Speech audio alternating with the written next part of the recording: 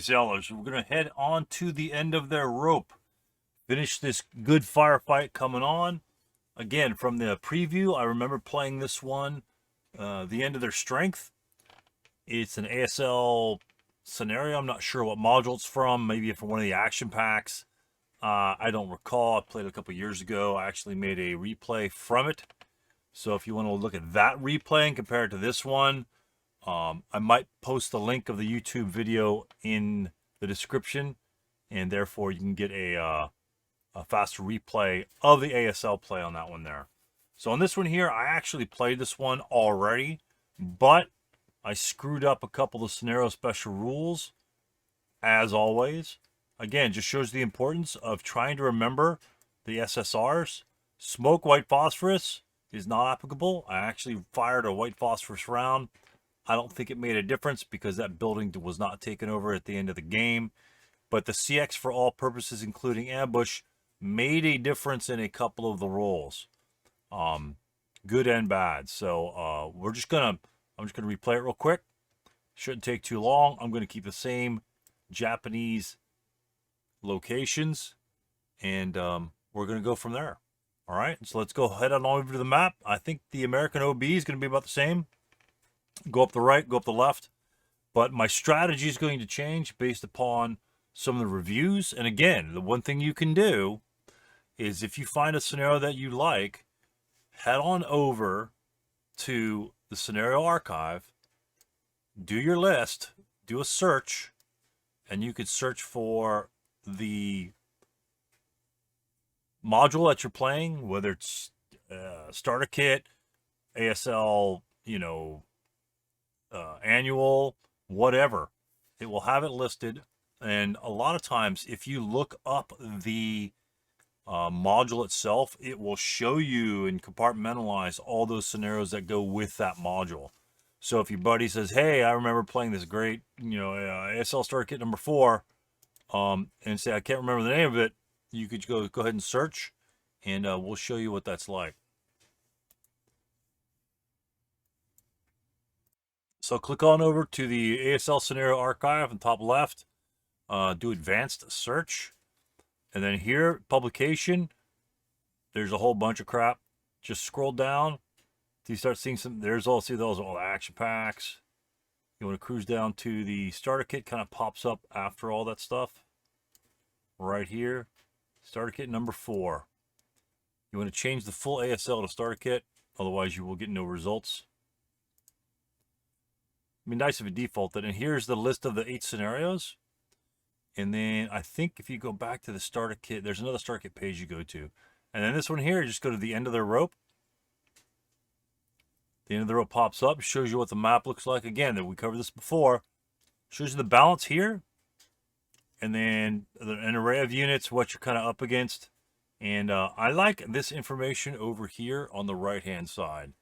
I think this information, coupled with the scenario descriptions from the players reporting, is very key and important. Recorded games is totally I believe in the SS in this archive is 10. Estimated play time, and I believe that's pretty accurate because my games are going pretty quick. Votes, stuff like that. Recorded plays shows the Americans winning 4, Japanese 6. War plays shows 7 and 1. So again, how accurate is Roar? They'll know. I'm thinking because at least we have the feedback of people like Tony and Gabe, and Eric and Mark, and MT and NN, and Villas, and Matthias. Well, that's the same game right there, right? Everybody, each one of these games has a description of what happened. Did I get diced? Whatever. They fought hard, forgot this rule, whatever. And Tony and Gabe actually have a Valzo log, which actually went over. And that went a lot differently than my game.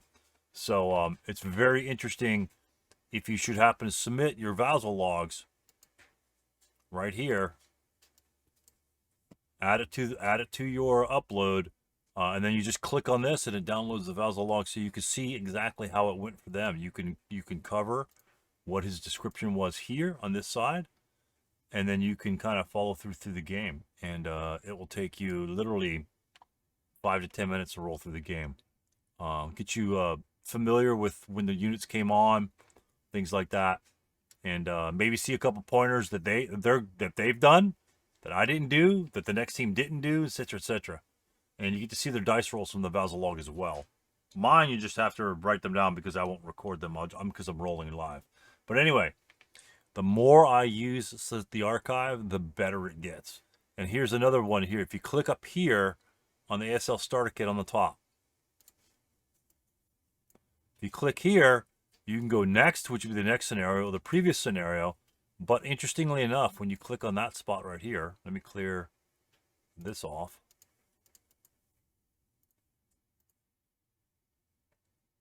It takes you right back to the starter kit lead. And the scenarios are set out a little differently.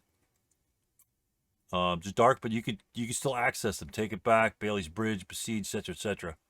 And it just shows you a quick summary of the scenarios.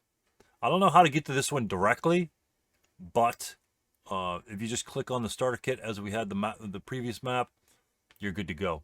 So, all right. So the information is there. Again, peruse this information, input your games, upload your logs, and this will become even more an invaluable resource that we have.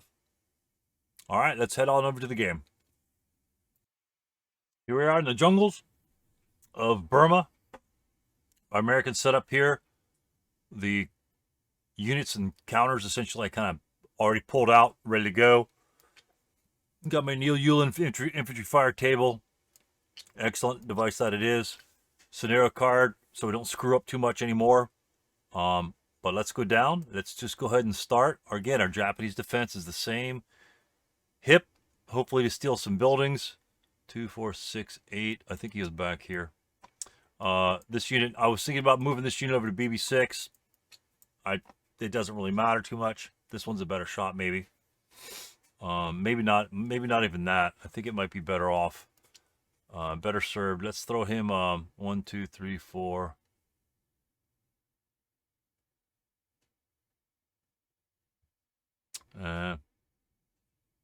Maybe CC3. We'll just leave him in CC3. So we could just advance at the end of the game. Just for the hell of it. Just for the hell of it. So, again, American sets up over here. I'm putting 4 units on both sides. The 10-2 is going to take positions in the BB3. Hopefully blast all these guys by directing the mortar fire. We need the mortar to hit. And I hadn't realized that last game. +1 rain DRM, and the hindrance is at least +2, if not +3. So dropping the leader on it while you're assaulting can make a big difference in those initial shots. And even though I wiped out the Japanese, I almost wiped out the Japanese in the first time I played it. Even the 6 or 7 Japanese came on. Most of them were destroyed and eliminated. But even the half squads, the 237s, are extremely potent in close combat. And again, they could charge you at very bad odds and just get stripped. Because if he's moving from Y3 to Z3 here, if this is his path to AA4, he gets shot once, and then he's on top of you. And then he gets shot twice, and then that's it. And he's in close combat as a 237, even if he fails both the morale checks. So that is even dangerous. Remember, CX status is a +1, -1. I need to write that down. I'll get that note out right now. All right, so we got our note on the left-hand side. Hopefully I remember it this time. And because of that, my strategy is going to change. I think I'm going to penetrate to the left.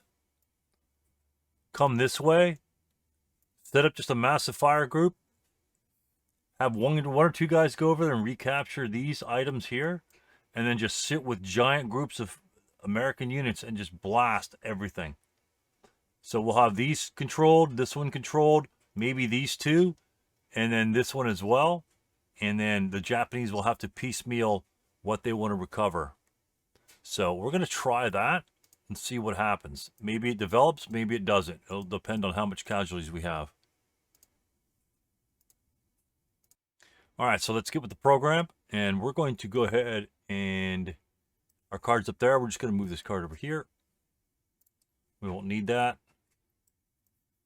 And we're just going to start with the American prep fire, the rally phase. And what happens in the rally phase? The American gets to roll that one task check for his leader. And we roll an 8, so he's good to go. So there's not going to be any prep fire. There's just going to be movement. Again, because the direction, the length of setup is 4 hexes from AA5. They can only set up an EE7. EE7 over here. 1, 2, 3, 4. AA9. W7, and then back. The hexagon behind that. So we can get through these woods and jungle. I can come this way if I wanted to. 2, 3, 4, 5. Maybe I should have gone that way. I don't think it matters too much. But that's the idea. So we're just going to leave the check marks on for right now. And we're going to move some units. These guys over here are going to move. 1, 2, 3, 4. 1, 2, 3, 4. 1, 2, 3, 4. No firing. 1, 2, 3, 4. So what we're going to do is we're just going to advance forward, occupy as much unknown territory as possible, and then go from that. The reason why I haven't moved the 9-1 yet is if there's any enemies right here, it's going to shoot. They're going to break these units, hopefully not kill them. And again, seeing, oh, this guy's hidden. Seeing the amount of guys here, the most he can have is 1 squad. So it's going to be an 8-1 because the rain is going to be a +1. And then you're going to add the -1 FFMO and -1 FNAM on the shot. So an 8-1, he'd have to roll super low. Otherwise, we're breaking. Even though we have ELR of 2, that'll convert them to a 666. We'll still keep our firepower. But simply because the rain gives us an inherent +1 defense, that helps the Americans out. I think it helps the Americans out much more than it helps the Japanese. And so since no one fired, we're going to back it up with our 9-1. 1, 2, 3, 4. Bring him centralized, and he can spray or shoot the particular levels over here. His -1 leadership modifier is going to be used for rallying these units on the backside.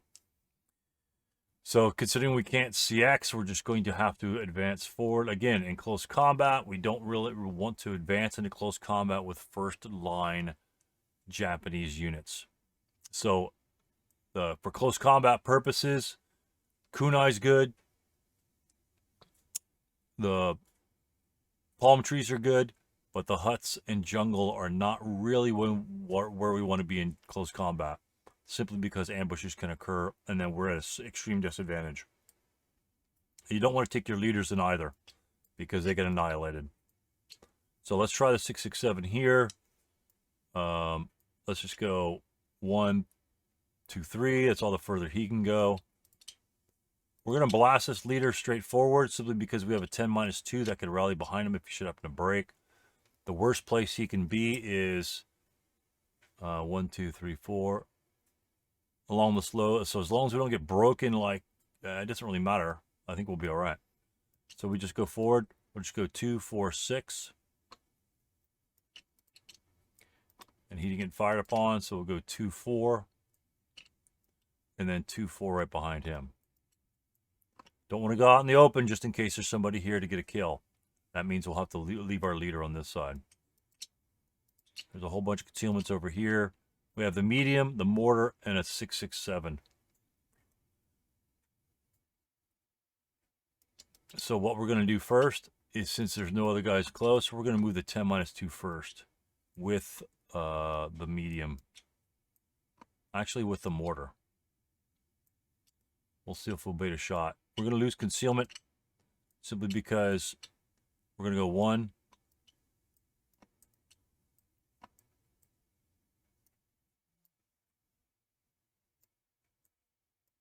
And then we're going to go 1, 2, 3. And then we would, this guy loses, this guy loses concealment too. And this guy loses concealment as well as these two guys. And maybe that guy.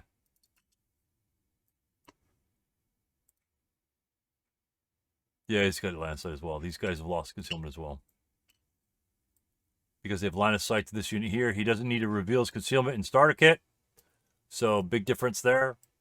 And will they fire here. It's a mortar. It's a 10 minus 2. 1, 2, 3, 4, 5.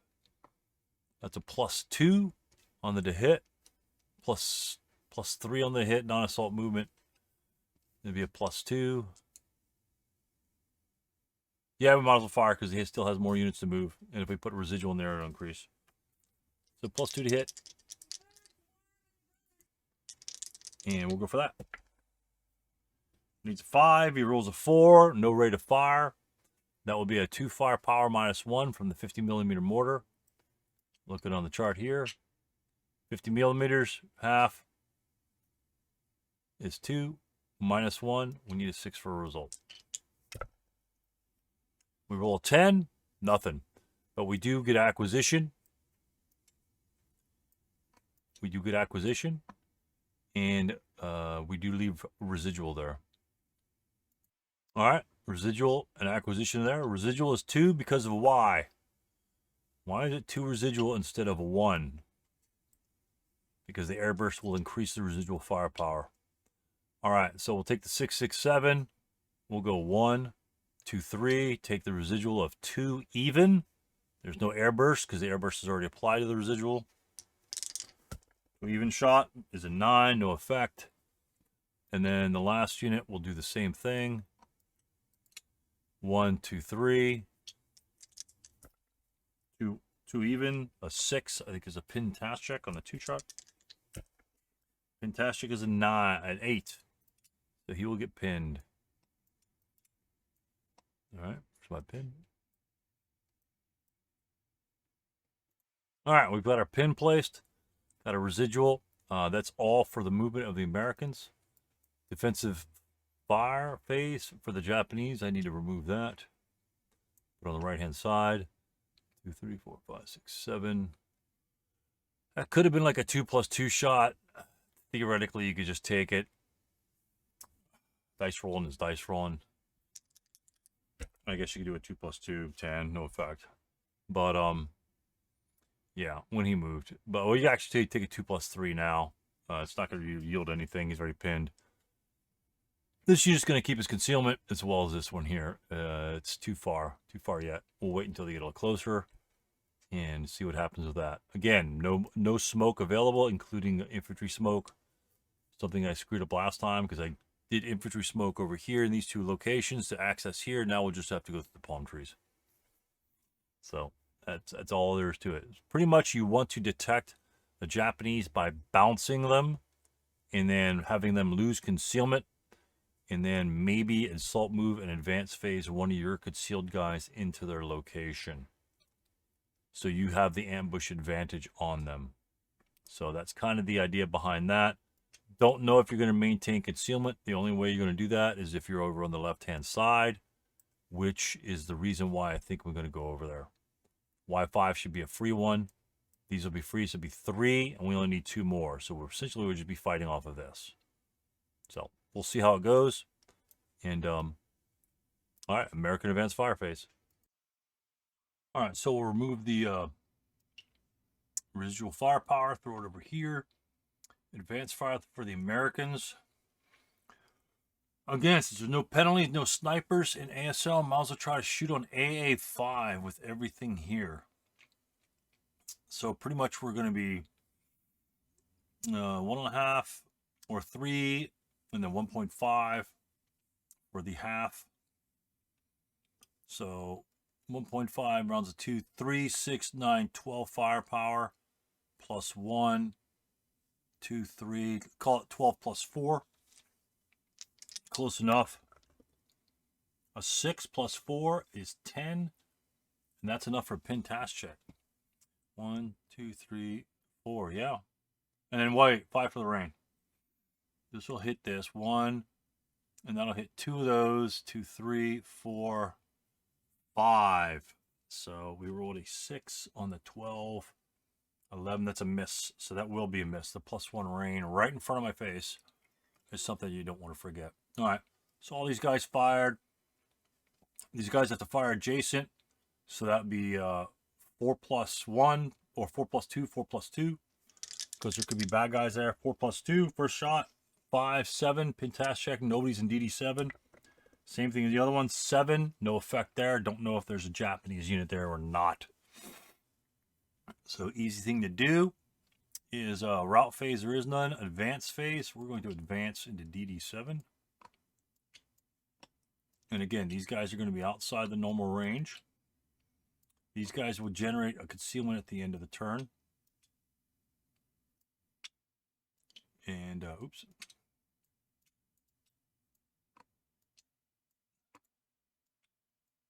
And,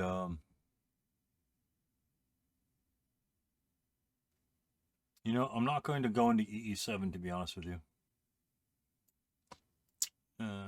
Actually, he's going to advance here, and he's going to advance here. And this unit is going to advance here. He won't gain concealment. And this guy's going to advance here with the 9-1. A little bit right there. That way we have a giant fire group. We don't have to split stuff up.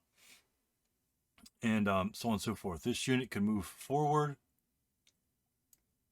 BB-8. I'm going to avoid the... again, this will be a +2. He's pinned. Oh, we're going to move this guy up for security. The 667.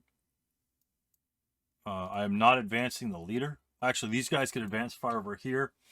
We'll advance fire. Oh, they already fired. So we're going to advance one squad here, but not the leader. We don't want the leader killed. And split them all up like that. We don't want to jump into one hex because if he gets lucky, if we get jumped by a 447 in close combat, and he gets to attack, that's going to be a 1 to 4 -1. He'll need a 5 to kill 2 squads. Don't want to do that. For these areas here that I'm unknown at, you kind of don't want to be jumbled up to let the Japanese kill you. It's really easy to do, and you are taken aback by the effectiveness of the Japanese when they do that. All right, we're going to zoom in a little bit more. It's going to be most of the action. Actually, I'm going to flip the Japanese around. So that's the advanced phase. Close combat phase comes and goes. This guy, nobody will receive concealments. Everyone was revealed by moving.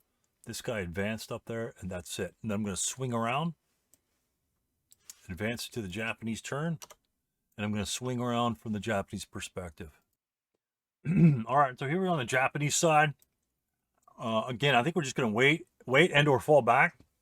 If we can preserve a lot of this force, then we'll be extremely strong against the Americans later on. Again, they have like 9 squads, 10 squad equivalents, I believe, and we have like 5 squad equivalents, and the 137s really don't count. So they will just win firefights, so we just need to keep our concealment. I could pepper them with the mortar, maybe get some lucky shots, and then try to survive with our forces here. Don't want to give them too easy a spread. I mean, cover this area here with the LMG fire. Only have 1 hindrance. Me, that's probably 1 hindrance to AA6. These guys, just so they don't get into the jungle area, to make an assault on these areas here. No freebies. The Americans will break. It will take them time to recover. They need to eliminate us by the time our reinforcements come on. So the onus is on the American to kick major butt. So Japanese rally phase, nothing. The American, no rallies. Prep fire. We'll go ahead and prep fire the mortar at the same location, the medium machine gun, because of the rate of fire of the machine gun. I don't want to really fire on the concealed unit. So that will be +1 hindrance, +2 for the rain, make it a 5, -1 for the acquisition, makes it a 6. Roll 7, acquisition flips, no rate of fire. All right. He probably won't be there next turn, but we tried. LMG is not going to fire. 1, 2, 3, 4, 5, 6. That would be a 6 +3. We'll wait till he's here. That'll be a 6 +1. So in that case, no other prep fire. We're just going to skulk. We're going to move back here. It's not really skulking out of his line of sight, but it's going to add another modifier. And this guy prep fired. Let me get a prep fire marker right here. Nope.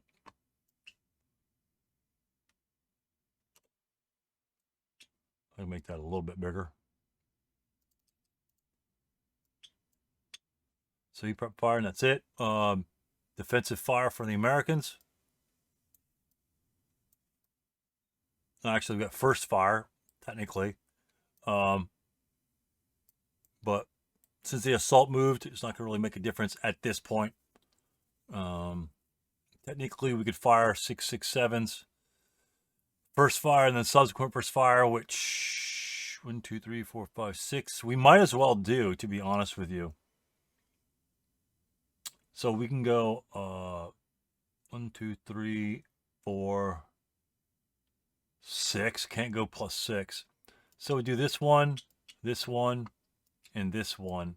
We'll fire 18. I don't think this one is line of sight. Yeah, I'll fire this one too. So 6, 6, 6, and 6. That'd be 24. 12 plus 1, 2, 3, 4. 12 plus 4 on that shot there. Actually, what we're going to do first is going to fire the mortar. If we cause him to lose concealment on the mortar shot with the 10-2 leader directing it, because he can't direct all these guys, then he'll actually serve a purpose. So the mortar will fire 3 hindrances and a concealment. So it's only be plus 3 after. Wow, that still sucks. So we need a 4 to hit him. And we roll a 6. Miss, but we do get acquisition. Let me clone this.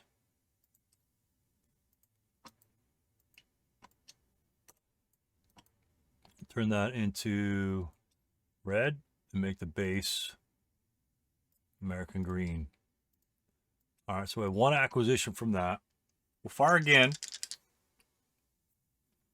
with -3, 1, 2, 3. So we need a 5. 5 from the duty concealment. Roll 6, get another acquisition, another rate of fire. Now we need a 7, I believe, or 6.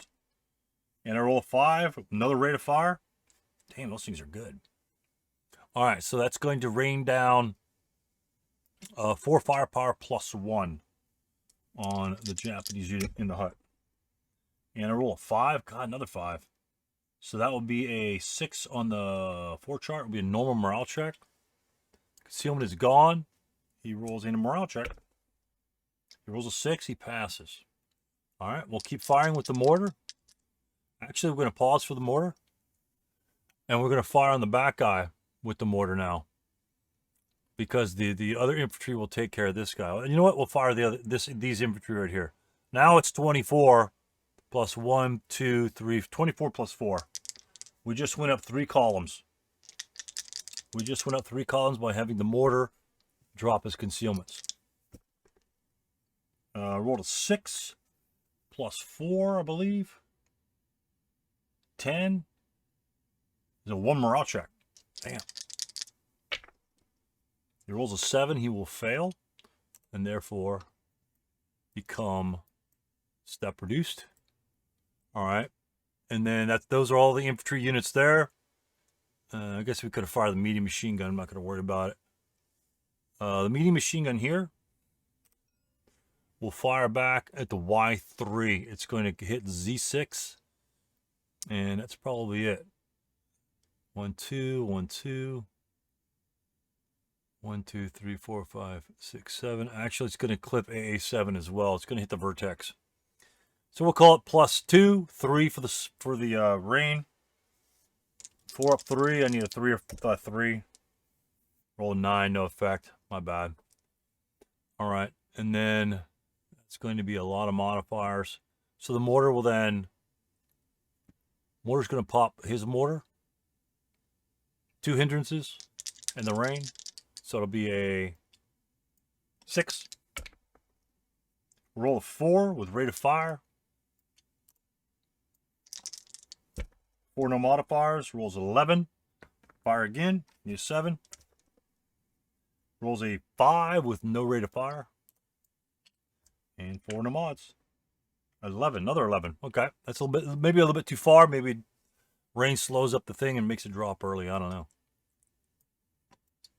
So there's that, and here's this acquisition here. So, All right, we have a little effect. These guys, they're going to fire point blank into EE7 again. This guy will fire point blank because he's got nothing else to shoot at. That will be doubled in half, so he'll be 6 minus 1, so it'll be a 6 plus 1 total because of the rain. He rolls a 5, nothing is there. So we've cleared out 1, 2, 3, 4 hexes everywhere around here. Now we just need to start clearing these out. I'm going to go, let's go 3, 6, 9 plus 3, 8 plus 3, and CC6. 11, no effect. So we're just spraying into these areas. Doubtful that I'll be here, but if he is, we'll just bounce back. Not a big deal. And be done with it. So a little effect, not too bad. So let's go. That's it for the defensive fire phase. Let's go back to the advanced fire phase. Maybe a little bit too far. Nothing for the Japanese. Route phase, nothing. Advanced phase.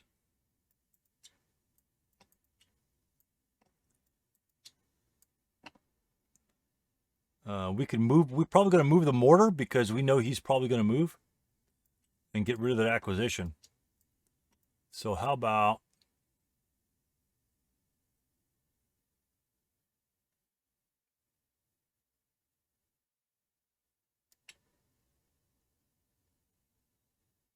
don't want to go in the woods because we're known. We need to cover some of the other ones. So we'll go to Z3. He could advance fire pretty good on me. We're going to back him up to Y2. Kind of be like a defensive move. It's not going to really hit much from there, but I don't want to move him to Z3 to move him over here. Maybe we should have had the mortar over here to begin with to take more advantage because the Americans are just going to move through these and move on. Nah, that's all right. It's to minor firepower anyway, but we'll see what happens. That's it for that. And no route phase. That was advanced phase. All right, then we move on to American turn 2. All right, let's see what the Americans have to offer.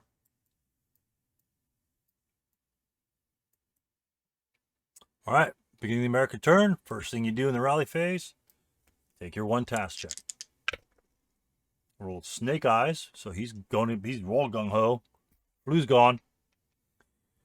So Japanese have no rally. We have prep fire.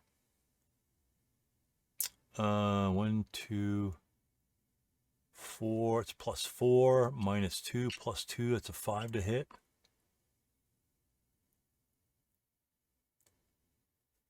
Or we can hit this mortar back here. It'd be +2, 3, 2. How's that another 5? Oh, 1, 2, 3. Yeah, it's the same thing. This guy and this guy is the same thing. We'll fire at the one in the back because he's not step reduced yet. Mortar will fire with the leader direction. So we'll prep fire those guys. Because right now I don't really need the leader to move up. Because if these guys break, then they can... yeah, that's true. If they break, the leader needs to move to them. We won't fire the leader yet, but we will fire the mortar. And we'll fire it right here. We'll take care of that. We'll get a -1 from this guy here. Or we could fire it back here. So it'll be +1. It'll clip here. And then hit here. So it's +2, 3, 4. That's a +4. I think we need a 3. 3 to hit. Ooh, a roll of 4 with acquisition. Or roll of 4 with rate of fire.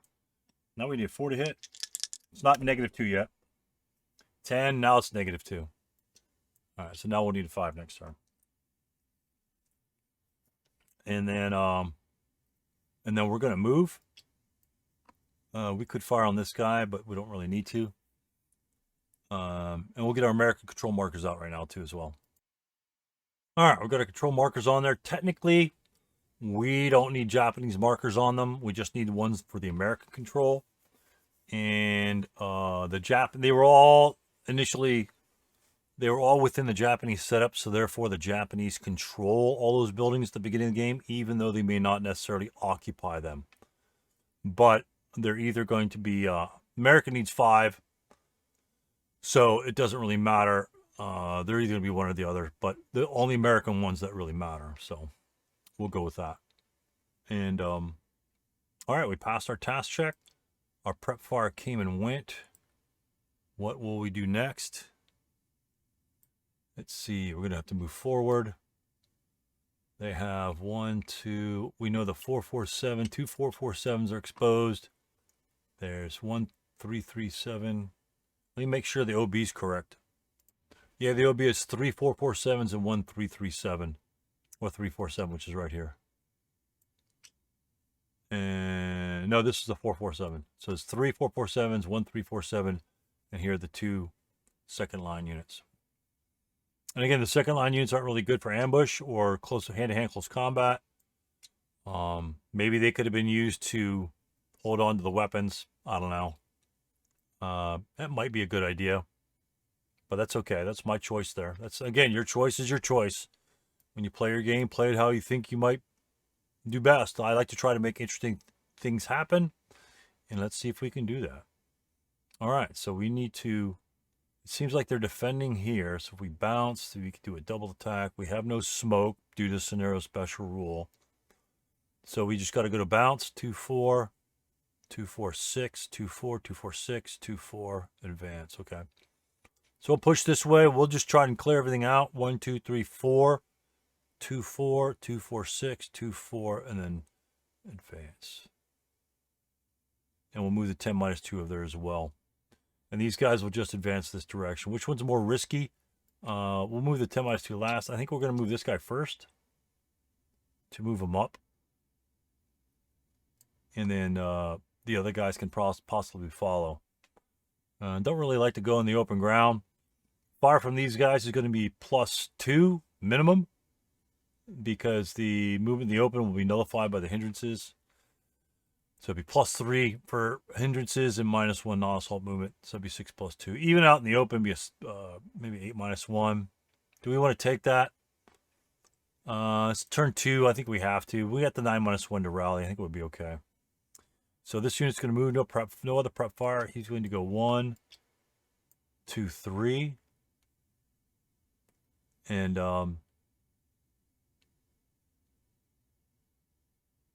these guys will might as well open up.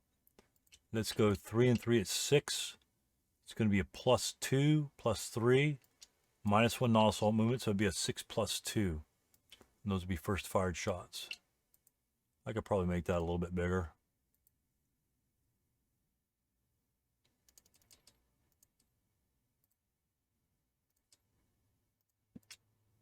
So 2 first fire shots, 6 + 2. How about a 10? 1 residual, or the residual will be 2 from the firepower and then 1 from the hindrance. So we do have 1 residual firepower there, and this will be American or Marine. And then since he fired there, we didn't get a point blank shot. Man, there's no double time. Kind of sucks. 1 2 3. We could always adjust 2 3 4. Yeah, we can't even drop smoke into it after that. So they fired. These guys fired. 1 2 3 4. It might be a kind of E4. We'll just go ahead and go into it. 1 2 3. Subsequent first fire would be a 2 + 2. Might as well. Won't leave any residual, but a 2 + 2 is better than nothing. Roll an 11, no effect. Residual will be 1, reduced by 1 for the hindrance. Sorry. Another finaled. There we go. So where else can we move on here? Nobody's there. We want to get as much firepower on these guys as possible. So let's go ahead and move this guy over 2, 3, 4. And again, it clears out the palms in case there's hidden guys in the palms. Nobody's there. And then the 9 - 1, the 6 6 7 over here. They've been in EE7, so it's going to be 2, 3, 4. Again, if they're going to break, they're going to break. And if he breaks, he can't route here. He'll have to route back this direction. So we're going to, I don't even know if we want to assault with the 9-1. He may just have to route back later. Because if there's a hidden unit, he could catch up to me and just kill me. I don't want to be alone as a 9-1. So we're going to go 2, lose the concealment. 2, 3,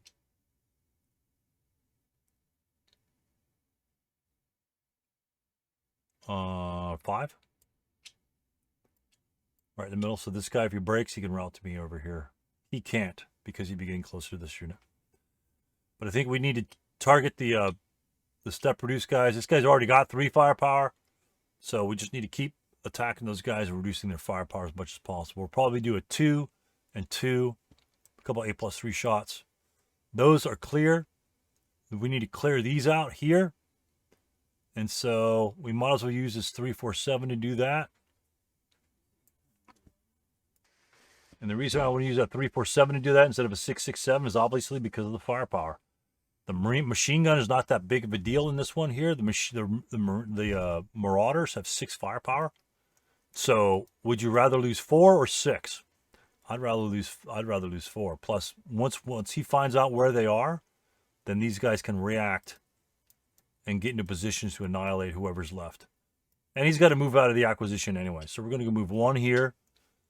1, 2, 3, 4, 5, 6, 7. We're going to wait. He's going to move 2. We could actually just possibly just move over here.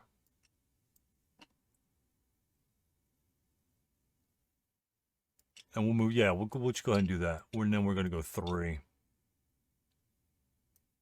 He's a little smaller, isn't he?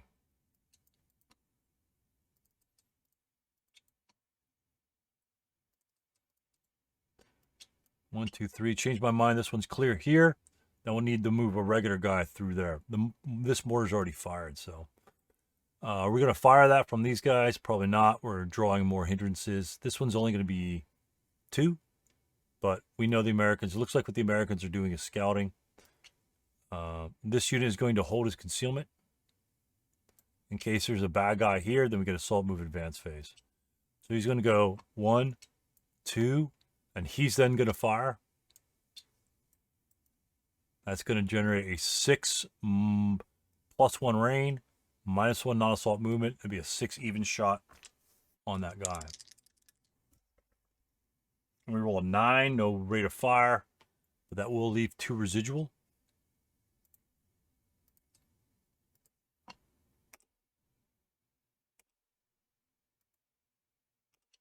There you go. Residual is really easy to place in this one here. If you want it bigger, you can get it bigger. You don't really need it that big. You just need to be able to spot it. And you can spot white counters on the colored map anyway. So he did 1, 2, and then he'll go 3, 4 in this location here. No bad guys. Otherwise he'd bounce or get shot at when he was here. And that means these guys can do something else. We can go 2, 4. 1, 2, 3, 4. Yeah, we'll go 2, 4. He'll go 2, 4 to clear these. He'll go 2, 4 to clear Y7. This guy will go 2, 4, 6 to clear X6. Because we want to set up a fire base right here to pound whatever's in these locations. Shred them, shred them, shred them. And then maybe we just assault move advance to get them later. 10-2 and the 667 have yet to move. We have 4 guys on either side. There seems to be more resistance brewing over here. We're going to assault move the 667 up to keep his concealment. And there seems to be a lot of firepower over here. I think we're going to move...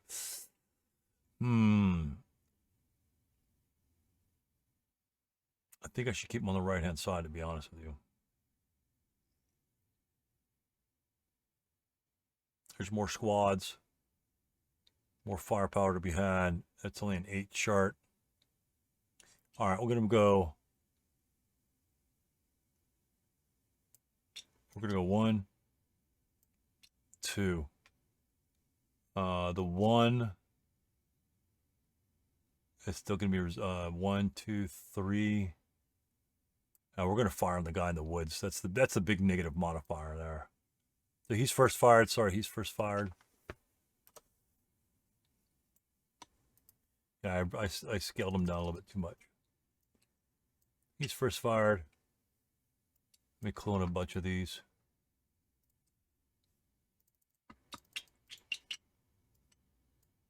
All right. All right, residual's gone. Let's go to defensive fire.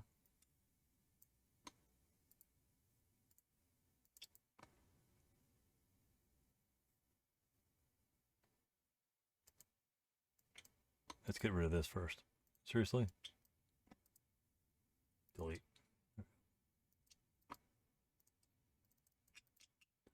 All right, mortar first. 1, 2, 3 hindrances. He needs a 4 to hit.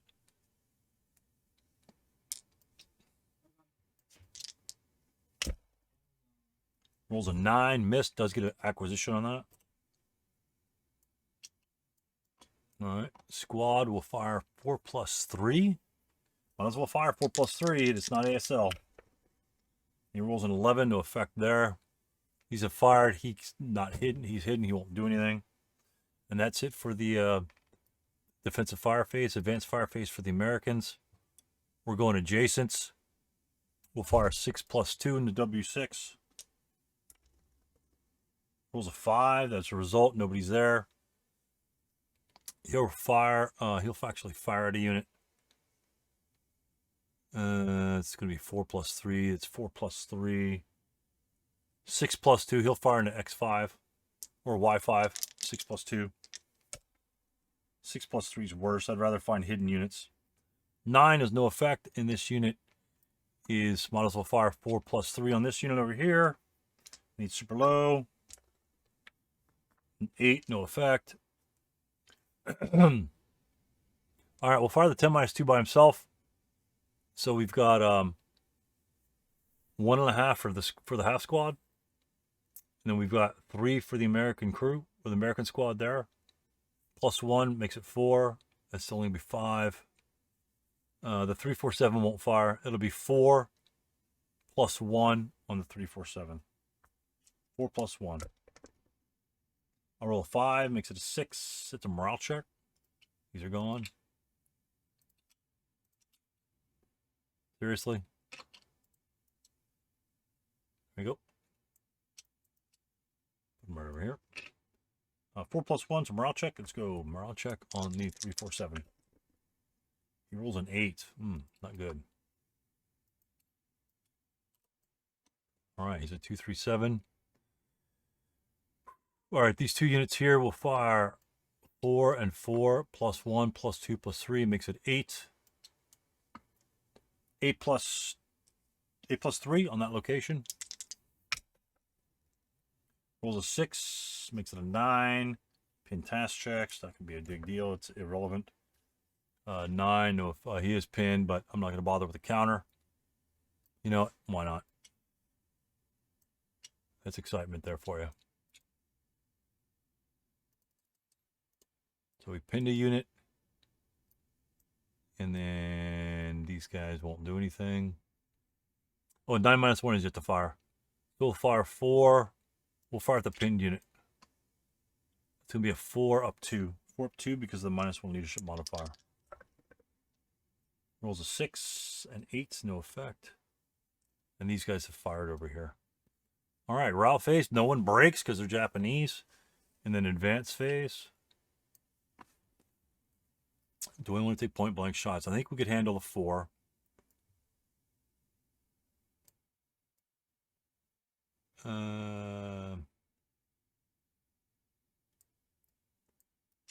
Yeah, we're going to advance him. His acquisition will come off.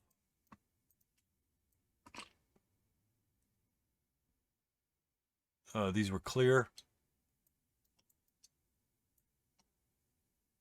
I don't think X5 was clear.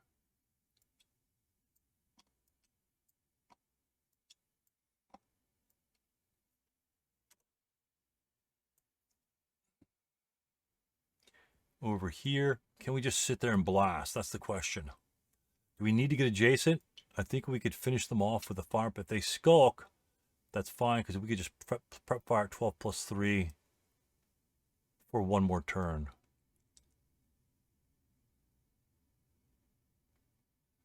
Or we could try to hit their skulk areas. How about this?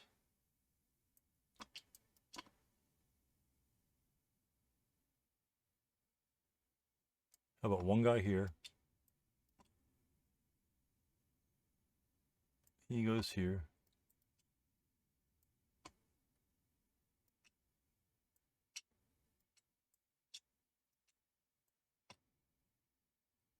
We could scooch them down.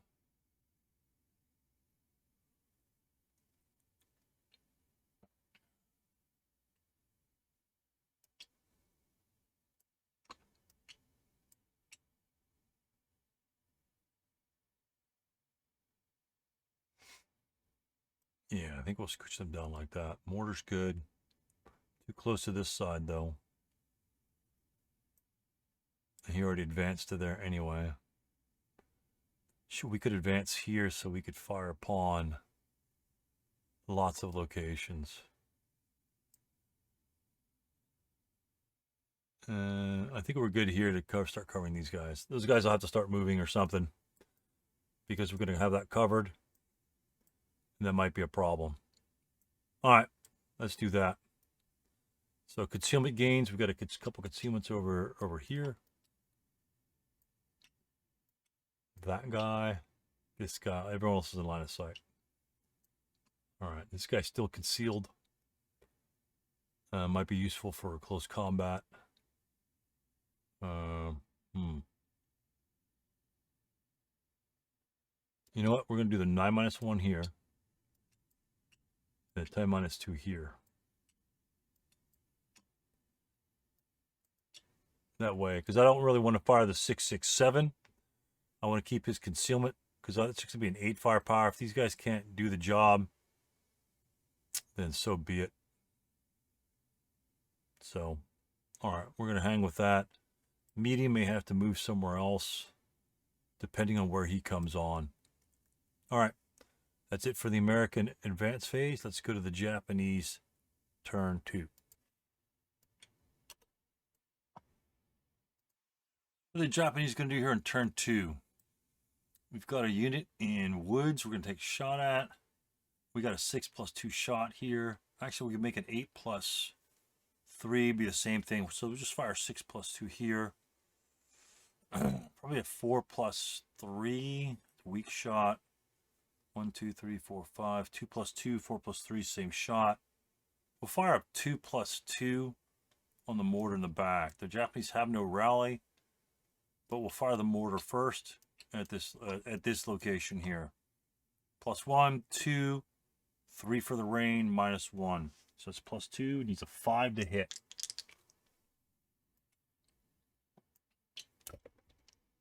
Rolls a double 5, so it's a miss.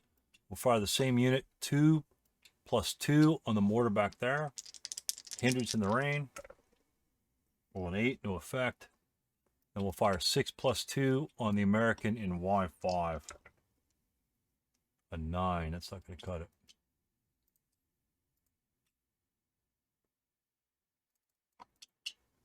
All right, these units up here. Let's see if we break these units. And if they don't rally in the Americans' turn, that means they'll have 2 broken units in the Japanese player's turn.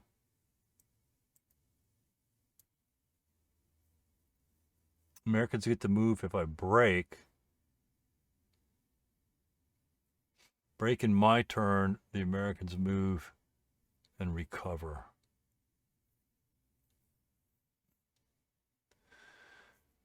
It's a 4+1 here, and that's a 6+1 there. It's a pretty tall order, to be honest with you. That's probably in line of sight. No, that's probably out of line of sight to the 9-1. We're just going to skulk there. He's going to salt move here. 667, will he fire? No, these 447s are higher value targets. And the 237 will, he'll assault me with the same location. Let me reduce his size. So both these guys are here. Again, these are higher value targets. They have an LMG and a mortar. They're just a half squad and a regular guy. These guys might fire at these. He's going to fire 1. That'd be a +2. That'd be a +3. 12 +3. It's got to make it 16 +3. Now I'll take the 6 +2 in the defensive fire phase. We're going to fire 6 +2 on the LMG right here from this unit. Need a 5. Oh, I roll a 5. Look at that. It's a 7 for morale check. So 447. Rolls a 10. Does not fail ELR. Barely. But he does lose 1 firepower. That makes that long shot only a 4 now. Alright, and then we got 12 +3 against these units right here from the other two units. Alright. 12 +3. Rolling 11, no effect. Alright, these guys, they might as well fire blind. Well, we've already got results from these locations. I think we got a result. I don't think we fired an AA5 yet. So we might as well just blanket fire AA5. He could see these guys. He can't see anybody. We're going to fire into the blind zones. 1, 2, 3, 4. 9 - 1 to 6, 6, 7 will fire here. That's going to be a 2 +1 in that location. We'll roll a 4. So it's a 5 morale check, so nobody's in here. This unit is going to fire. I think we fired and got an effect here. We fired DD4. Be a 6 +1. I roll 3, no effect, or well, nothing's there. So these are all cleared out. I think these are cleared out. And then let's fire the mortar, see how effective it is. We'll fire at the guy in the trees. So where's our mortar acquisition? So he's going to fire, and that will give him a pretty much final fire. 1, 2, 3, 4, 5. It's going to hit this for a hindrance. And then +1 for the rain. +2 needs a 5. 5 to hit. Oh, 12. Mouths the gun right at the beginning, right when the Japanese are going to come on. All right, interesting. No acquisition. We'll just keep the acquisition over here. Oh, we'll just keep it with him since it's green. No effect. Interesting. And then so these guys may have to fire. 1, 2, 3, 4, 5. It's gonna be +5. 6, 12. All right, it's fired all. 16 +5. Everything here is firing right here. We've got +1, +2, +3, +4, and rain. Since nothing was effect. Wow. All right, rolled a 6. +5 is an 11 on the 16. That's a pin task check. Rolls a 7. He's fine. The only other unit left is this unit over here. He'll fire point blank in the setup zone. 1, 2, 3, 4. W5 is the setup zone. That's going to be a 6. 6 up 2. And we roll 6. An 8 on the 6 up 2 is a pin task check. These guys are revealed. Leader. I don't think the leader takes it. Let me roll. Let me check the pin task check. I know they're immune to pin, but do they take the pin task check? In ASL, it might make a difference. I don't think it makes a difference in here. Okay, it says the leaders do not take PTCs, although the PTC can cause loss of concealment just as it does here. All right, so this 137 is going to have 8 morale from the leader's influence. Whoops. So let's see what happens. Damn it. In the box, and he rolls an 11. He's pinned. Well, that sucks. We can't advance away and then move. We have to move next turn. 2, 4, 6, 8. And his concealment is gone because those units are known now. So that's one thing, I guess, to come out of it. And that's it for the Americans.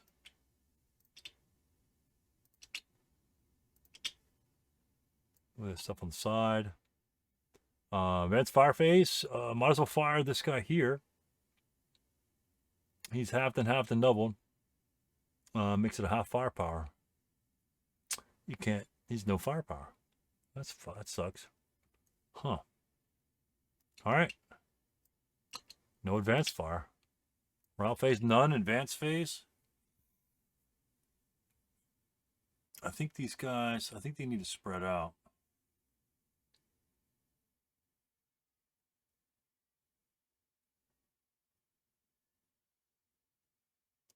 I think he needs to move.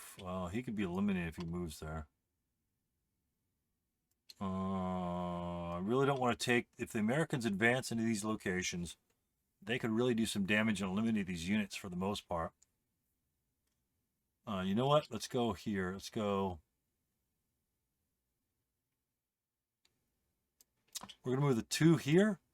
We're going to leave the 3 here. So if anybody moves into CC4, we'll have 6, 7, 8 firepower.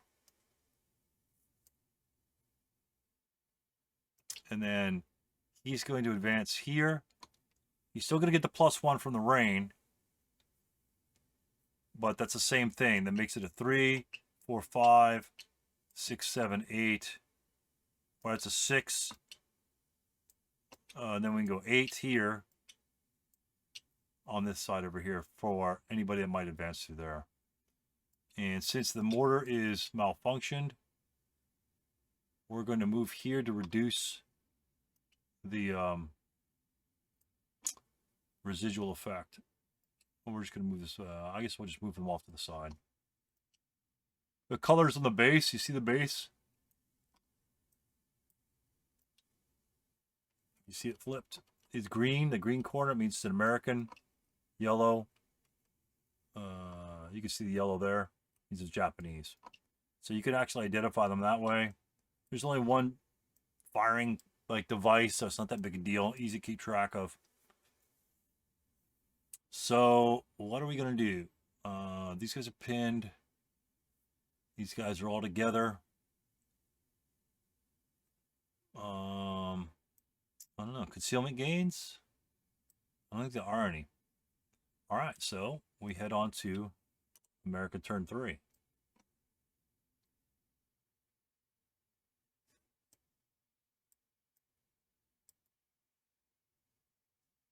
Oops. So we know where the other bad guys are. We still have a hidden unit somewhere. But we're at the edge of the hidden zone over here. So from here, count 1, 2, 3, 4.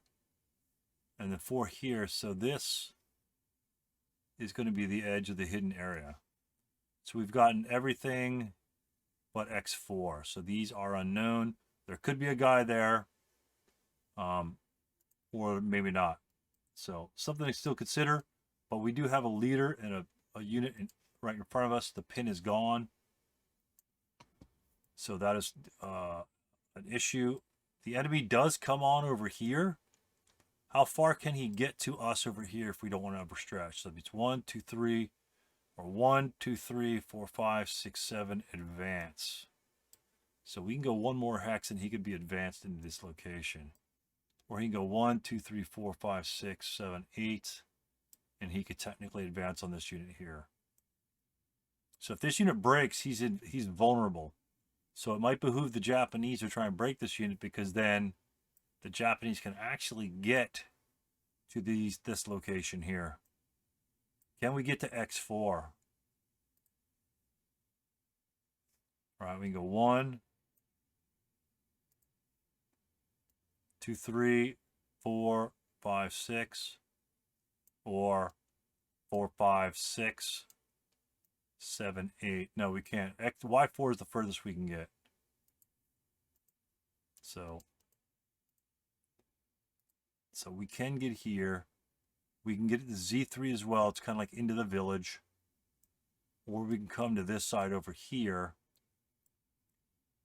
which means we're taking the Americans head on. Not sure that we want to do that. We might want to come. The Japanese will have 1, 2, 3, 4 turns.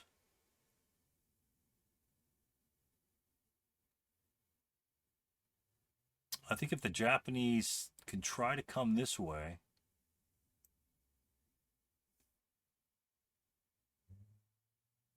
I don't know if anybody get in the back. That'd be a lot. That'd be 2, 4, 6, 7 advance. 2, 3, 4, 5, 6 advance.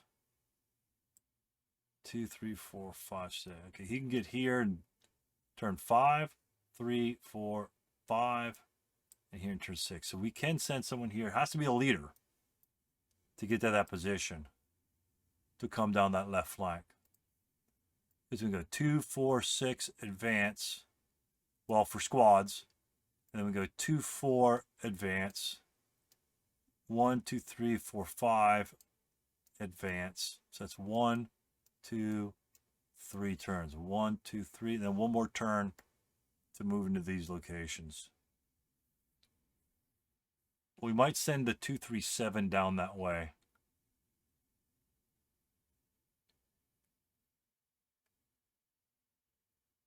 Let's see. Can he make it if he goes a different route? So we can get there at the last turn of the game, last movement phase of the game.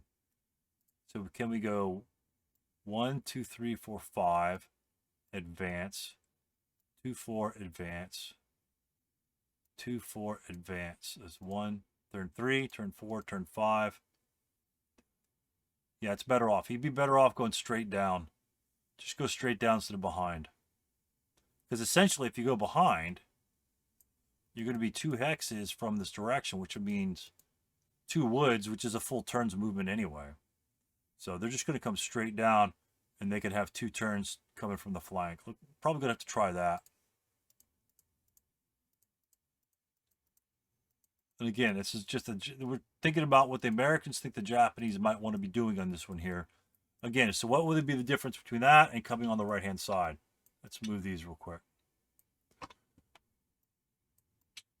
Let's just move these off the board. So coming down the right-hand side, pretty much there's no... They can also all be concealed over here. Coming down the right-hand side would give us an opportunity to bonsai charge, but we could save the 9-0 leader for that.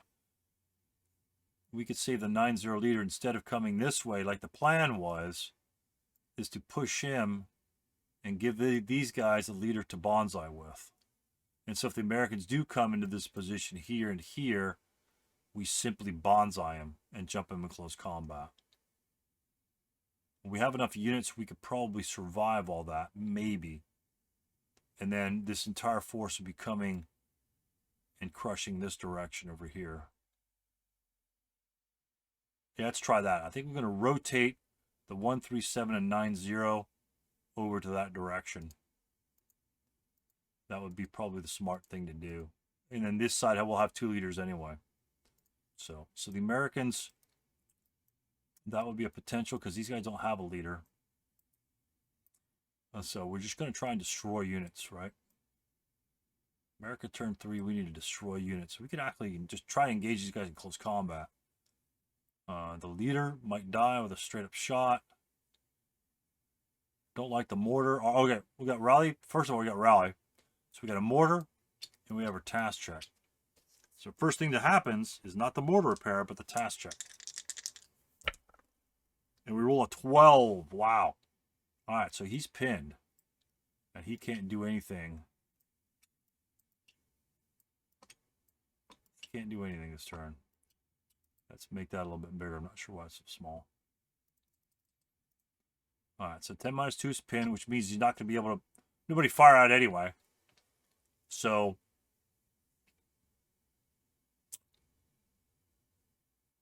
if we vacate this area, he just comes this way. I think we can move these 667s up in this vicinity because we need to hold 5 buildings, I believe. Yeah, we just need to control more buildings than the Japanese. So they control 3. So the break-even point is, or breakaway point is 5. 5, and that's 4. So we need 5 buildings. So if we force control of these, That's a lot of firepower. And we can rally by the time he pops up, so we could actually route that direction. So we're going to occupy this location here. Probably not go adjacent. Probably soften these guys up with 12 firepower, reduce them even more. And that. So we need to repair this. Roll a 3, no effect. At this point, we can almost drop that weapon. We'll try to repair it one more time. But acquisition's gone, so he could actually move. He could actually take that location. Drop the mortar and move a guy up. That might be it. So, all right, prep fire phase. Whoops. 9-1 can see that. Oh, he can't see this guy. Oh, he's hidden. So there's nobody to fire at for the Americans other than the 137 over there. All right, so let's see if we're going to fire these guys. If we are going to fire, we're going to fire them separately so we can hopefully kill them. This guy's got nothing else to do but to fire. If he moves, he'll get shot upon. So we'll do that. We'll fire this unit first.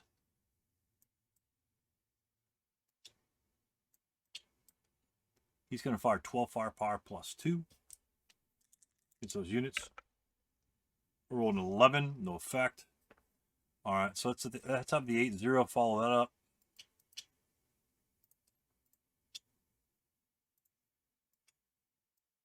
So he's going to do the same thing, 12 plus 2. Another 11. Okay. All right. All right, so let's fire these guys individually then, since 12 plus 2s aren't doing jack shit. We'll fire this 667 here. So we're going to fire 6 plus 1. Rolls a 6 and cowers. It's going to be a pin task check. Oops. There we go. Pin task check for the reduced 347 with the LMG. He rolls a 4, he's fine. The other one will fire at the same location. 6 plus 1. Rolls a snake eyes, cowers again. It's a 2 morale check. And he rolls a 5, so he's pinned. So he's fine. Decent fire. Nothing from the other guys. And where's these damn pin markers? Jesus.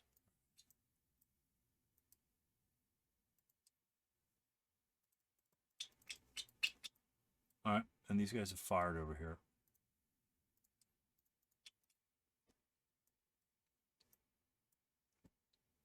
We could just advance there. How much firepower are we going to take? We're going to take +1, +2, +3. Yeah, we could advance there. Same thing here. This would be a +2. He's pinned, so it's a lot of firepower he's already lost. This would be a 6. 8 plus 1, 2, 3, 8 plus 3. So we're going to assault move here.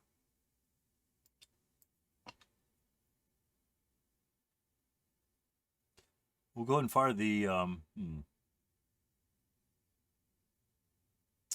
We'll fire the 8 plus 3 right now.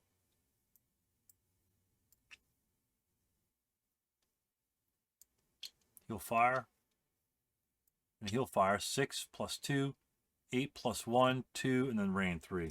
We'll fire the 8 plus 3 on the assault move. Roll an 8, no effect. And so this guy can move here, and there'll subsequent first fire as well. So it'll be 3, and he'll be 4. It'll be a 4 up 3.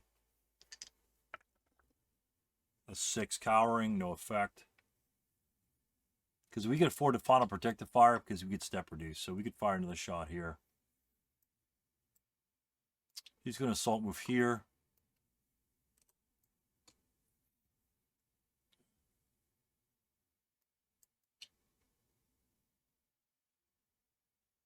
He'll assault move here.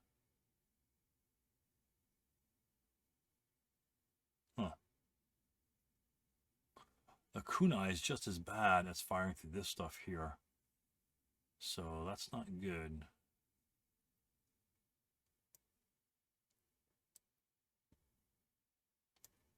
If we move over to EE7 and FF6, we can still kind of guard that flank. So if he wants to come in and take it, he could either come through the trees, take them. 2, 3, 4, 5. We'd have to fire upon him 100 times. I actually don't even know if we can, with all the fire, if we could reduce all these units to nothing. So it almost forces you have to go into close combat. Because you can't, you'd have to break these guys 3 times before they're gone. And that's just not going to happen. So you have to go to close combat.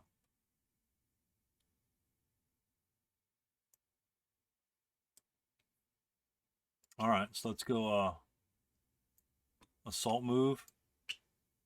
And he'll go assault move here, and he'll go 2-4 there.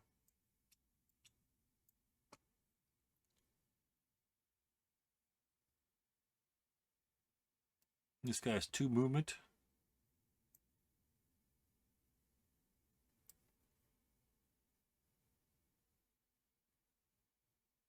You know what? If they're going to go through the trees, then I might as well move the mortar over here. Or we could defend the ones over here. This is too close of a range. If the mortar gets repaired, it's too close of a range to really do anything. I say we assault move here. These guys have prepped. I don't want to cower. I don't want to fire this unit here in the defensive fire phase and then cower. That way I won't be able to use the mortar. So we're going to save that. Can this guy fire? That's the question. That's 4 halved. It'll hit the spot right here. So it'll be 1, 2, 3. That's 2 up 3. Snake Eyes isn't going to do anything, and pin doesn't matter because it's probably where it's going to stay. We'll fire this guy in defensive fire phase. So that's it for movement phase. Actually, yeah, this guy actually gets to fire. So let's fire on the leader. It's 2+2 on the leader from the Japanese guys. I'll roll an 8, no effect.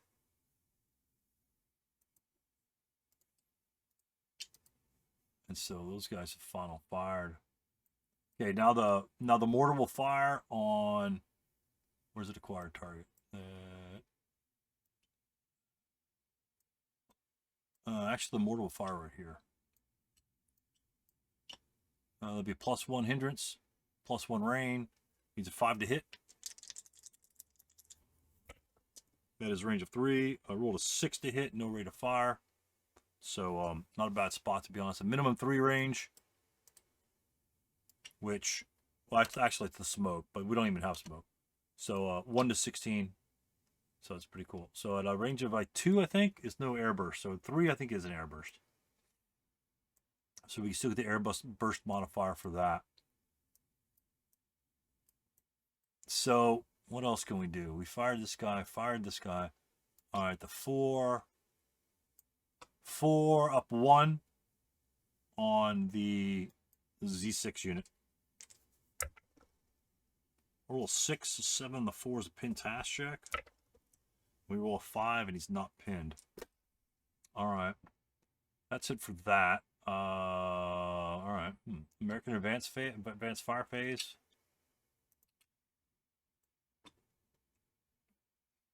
Oh, these guys have fired. He 1+2. Not going to bother. These guys here. We haven't moved into CC4, so we'll blast it with 12 firepower +2. Actually, we had be 6 +2 right there. Rolls a 4. That yields an effect. I think we got an effect there before, but they can't fire anything else. So they're there, and he'll fire.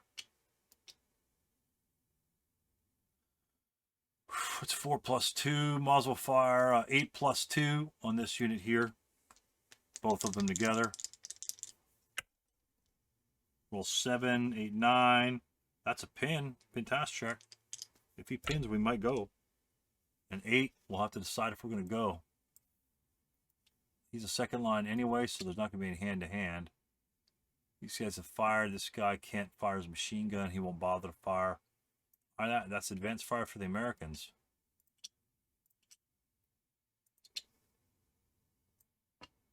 So we have route phase. nothing. And then the advance phase.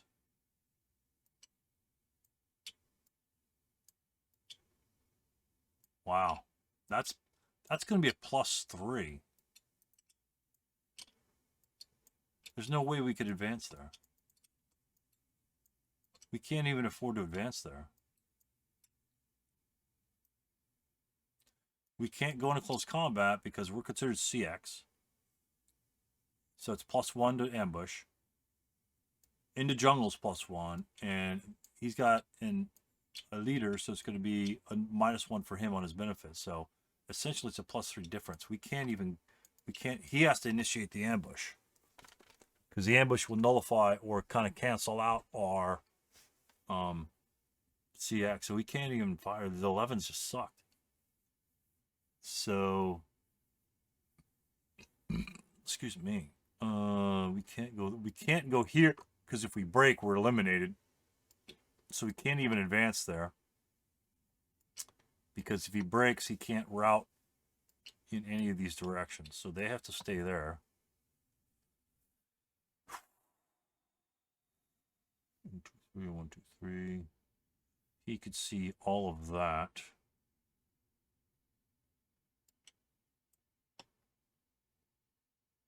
This would be 4-1. We could just shift it all, right? That doesn't do him any good there.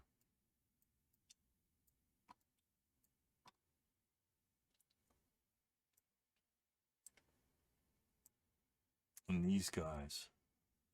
Would you advance on a second line pinned unit? We've got that adjacent. We may break. And he's going to move here. But if he breaks, if we kill him and we break, we just back up. But that's only a 6+2. It's going to be an 8+3 coming back. You have to roll 5.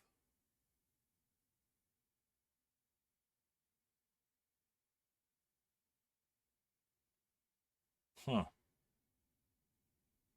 4, 8. This would be 8+2. Because that'll be a 5, 10, 12 +2 if I move into AA4. If he rolls a 7 on the 12, it's a normal morale check. I think we can go to AA4.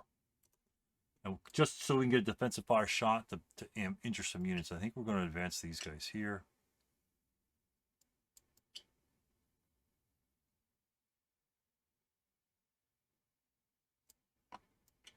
Oh, we need to get that with the 10-2, and he's still pinned. Son of a gun. That's a bad spot to pin at.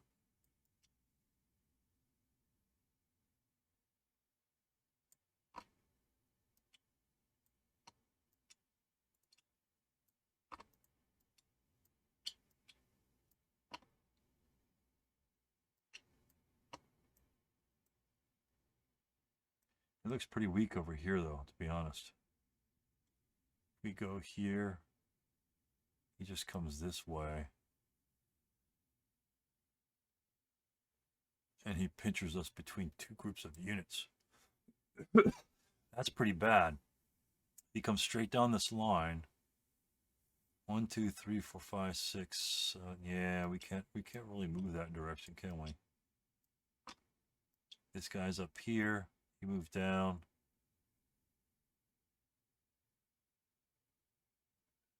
I don't. 10-2 is going to be all by himself.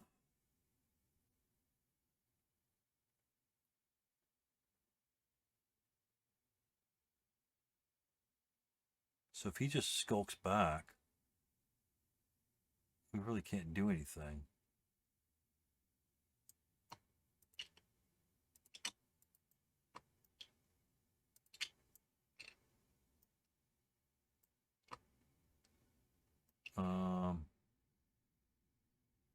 Yeah, we'll leave these guys up front.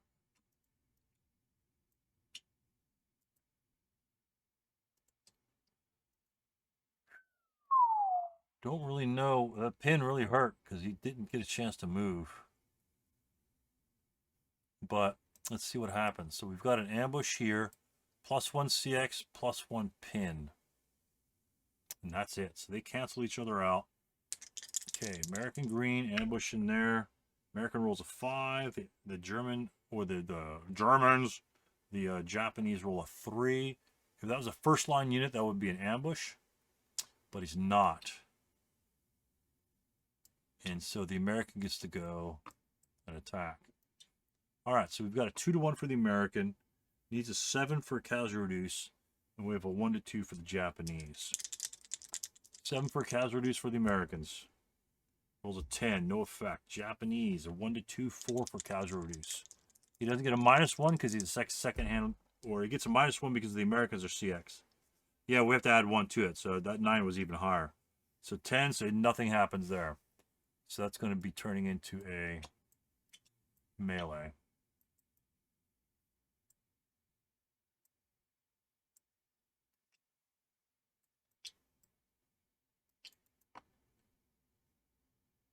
And that could be bad. I think it just threw away an American unit. Yeah, because I don't think you want to engage in close combat in this one as the Americans. I think you want to stay here. Maybe take a shot. If these guys have to fire to break you, that's fine, because then you'll rout. But if they start to bonsai charge, which they can't, because they don't have a leader, then you'll get, I mean, even if this guy bonsais in your hex, at least you get a shot at him and 2 shots at him. And then whatever's left over, you just go into close combat. So you have 3 shots. Here, I didn't get any shots, but the advanced fire shot. And the close combat is problematic because you're a -1. Yeah, just, if you're American, just avoid close combat. I think I should just back these guys the hell up.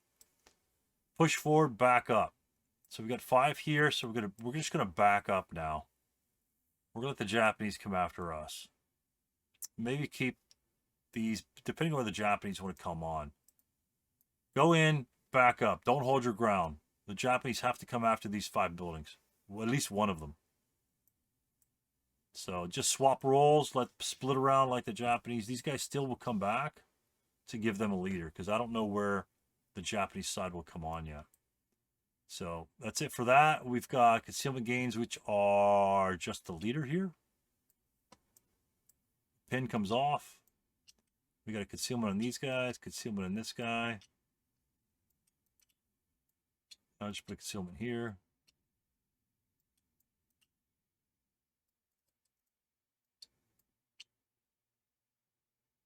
And that's something we could think about. If we could seal, we'll have first shot. Nullify that. We need to get this guy somewhere else. All right. So after that, we've got some sort of semblance of defense. I'm not exactly sure what it's going to do. But Japanese turn 3, we'll need to set these bad boys up. All right. Starting Japanese turn 3. I've set up my reinforcements on the left-hand side. I'll tell you why. Instead of having to move the 9-0 leader the entire way over here, this location, which could be very problematic, right? I mean, we've got to go through some defensive fire from pretty much a lot. So if he wanted to stop that 9-0, he could.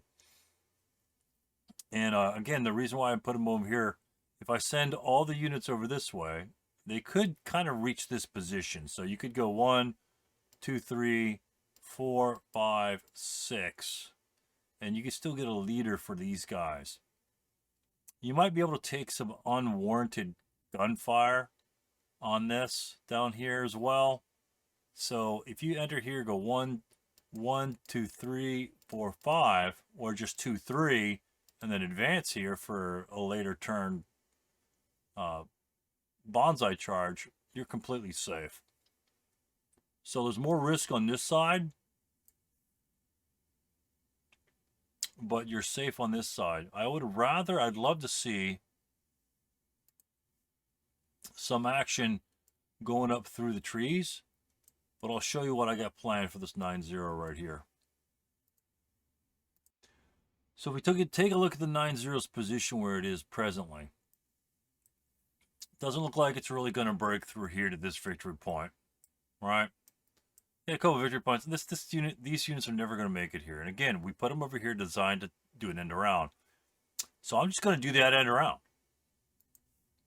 I'm going to count my hair 2, 4, 6, and I can go 8 here.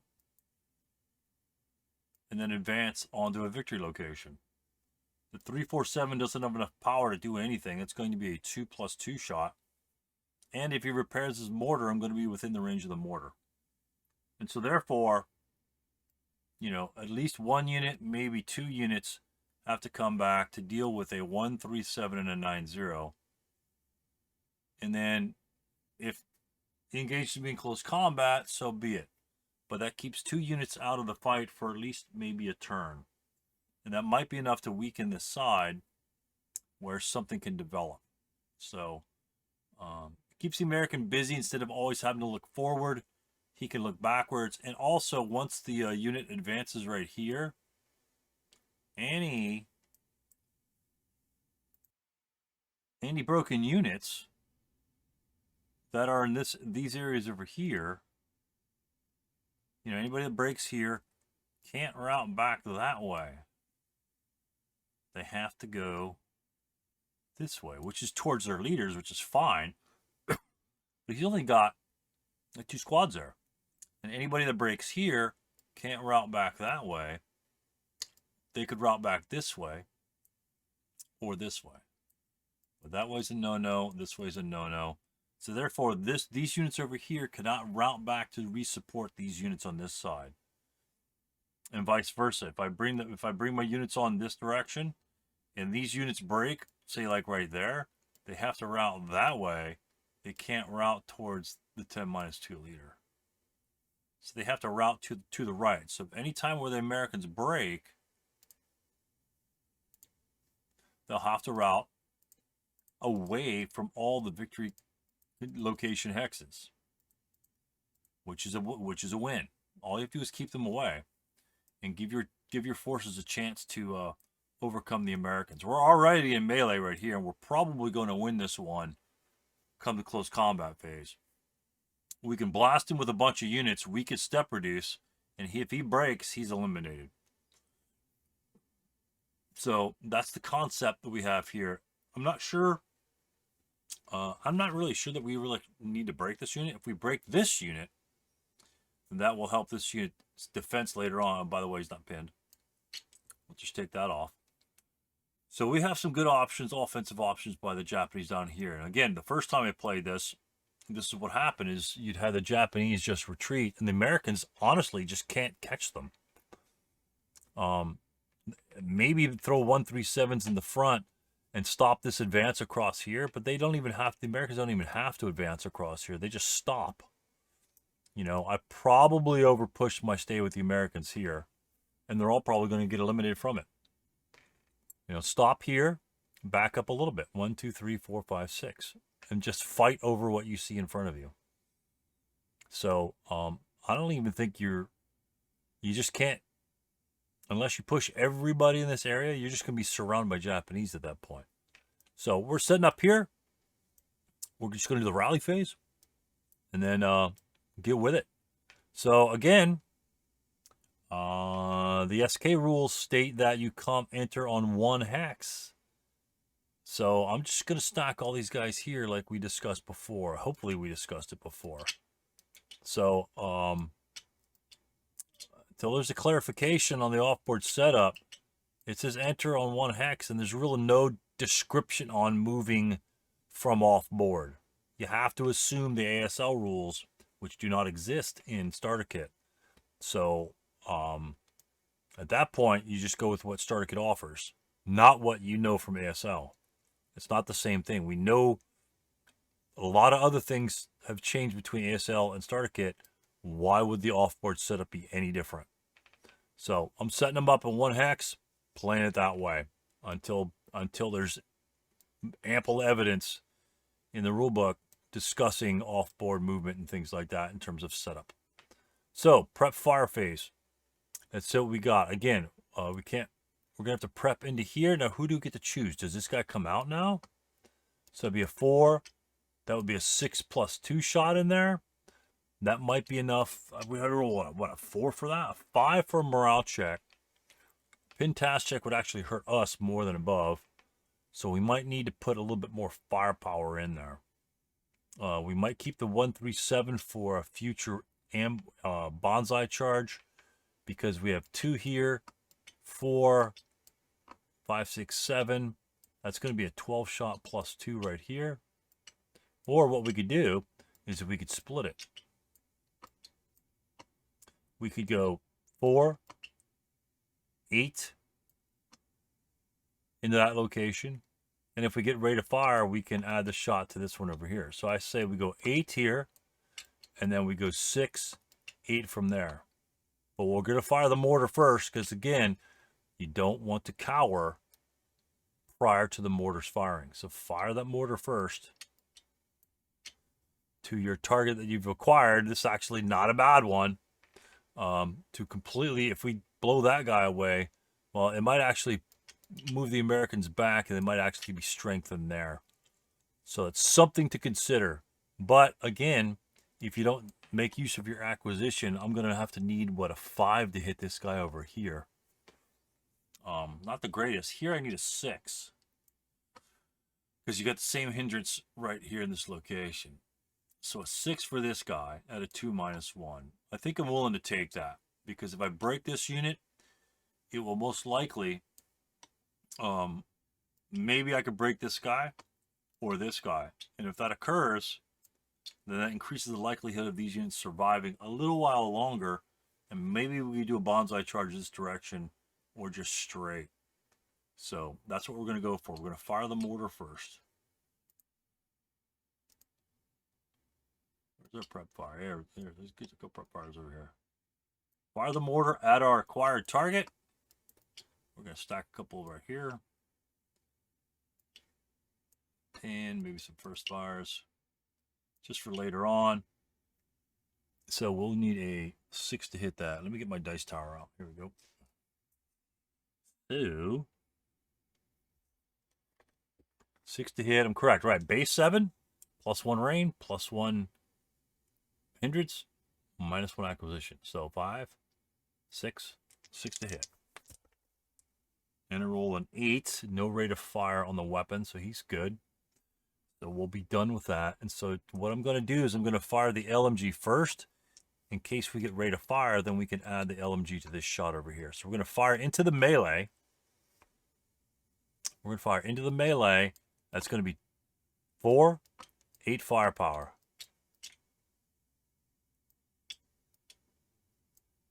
Okay, and hopefully we'll get ready. Let's see what's going on. 8 firepower into the melee. And we get a 5 and a 1. No rate. But that is a 6. No cower either. 7, 8 on the 8 is a normal morale check. Okay, for us, not a big deal. The American's different. So we're going to do us first. Normal morale check, I roll a 6, so they're functional. In the American, normal morale check, he rolls a 10, and so he actually will ELR failure on that one. Doesn't really matter. He's going to break anyway. Let's do the ELR failure first. I'll have to grab the counter. Hold on. All right, here's the 666 here. We're going to exchange him out. Flip him. And this guy, I'm just going to move him on the bottom. ELR fail, DM. Well, I don't even have any DMs ready. Oh, there's one back there. First broken unit, to be honest with you.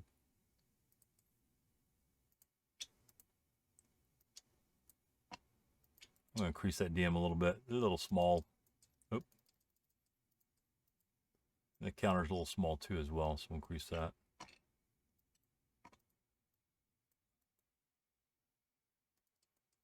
All right, so he's probably going to get eliminated anyway. So we broke him with these 2 firepower. Did not get ready to fire. And so we'll go ahead and prep fire these 2 guys over here, the same 8+2 shot. So then we're just going to prep that. And then, well, and then we're just going to do prep that. All right, 8+2. We roll 5. Wow, these results are right on cue. That's a 7 on the 8 is a 1 morale check. And this is just an American unit. Well, Marachiki rolls an 8, so he breaks. Yeah, so my opinion right now, do not get point blank range at all to the Japanese. It's not worth it. Your firepower, keep at range to the firepower, and then be done with it. Get the hell out of Dodge. Don't go point blank. I just think it's a fail. You're too easy to break. You don't step reduce like the Japanese do. He can afford to step reduce in any facet or form of combat that he engages you with. So if you break, you are probably slim pickings. I mean, legit, this 9-0, the 137 can try to make its way over here and jump in close combat, and he has to fire everything at you or he dies. That'll be like a -4 in close combat. 1 to 6 -4 is an 8 for a casualty reduction. Actually, there's 2 of them, so it's going to be 1 to 2 to 3, be 1 to 3, be same thing. 1 to 4. Oh, it'd be 1 to 4 rather. -4 means a 9 for a casualty reduction. So the 137, the 9-0 can just swamp and kill that unit. All right, that's it for prep fire, because we prep fired everybody on the map. So let's go with the movement phase. Let's just move our 9-0 first. 2, 4, 6 advance. We're going to counter exhaust.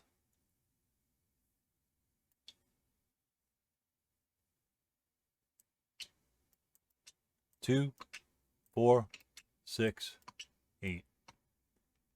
All out of LOS. And actually, we could just gain concealment right there and advance in there later. Any Americans that goes into here, I could just assault move in there later and just absolutely slaughter them.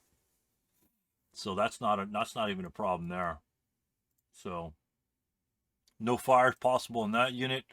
Let's bring our guys on. There's a mortar here. We might want to have one of these leaders carry the mortar. Help carry the mortar.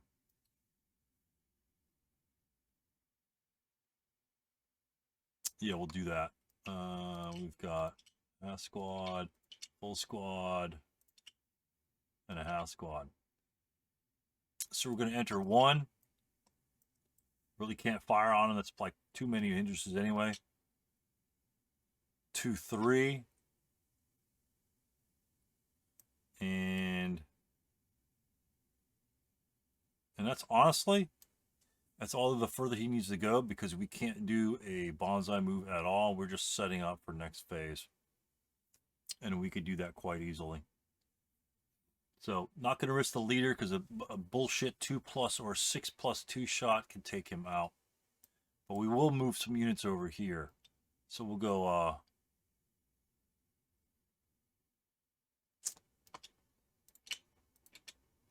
2 units is 12. 1, 2, 1, 2, 3. Should be +4. 12 + 4. So we're going to go 1, 2, 3. 1, 2, 3, 4.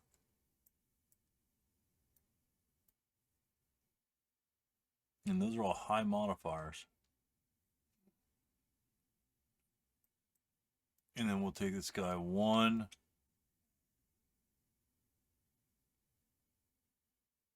2, 3. Will we fire on that unit? Again, we still have the +1. Maybe he could fire on him.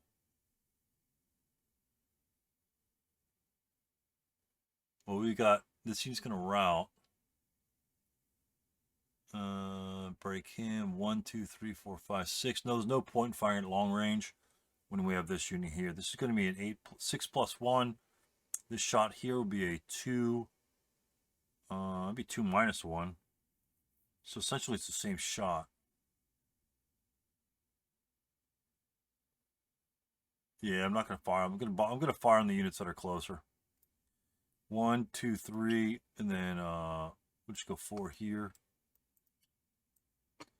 Technically, these guys are concealed coming on, but they lose it as soon as they reach it. This is probably an LOS to that unit there. So these guys would lose concealment. Not going to worry about that. All right. Jin's got to come over here. We're going to go 1. Is this overstacking? No. 1, 2, 3. This guy's going to go 1, 2, 3. Actually, he's going to go 2, 3 here. And this unit's going to go 1, 2, 3. And Jin's just going to stay off board. Concealed.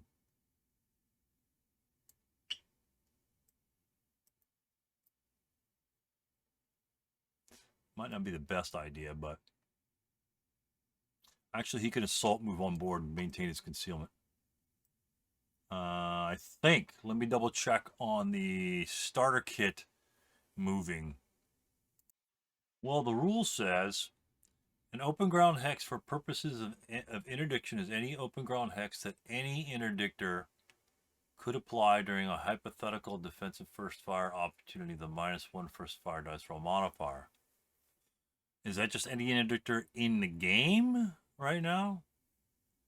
So, because now it's only hindrances. I'm going to go with the ASL one. I'm pretty sure that he doesn't lose concealment.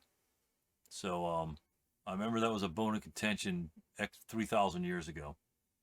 So, keeps concealment to maintain adjacency to all these units that may bonsai next turn. All right, that's it for movement. Let's go to defensive fire. I'm going to swing it around for the Americans so we get a better view. I don't think we rolled for repair on this weapon here. We're going to try that, to be honest with you. It's not going to change their forces, and he rolled a 6 anyway. Whether I repaired that or not, I don't remember, but that's what we're doing. We can't do anything to this unit back here, so I'm just going to pull my view to the front and see what we can do up here. We broke some units here. We need to blast some dudes. And to be honest with you, with our 12 firepower, we can just fire into the melee here. And then fire again in the melee. And then fire again into the melee. At least destroy that unit or destroy these guys. But, I mean, 12 firepower is hard to give up. And if these guys jump into close combat, you're going to be screwed anyway. At least if he survives the melee, well, he will survive the melee automatically. Then if he jumps into close combat, that'll be a 1 to 2, which means the hand-to-hand is going to be brutal. But he can't advance upon us. None of these other guys can advance upon any of our other units. And so we'll get a couple shots on him. This guy's going to be dead. It's going to be hand-to-hand. And then, so that will be a 1 to 2 -2. Is he considered? I guess he's considered CX. Is he considered CX or maybe only good order units? So if even broken units considered CX in close combat? Let me check the SSR real quick. Okay, it says in close combat. It's right over here.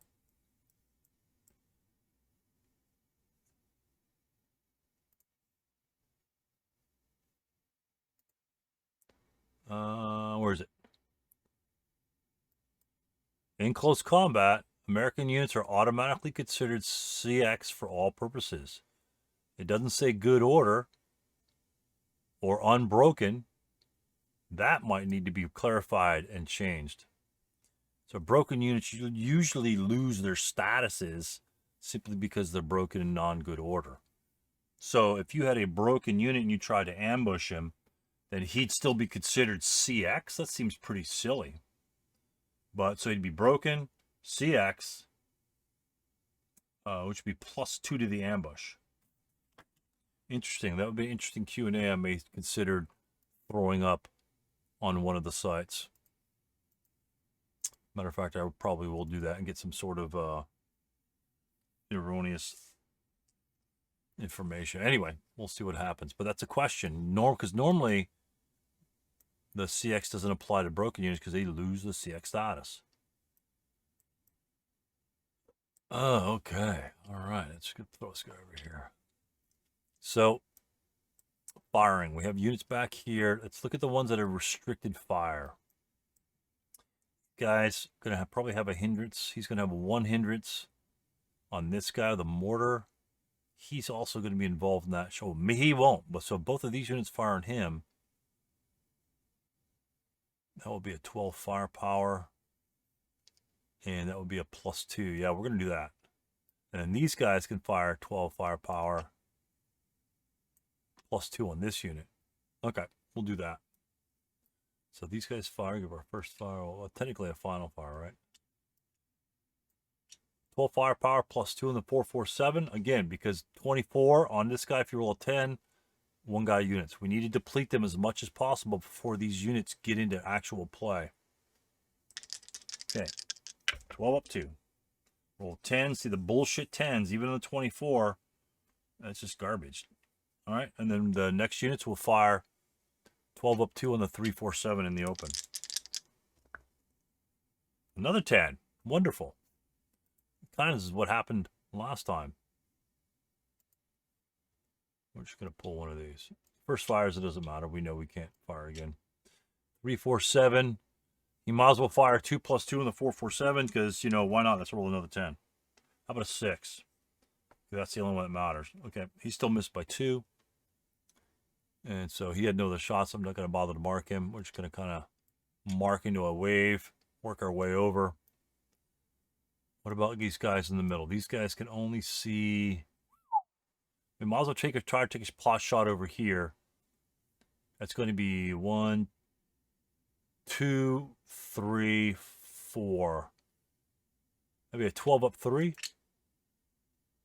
We'll go and take that shot early. Why not? 12 up 3 on those units over there. Damn it. And then 7, 8, 9, 10. Pintastic, that actually might have value. 2 7s. An 8. And a 12. Wow. Too bad those were morale checks. So they are pinned. So they can't advance forward. So if they bonsai, the first expenditure of bonsai would be 2 movement factors. So that actually kind of helps a little bit. 10 -2 can do nothing. So now it's just these guys in the middle. Oh, man. I really don't want to fire my broken guy, but we do have 8 morale. We could survive better. This is going to be a 6 +1 over here, but he can't engage into it. 8 +2 or 6 +1. And a 4 +2. You know what? We're going to fire both of these units. 16. 16 +2 in that location. Maybe we'll get ready to fire and we'll follow it up. So 16 +2 adjacent. Rolled a 5, no rate of fire. 7 on the 16 is a 2 morale check. Let's go with our American first. And we roll an 8, so we're a half squatted. And a 2 morale check on the Japanese unit. He rolls a 7, so he will fail. All right. It's kind of what we expected anyway, to be honest. And they have fired. All the Americans have fired.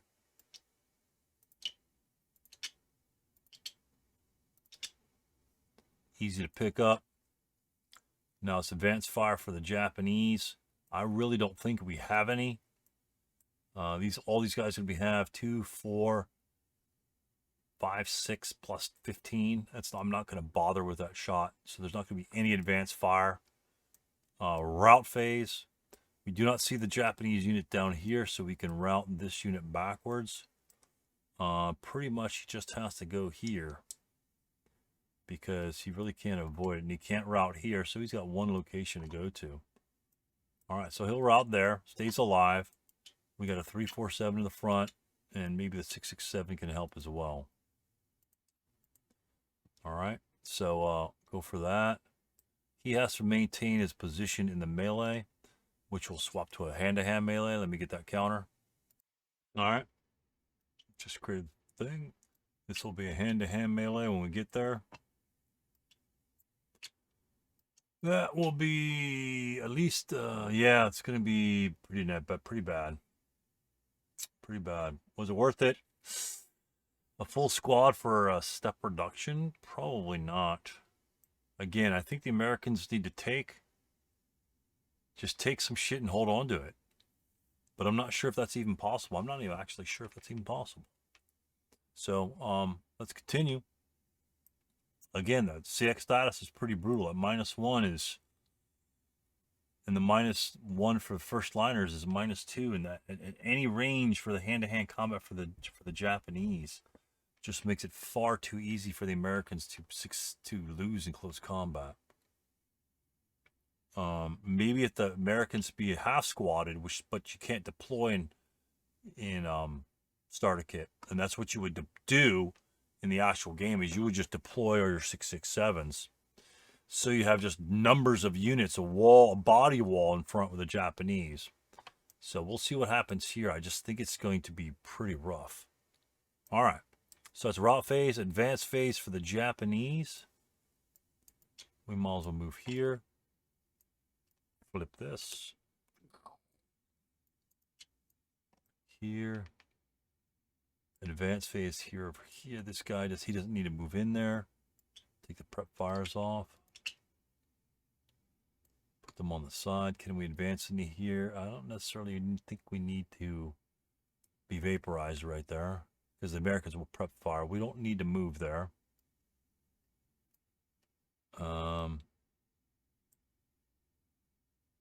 He can't afford to move in there first, and we could always step reduce. All right. Advanced phase, we can move him over.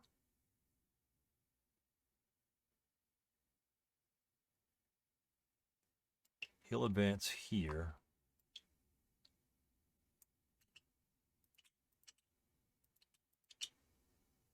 Damn. A ton of guys will go into here.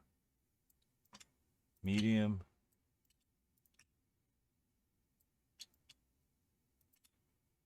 Got a mortar. Squad. Medium. And a 10-0. This guy will advance here. Those guys are pinned.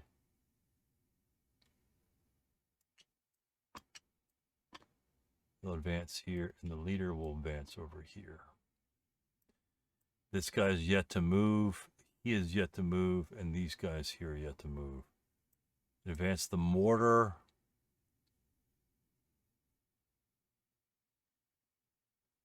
I don't think so.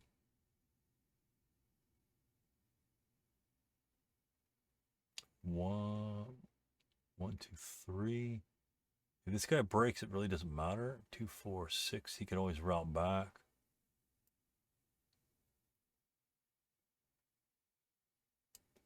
We could swap positions because they're not going to be point blank. 2, 3, 7. You don't, again, same thing. You don't want to stack much as the Japanese for the Americans to vanquish you. I think the 2, 3, 7 can advance here, but he is not hidden. I think we just pull a 1, 3, 7 out and be done with it. And the 1, 3, 7 can possibly just move here to stop the Americans from just getting a free move here.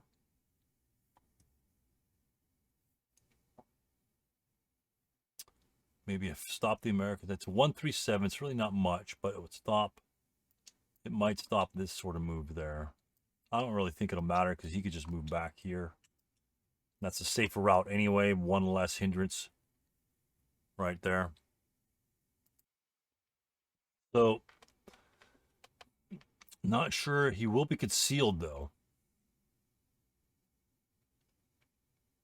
He will be concealed. I think I will move him here to extend. I will come out of concealment and move him here. And I will get rid. We're just going to increase the size of the 1, 3, 7. He looks a little small.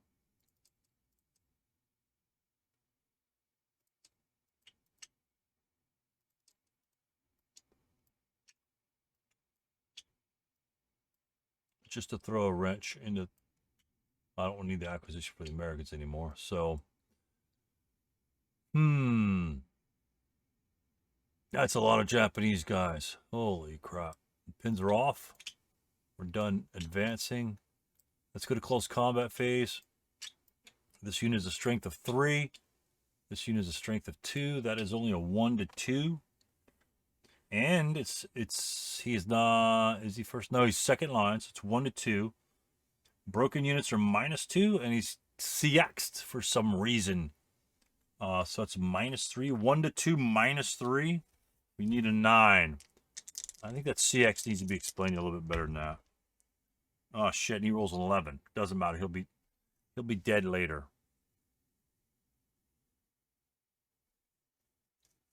So we'll see what the deal is with that. 11, huh? Whatever. So at that point, the American might as well just fire into that combat again, to be honest with you. Because this guy's dead. He was gonna fire anyway. So in this case, we might actually get 2 broken units. He might actually get to, no, he can't rout away. So he's doomed anyway. But it's just a target. It locks this unit up for no defensive fire. So that's a detriment to the Japanese. All right. So let's rock American turn 4, I guess. All right. So Japanese are on. They can do a bonsai charge anywhere. These guys are stuck behind this kunai, which every move, let's say this entire force wants to bonsai charge, that'll be 2, 4, 5, 6. So he'll be expending lots of movement points, movement factors. He can still reach us though. 2, 3, 4, 5, 6, 7, 8. 2. They have to funnel towards it. 2, 4, 5, 6, 7. Yeah, okay. So yeah, they all can get there in one movement phase. And there's lots of hindrances when they're expending their 2 movement factors back in EE3. Here would be a +1 plus most likely +2, and then 3 for the rain, -1 for non-assault movement. So that's a +2. -1 for that, so that's not terrible. That's not terrible. Most likely would drop some residual. It doesn't matter. They're all going to come linearly anyway. So, And all these guys can join in the human wave as well. So they can immediately go, we could just claim this guy as a human wave and then send this guy forward, and all these other guys will go forward, and then they could branch off wherever the hell they want. They might not make it that far, but that would be an interesting human wave, just this whole row of guys, and then have him go here, and then at this point, this guy could just go into here, to be honest, and then he would stop, and then he could come this way, and then have to go straight. These guys would have to go this way. Could end here. Not the best. Could be possible, though. So, Americans need to vaporize some units. We have no units to rally other than this unit right here, who loses DM. So, he'll need a 4 for a self-rally. He rolls a 7. That is not sufficient. So, he'll just remain there. Prep fire. Americans have 1, 2, 3 turns. We could ignore this back here. Maybe not. Well, nobody's going to break up in the front. There's almost 0 chance of any of these units breaking. If he breaks here, he is going to be failure to rout. So we may need to move this unit. There's not a lot of fire there, but we may need to move this unit back to avoid the failure to rout. We can still fire our shots over here to weaken this flank to protect these objectives and force the Japanese to go over there, which may not be such a bad idea. I don't think we really need to send anybody back against this unit until turn 6. We honestly don't. He has no firepower to defensive fire upon you. So if you run this guy here and these guys here, it's going to be a +1 for the rain minimum. So he's going to have a 2 + 1. We really don't care about that. And this unit can break and we'll have to route, which means he gets the hell away and we advance. We don't need to actually deal with that unit other than failure to route options, which this guy would be subject to if he breaks.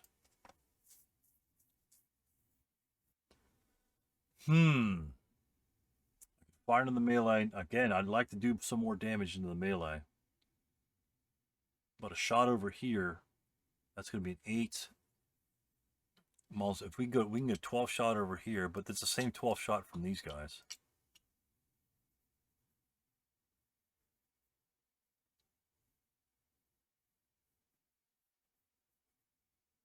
I think we need to fall back to the 10-2, or the 10-2 needs to... 10-2 can't come up.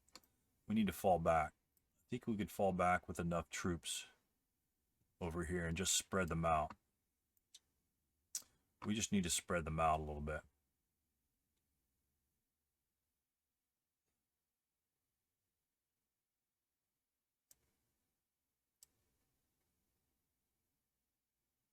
That's a lot of guys.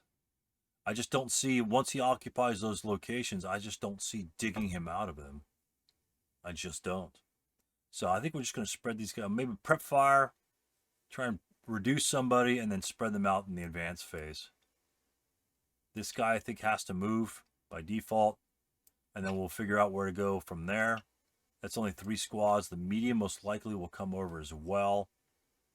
That way the 10-2 can get a 20 firepower at somebody adjacent and leave 8 residual behind if anybody wants to charge them. I think that's his option. So that leaves 1, 2, 3, 4, 5, 6. I think we have plenty even if we don't have to have this one. So let's try that. And these guys can still pound a couple of these units over here to get loose or eliminate these guys. I think elimination at that point is more important if we're just going to reconfigure. I say we just assault move, blast, 2-4, blast these guys, prep fire these guys this direction. And because if he breaks, he has to route them that way. So the 8-0 will move according to, we can route to X5 or W6. So those are routable locations. So even if he breaks, he can get out of there. If he breaks, he can get out of there. So, yeah, I think we can do that. And just take care of these once and for all. And hope that we have enough guys left over. So, again, first thing, rally phase. Well, before that other rally, technically before the other rally, the leader rolls a 6. It is not going to be pinned. So the leader is active. Hell, at that point, we could actually fire these guys over here.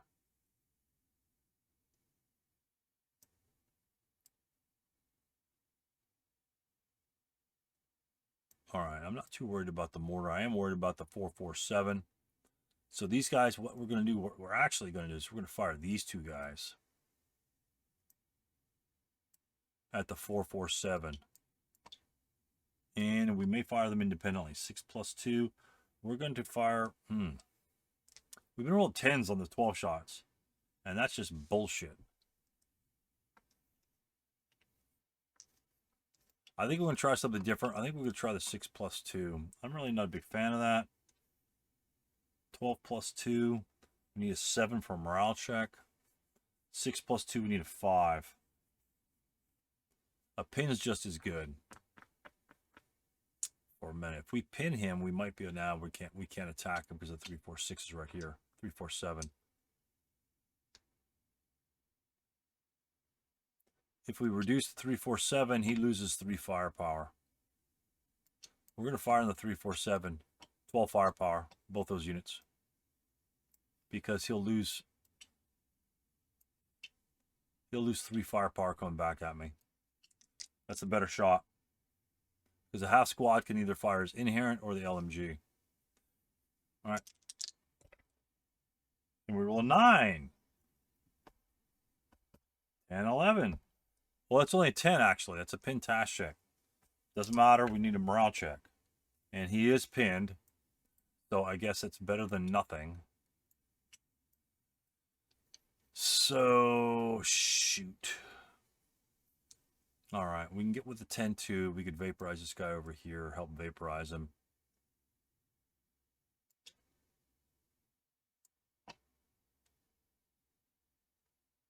We just need to break this guy.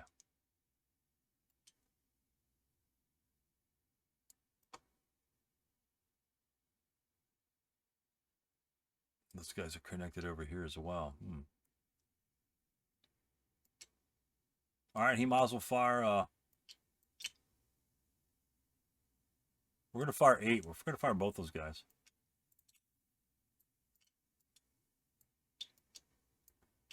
Eight plus 2 on Z2. I rolled a 6. It's an 8. It's a morale check.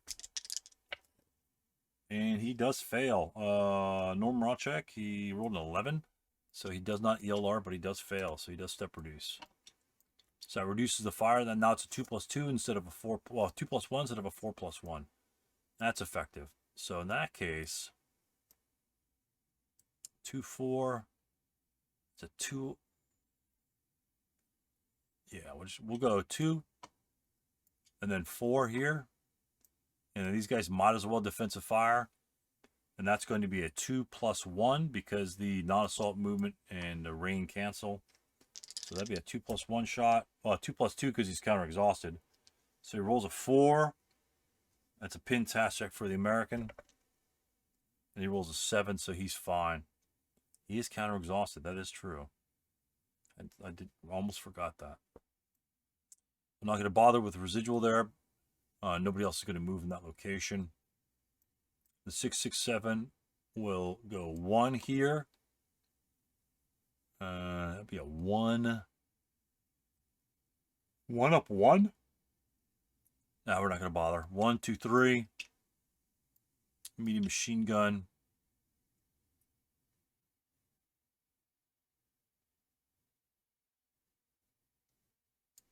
He's going to go 1, 2, 3 as well.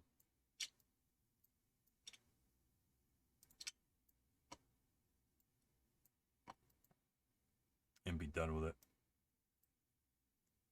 Actually, these guys are going to fire. My bad.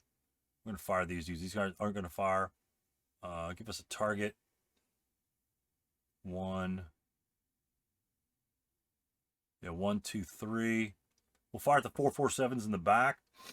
So that's going to be 12 firepower. The leader's going to eliminate the range. So it's going to be 1, 2, 3. 12 firepower plus 3 on the stacks. And 8, of course. I gotta love those charts when you keep rolling 8s. All right, he's been doing jack shit the entire game. So that's it. These guys move here. That's all the movement. Actually, the 8-0 can move.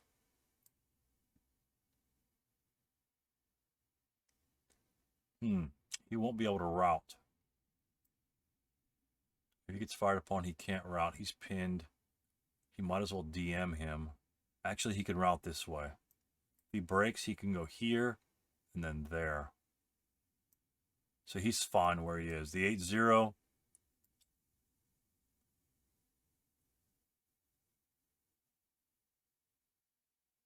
Is just going to move. He's going to move here for right now. If we eliminate these guys, or if we break them, then we can move him back up. I'm just going to move him here so an errant mortar shot doesn't blow up more than 1 unit. So that's it for the American movement phase, Japanese defensive fire phase. Let's see what we can muster over here. 1, 2, 3, 4. 1, 2, 3, 4. That's in within range. 2, 4, 6, 8. 8. Or 4, 16 rather. This could be plus 3. 1, 2, 3, 4, 5. 16 plus 5. We'll take it. All these guys in the backside over here.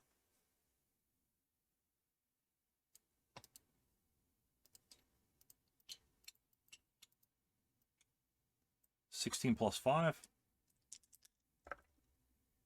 We roll a 5.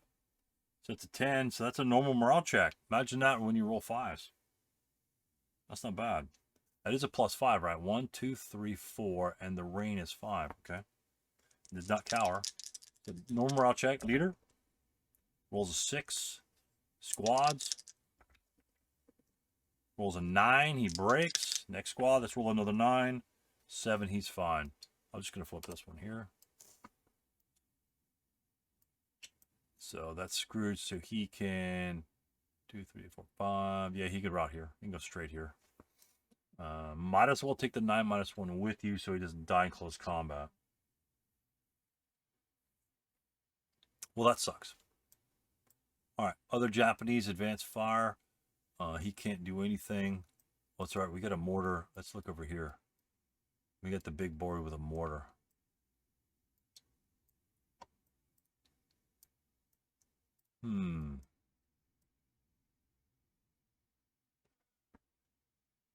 The mortar will take a shot at this 667 there. That's going to hit 2 buildings. In the rain, be a +3. So that makes it a 4. That's not bad. It's doable. Mortar fires.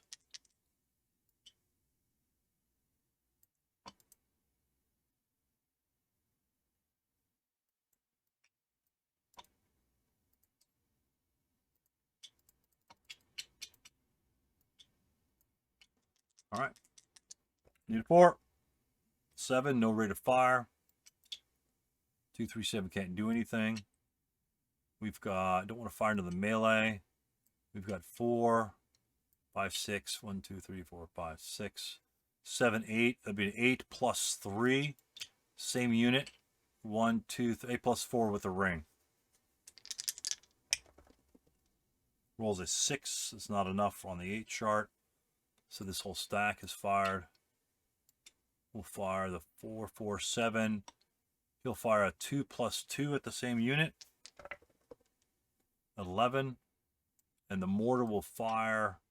Well, nobody's there. 2 + 2. We need to DM that unit. This unit here will fire 2 + 2 to DM this unit. He rolls snake eyes and he cowers. Unfortunately, we didn't fire the mortar force first. 2 + 2 is a 4 normal morale check. See, that's why you fire the guy, and he fails. Then he breaks and he's DM'd. The mortars honestly haven't done much. Where's the stupid DMs? Seriously?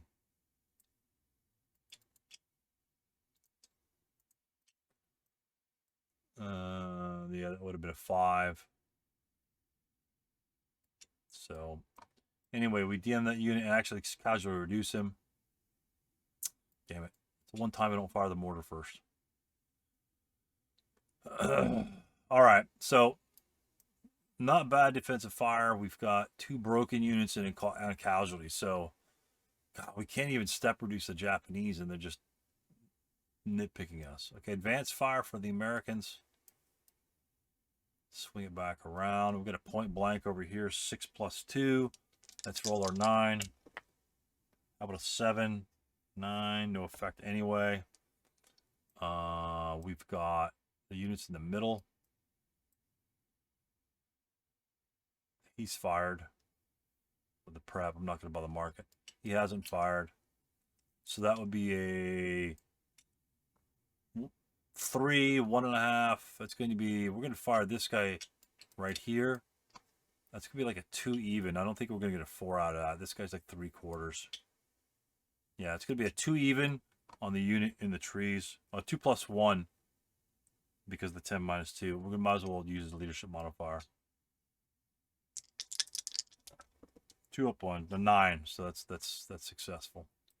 All right, that's it. And route phase.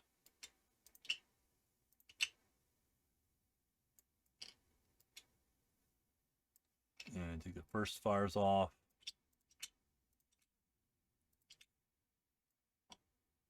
Route phase. He can route.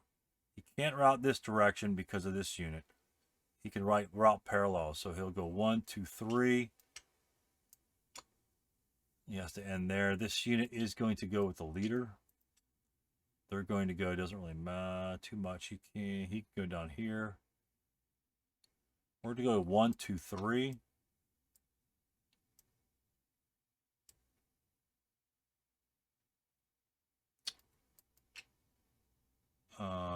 Wow.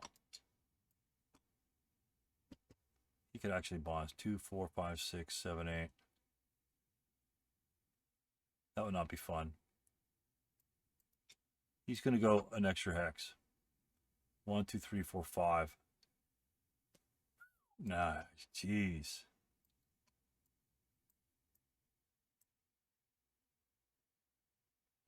Actually, he's going to stay here.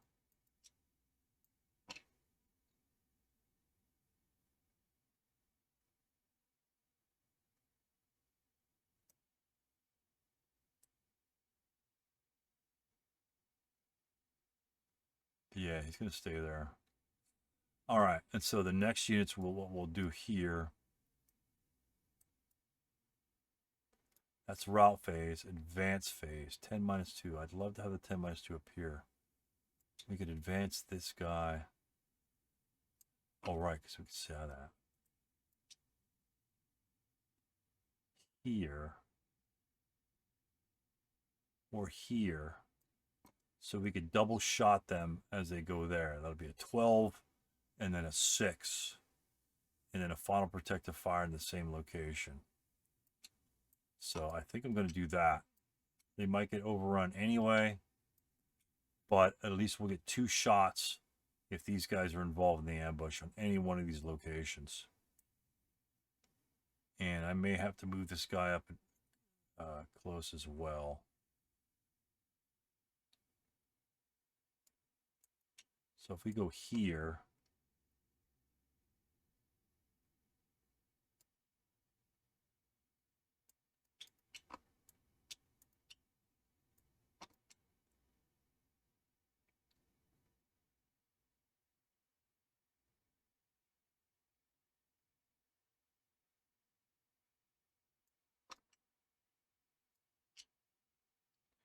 we're going to do something like this.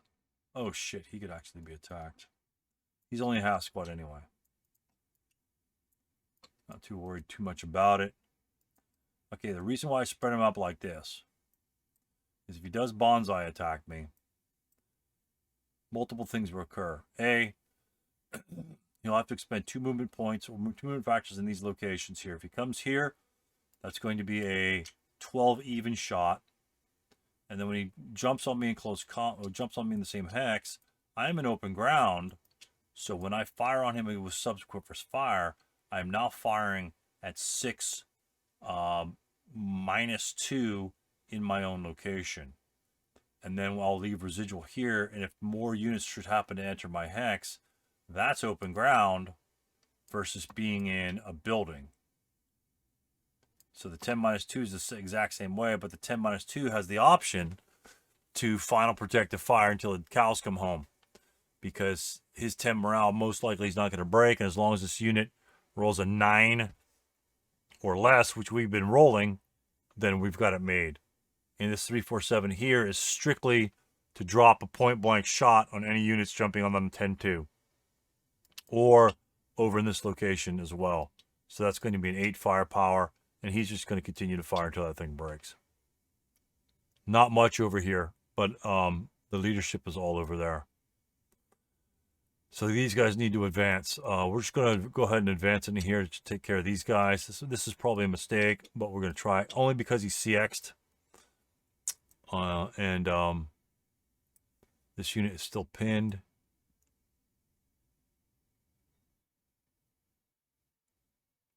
Six, if he engages the bonsai, 6.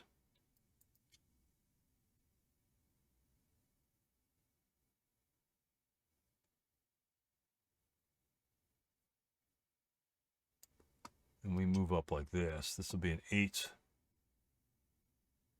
It'll be an 8 shot. That's not bad. That could be possible to cover that approach. We're going to move the 8-0 back on the 6-6-7.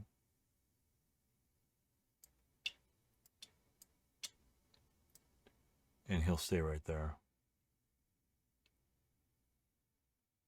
Huh. See, these guys are kind of defending, so we'll see what happens with that. So we have one. This is so bizarre. We have one ambush over here. I'm CX'd. He's CX'd, but he's got a leader. And so he's got a -1 net. Again, it's so strange. So he rolls a 6 and the American rolls a 2. That is an ambush. 2 to 5 is a 3 difference for the American. So this should be pretty straightforward. It's going to be a 6 to 2, 3 to 1. Ambush nullifies the Americans +1 in close combat or the CX status, but yet they're CX'd. So that's going to be a 3 to 1 -1. We will need an 8 for casualty reduction. Well, actually 9. And we roll a 6, so they are both eliminated with no chance of retaliation. All right, not bad. Leaves a squad and a half to a 137 and 90. He kind of served his purpose over there. He just didn't get the ambush, unfortunately. And he still had an advantage in that ambush, so. And that one's smaller than this one for some reason. All right, so we regain that one, which helps a little bit. But I think he's out of position just a little bit. And so we have a hand-to-hand melee here. This guy's just going to be limited. We have 3 firepower. That's a 2 to 3. This pin comes off. 2 to 3 is 1 to 2, -2 for broken, -1 for CX. 1 to 2 -3. He needs a 9 for casualty reduction. The dice keep bouncing out of this stupid-ass dice tower. And he rolls a snake eyes, which vaporizes the unit. Vaporize. In close combat, I do not believe the Japanese get leader creation.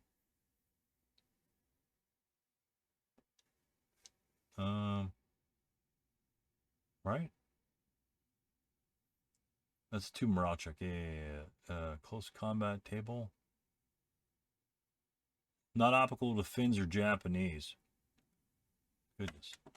Well, I guess so, because they'd be getting 8 -1s all day long, and they'd be getting tons of units, because most of the time you're fighting at odds at less than 1 to 1, simply because you reduce status. So you'd almost be guaranteed to get 8 -1 leader if you're the Japanese, and you get leader creation. So, all right, do vaporize the American. Hand-to-hand counter. Goes to the stack. No, not you. You go over here. DM comes over here to become available. All right. So we go to Japanese. Turn 4.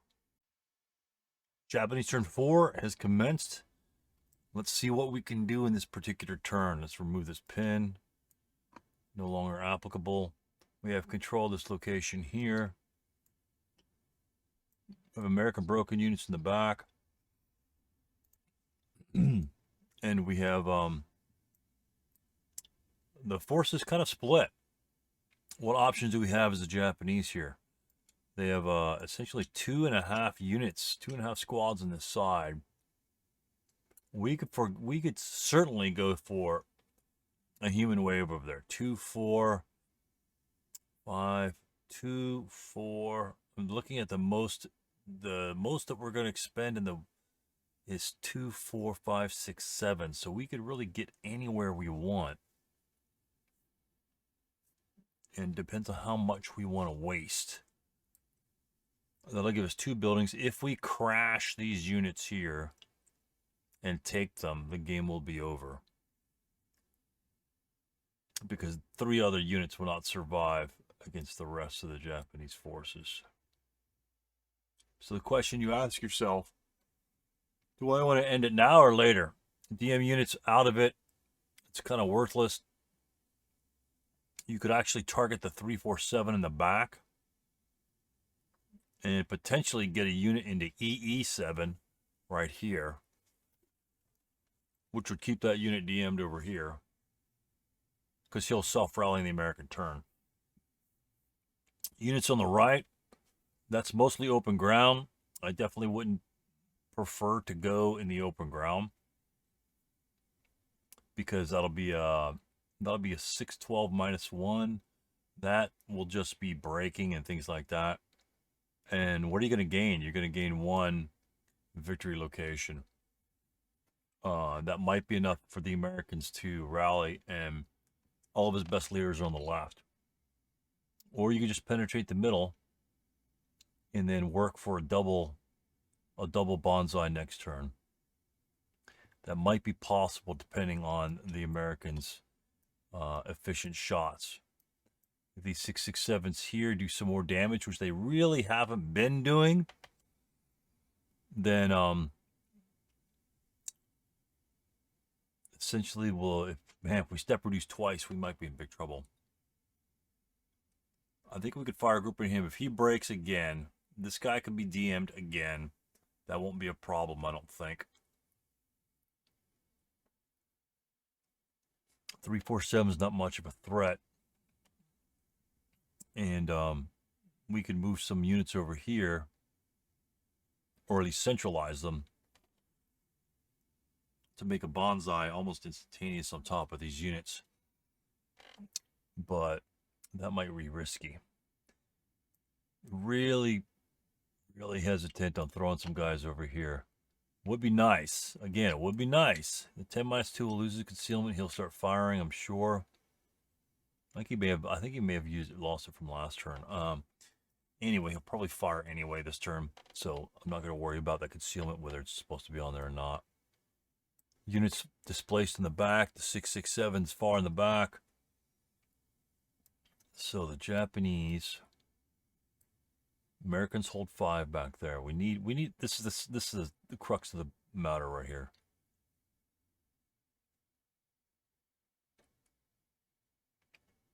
We can break. We can afford to break because we get to rally them almost instantaneously. So that's not an issue. Breaking is not an issue. And we have 3 units that can break, and all 3 of these units can kill these units in close combat. Of course, the this unit here will just rout. He'll have to route back there. We might be able to pursue. 10-2. There's only 2 of them. There's some residual we can run through. 2, 3. This would be a 12+3 shot right here. That's not too bad a shot. And then we could move some units. We could advance up a little bit further. And that way, we could be in better movement for bonsai charges. I think we have a lot of firepower that we could just bring to bear on some Americans. Maybe get a couple more breaks here and there. If this guy breaks and we break one of these guys, I think that'll really crack the egg. So I think we're just going to do a prep fire and maneuver our human waves for next turn. We could actually split up and do a double human wave. So let's do that. I think we're just going to prep fire. So rally phase comes. The Japanese have no broken units. The Americans have 2 broken units. They'll simply just lose their DM status. I'll go ahead and clone that, just in case. Because the Japanese have 3 more turns, so it's not really that big of a rush to go to battle. All right, so let's start with prep fire. Let's not screw up like we did last time. Let's prep fire the mortar. We're going to prep fire the mortar at the leader. He'll go through that building there. Most likely, yeah, that'll definitely clip the building. I'm not going to bother string it. These LOSs are pretty obvious. So that's going to be a base 7 to hit, +1 hindrance, +2 for rain. That's a 5. That's not horrible. We could do a 5. All right, as long as the dice don't bounce out. And we roll double 5. Okay, that'll work.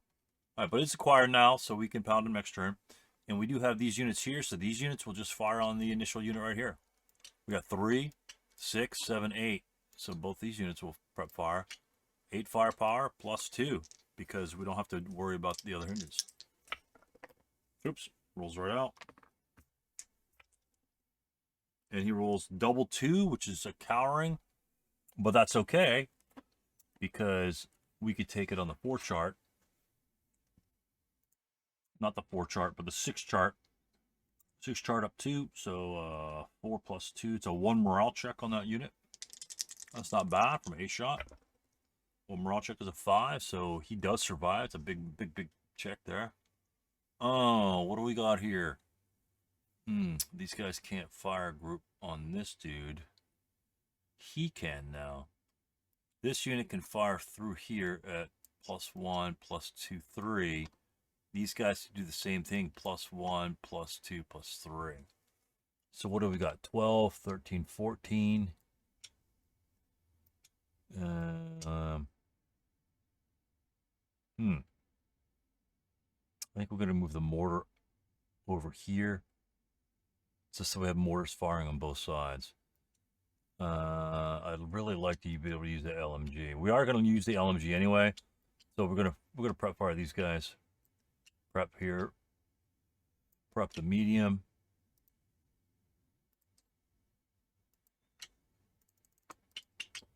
Prep that guy. So it's going to be 4, 8, 12, 13, 14. The reason why I'm firing the LMG is if I roll a 1, I get to fire again at 6. So it'll be a 14 plus 3, a 12 plus 3. Not bad. Not horrible. Counterattack check would allow some of my units to move. Oop, damn it. Assuming we can roll in the tower. This tower's just too small. Those little towers, they're just too small. I got 12mm dice. Too small. Oh shit. We rolled a 3 and we got rate of fire. So 3 plus 3 is a 6 chart. Is a 2 morale check on the 12 with rate of fire. So let's see how the Americans fare. He rolls a 9. That will be an ELR failure. I'm going to take this unit, upgrade him, and break him. His broken morale is not a big deal. It's just his initial morale.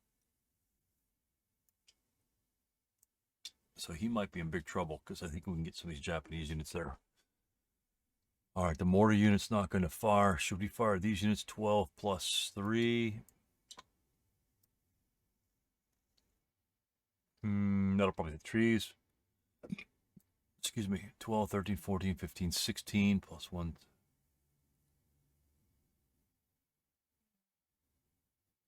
You know, let's fire all of them. This entire row here is going to fire 16 plus 3.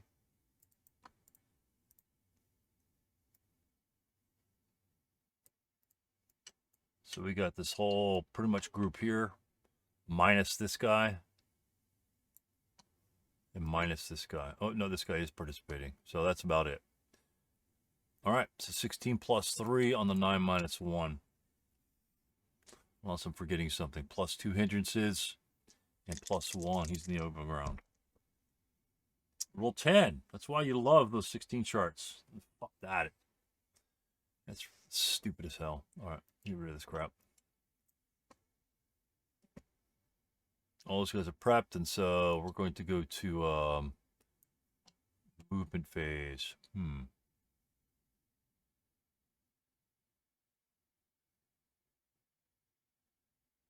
All right, straight up movement phase. I'm just going to go to assault move here. Let's see, where can we influence the route of that unit? Our guys died behind him. We can't really get here without dying. We could possibly kill him. We could DM this unit.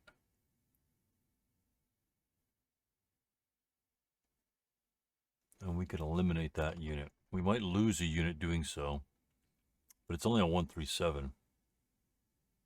We might lose 2 firepower here. She's going to be shredded, 12 minus 1. But that's just going to cause a step reduction. And the only one that matters is the 137. If the 137 were to move into BB5, we'd have it made. If we move here, you'd have to low crawl back. And this unit prep fired here. Mortar hasn't fired. The mortar has 3 movement factors. The mortar is going to assault move right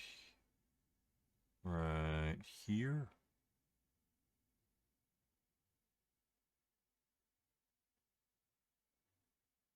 You know what? That's a straight shot over there.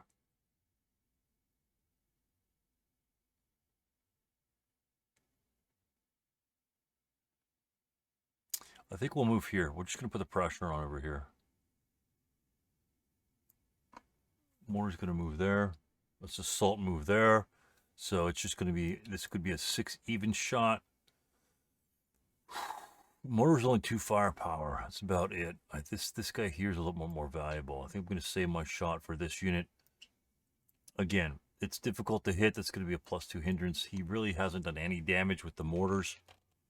So we're going to save our shot. And I think we're going to try and do something about this DM unit. 2. He would be subject to interdiction. He still could go over there. I'm not so sure that I want them to get him vaporized over here. 2, 3. We could advance into here. And then have a giant fire group this direction. And a giant possible... Alright. We're just going to assault move this unit right here. I'm not going to go here because if he breaks there, he just dies. Because I have to route first. And then the 347 here is going to cause my elimination. I could break and stay there. If I broke right here and the 347 wasn't there, I could just stay there. But if I break, I just die. So we're just going to put more guys up in the front, push forward. And we're just going to assault move right here. We're just going to flip this. And these units have fired.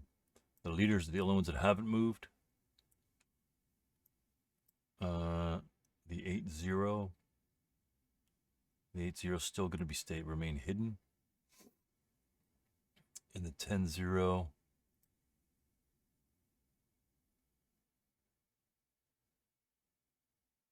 I think the 10-0 will move. That's not going to do any good right there. 10-0 is going to stay where he is. And the 8-0 will move later. I don't want to put him up here to get some sort of stupid low odds shot. If he should happen to assault move here, he doesn't need to assault move there. He could just advance there where everyone else advances up. No point in moving him. Okay, that's it for the Japanese movement phase. Go for defensive fire phase for the Americans. All right, so we'll fire this guy. 6 + 1, 2, 3, 6 + 4. A 6 + 4 will yield a possible result. It's not good, but if I could roll in the stupid bucket. Rolled 6, no effect. I needed like a 3. And we've got these units here. 3 firepower +3. Nothing there. That's got another 12 shot. Who can we damage? Again, the same thing with the LMG. We're going to fire at the LMG because if the LMG step reduces, he loses essentially 3 firepower. So we're both going to fire 12 firepower +1. Really? Really? In that case, we're going to go 6 + 1 twice. 6 + 1 on that guy from the leader. We're going to direct this fire. 6 + 1. I roll 7. 8-pin task check. Japanese rolls a 6, so he's fine. The second unit will also do the same thing, 6 + 1. He rolls a snake eyes, drops down to the 4. So that makes it a 2 morale check. That's not bad. 7 morale. And he breaks with a 9. So, yeah. That's, really wish it didn't go to the broken side, but that's all right. All right, so he's down to a 237. Oh, this must be a second line unit then, yep. All right, so he just lost 3 firepower. That's good. Everything's done over here. Who are these guys going to fire at? Honestly, I think if we blast the 237 to here to minimize the effect of 4 or 5 guys, I'm going to make him forced to move everybody together. So we're 6 up 2 there. Yeah, we're going to fire 6 up 2 against the back units. Again, we're going to try and deplete him. If the point of the Japanese is to shoot us for a turn or 2, we're going to try and deplete his strength.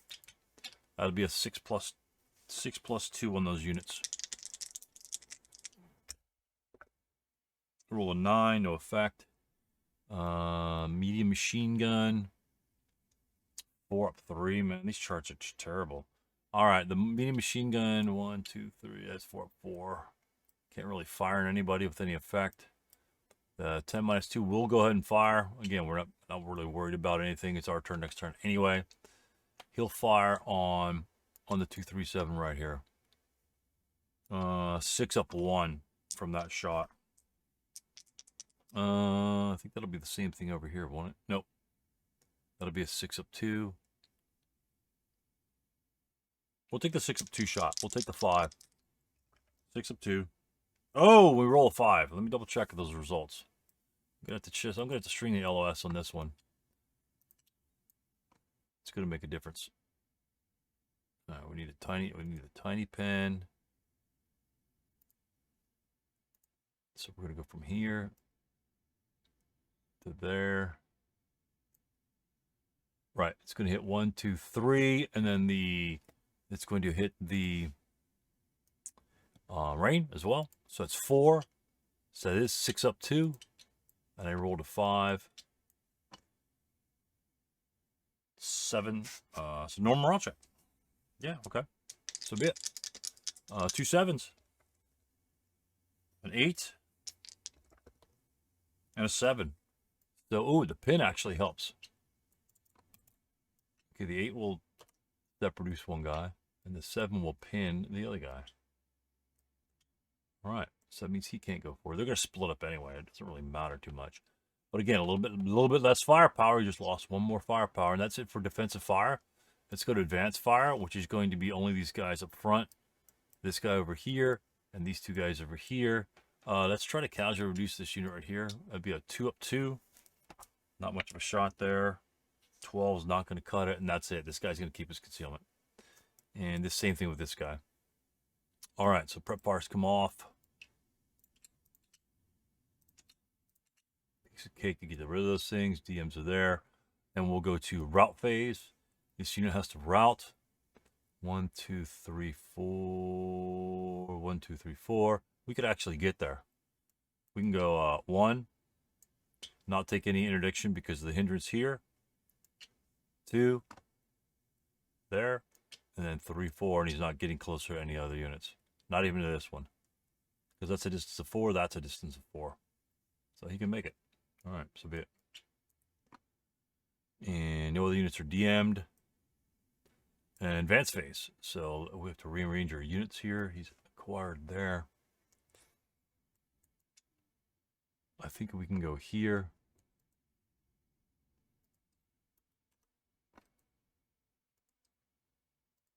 Take that.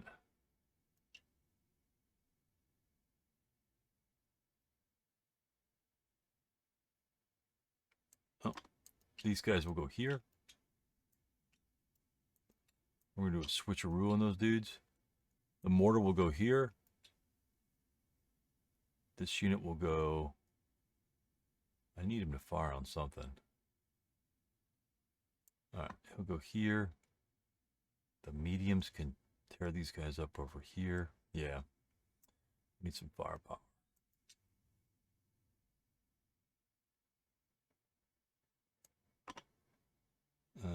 Yep. We could put them all on here, or go through here. Again, this isn't really open ground because of the hindrance from the rain. That'll be a 6+1 shot from here. I'm not really worried about that with my 10 morale and the boost to both these guys. These are the strongest units in the game. And if this guy fires as well, it's going to be a 12+2. Again, it'll be a normal morale check or a 1 morale check, usually at best. So these guys over here get to advance. Let's move the 237 up.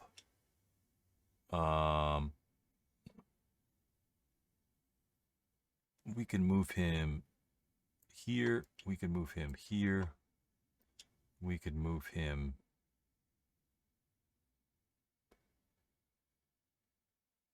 Oh, both these guys can move up to here for a decent shot on this guy.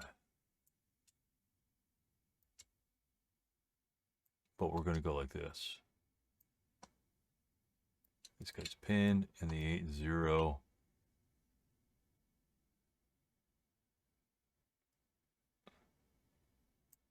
80 will move here. That way the 80 can connect to either side. The 80 connects these guys and connects these guys. So if warranted, we could pretty much do a full OB human wave forward. This guy might be able to enter this location. He's just going to go. We'd have to pick a target like this guy. And he could theoretically go to the 347 because he can go towards him. 1, 2, 3, 4. So this would be 1, 2, 3, 4. It'd be the same thing. So he could just go straight. And then these guys who do the same thing, they could just occupy this. That could be one hell of a human wave. So that's it for the Japanese advance phase. And then we go to concealment gains, which there will be none. And then we go to American turn 5.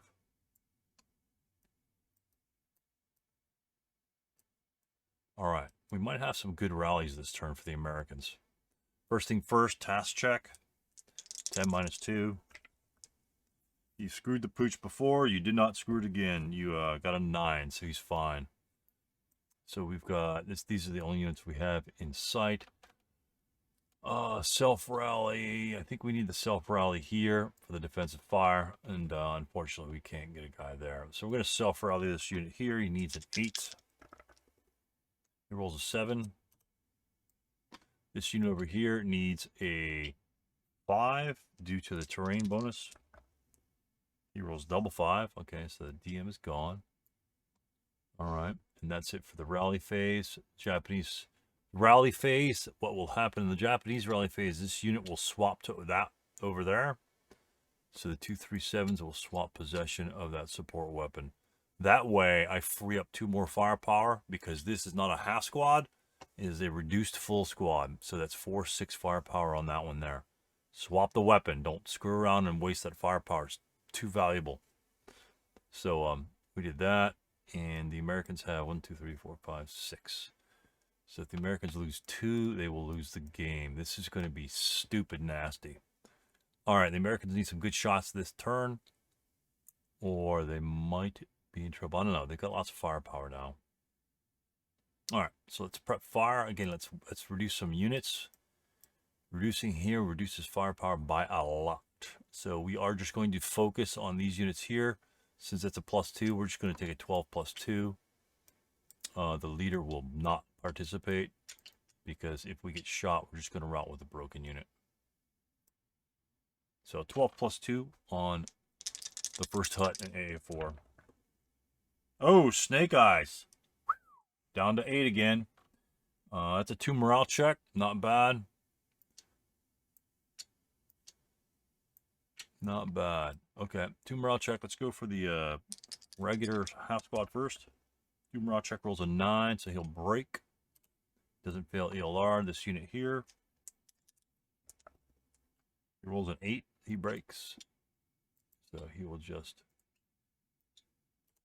become a 137. All right. So that he just lost 4 firepower on the return shot, which helps a lot. That's a column. That's a column attack. 2 + 2 here. Not gonna do it. Can't counter exhaust. May assault move at advance phase up here just to get some more firepower up there. Yeah, we're just gonna move him forward. Other prep fire. Again, we're just gonna reduce some units over here. I don't really want to break these units because it won't do any good. They'll rout back and rally. Won't do any good to break these units. Better to break them on the bonsai charge if they want to engage in a bonsai charge, because that means they stop. This is not going to stop them if I break them. Do not fire on these units. We need to fire on these 4 units of the priority targets. These especially. A 6 to 4 is a 3 to 2. A 6 to 3 is a 2 to 1.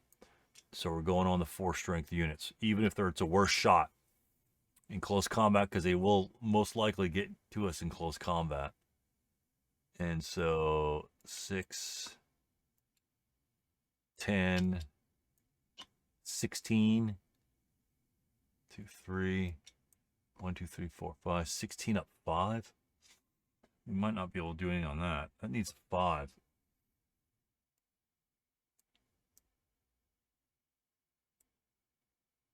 All right. This unit here, maybe we could move them. We're going to have the 6 to 10 minus 2. He's going to fire on this unit here. That will be a 6 firepower plus 1. Hindrance, hindrance, rain. 6 plus 1. And they roll a 4. Not bad. It's a 5 on the 6, which is a 1 morale check. Japanese player rolls a 5, so he's cool. Bring it. Bring it! 9 minus 1 here. We'll fire on this unit here. So that'll be a 6 even. Oh, shit. This damn Ted. Seriously, I'm going to auction some bitch off. 12. Well, you go from Snake Eyes to a 12, and I'm not using a dice bot. So, unfortunately, nothing occurs with that shot. It might be bad. Prep fire. Does prep firing these guys in the back do anything? 6 up 3. It's 8 up. 8 up 4. 8 up. That's 8 up 5. That's terrible.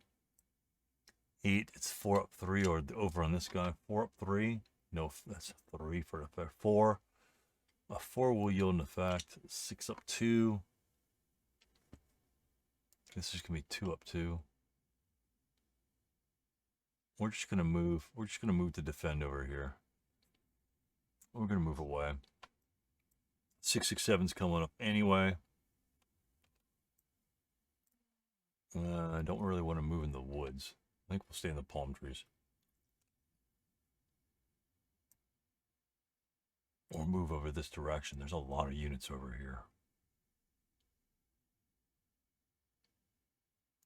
Okay, we're going to assault move here. No fire because he's just a 1. He's broken. The leader is going to assault move back here. 667 will go 2. What's that firepower? 3, 2, 1 plus 3. Nope. 2. That's another 1 plus 3. 3. And then 4. Oops. We could adjust our location after this. We could advance phase over here. Body block people, blast people to hell.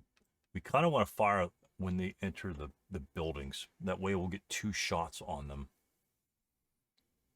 And if they enter our hex, we could funnel protective fire in the open ground, which would yield like a triple point plan. That'd be an 8 minus 1 if we get some morale checks on them. I think that can do it. I think we need to move this medium machine gun up into this guy's location. We won't do that until the next phase. So we'll just we're just going to assault move here. This unit is going to assault move here. Just for terrain, protecting these units. He doesn't need to stay in the open from this shot. Well, of course, he's going to fire on this one anyway. So in that case, yeah, he'll just assault move there. All right, that's it for American movement phase. Let's go for Japanese defensive fire phase. Okay, let's just start with the mortar. Mortar here. At those units, it's going to be a 6, because it was a 5 last time. 6 with a rate of fire of 2. Rolls a 3. Hits. Flip.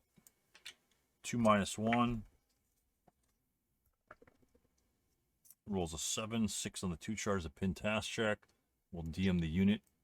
And roll pin for the American, which he fails.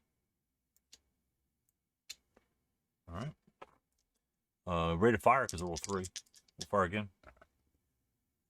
7. It will hit. We needed a 6 last time. 7 will hit. 2 minus 1.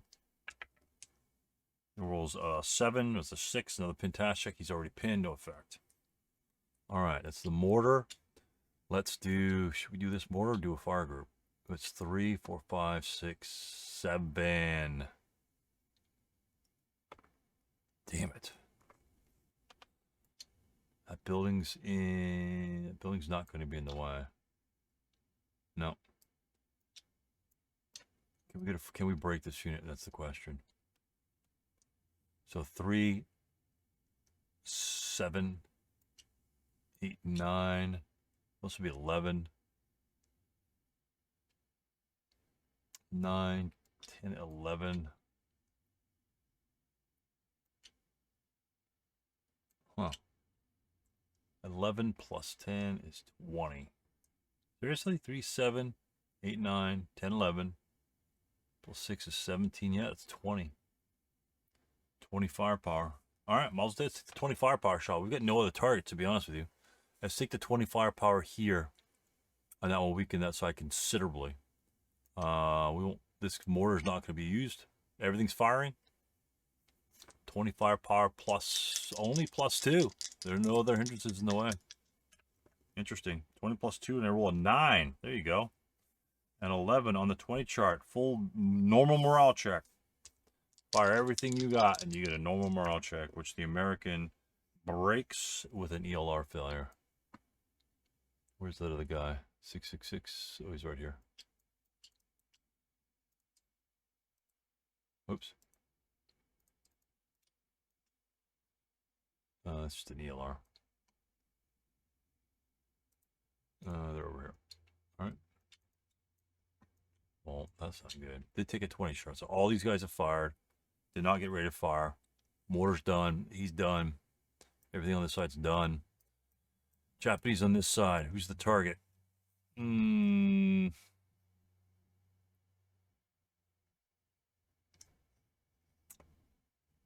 Let's go with the 9 minus 1. 4, 8. Can we do 12, 13, 14, 15, 16? Can we go 4, 8, 12 plus 2, or 16 plus 3? Same thing. Let's just do 12 plus 2 on that unit. All the guys in the front is a 12 plus 2. Roll a 4. A 6 on the 12 is a 2 morale check. That would have been the same result on the 16 Shavel. 2 morale check. Jesus. 9 minus 1. He rolls a 9. So he just breaks. Does not fail ELR. That was close. 667 might not have the best chance. Oh, 3 actually passes the morale check. Holy shit. That was big. That was kind of big. The leader, man, not so much, but the 667 round, now he can just route. He can't, well, he can go that way. He doesn't really care. He can go this way if he wants to. I really don't want him to route back that way, so this unit will keep concealment. So what we need to do then, for the 9 minus 1 to get back to this unit, of course he's going to self-rally anyway. But instead of keeping the 9 minus 1 here to be obliterated later on, we're going to try and... it's Japanese, actually. Japanese player turn. So for the American player turn, I try to lose this guy's concealment. Because if he's lost concealment, then he can't route this direction, and he'd have to route that direction towards the broken unit. So he'd be able to make it further away from the Japanese instead of stuck in the buildings. But now he's going to be stuck in the buildings. I don't think the Japanese wants that unit to be... Unless he wants him to push in the back and not be on the front line. That's a possibility. So I'll have to think about that. So these units up in the back, I don't think they're going to fire. I'm going to fire with the 2 plus 4, 4 plus 3. 4 plus 3 is a legit shot. We'll fire both of them, 6 plus. That'll be a 6 plus 3. That's a legit shot. Roll 5. It's an 8 on the 6. A pin task check. 667 will roll. He is pinned. It's not his turn anyway. Oh, it is the American's player turn. And they get to advance fire. So he does pin there. So we may try to break this unit. But he does pin. So that means he can't advance out of the area. And that's it for us. I think we fired everybody. This is one shot here. And this is pretty much one shot here. Let's go to the American advanced fire phase, which will be these units here. So let's try and shoot this guy. So it's going to be 3 and another half because it's concealment. 1.5 round to 2 plus 1, 3, 6. It won't get to 8, so it'll be a 6 plus 1, 2, 3, 6 up 4. We got to roll low. 6 of 4. Fantastic. That's all we need. Roll 10. It's not gonna do anything. All right. So that was the attempt there. All right. All right. We get the pin. Big D fire. And all these guys are locked up. Pin. Okay. I might try really have it. So let's get a route phase. He's obviously going to route back here.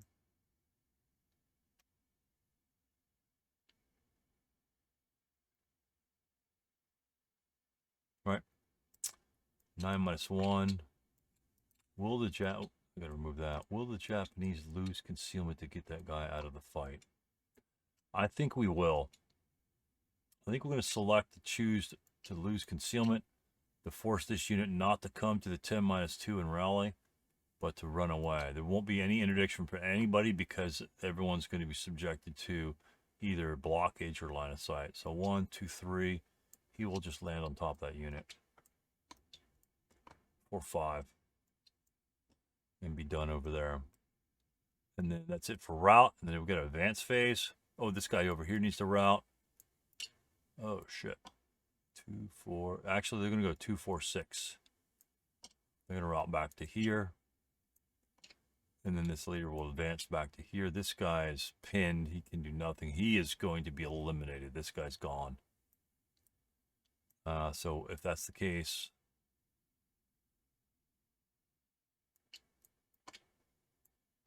we need to advance like this.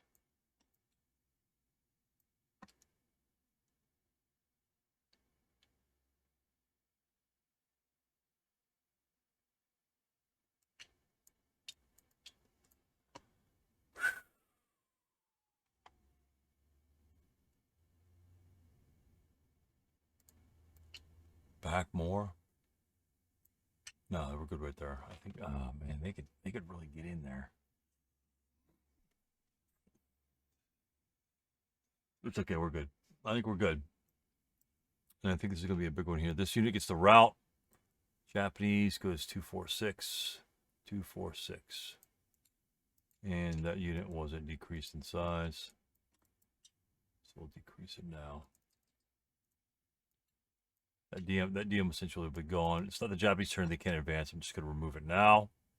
Don't really need the DM when you're not the phasing player. All right, that's the advanced phase. This guy needs a decrease. He's way too big. Damn. All right, lose the pins. Concealment gains. 1 for the leader back here. Nothing back over here. Everyone else is in line of sight. All right. Japanese turn 5. All right, I think this is going to be the it's going to be the big one. I think we've weakened them enough, especially over here. Oh, what happened to that thing there? All right.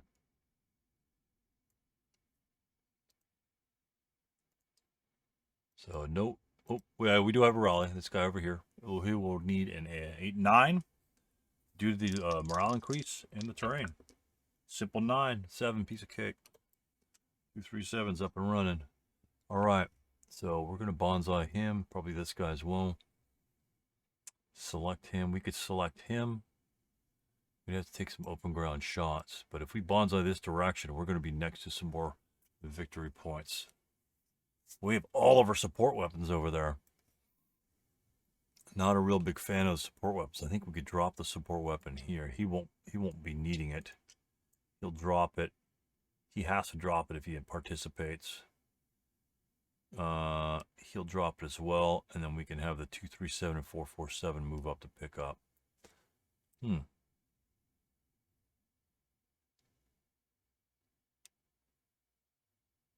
Yeah, the mortars haven't been really doing too much. And now most of the Americans are not going to be in airburst terrain at this point in the game. They're going to have to be defending here.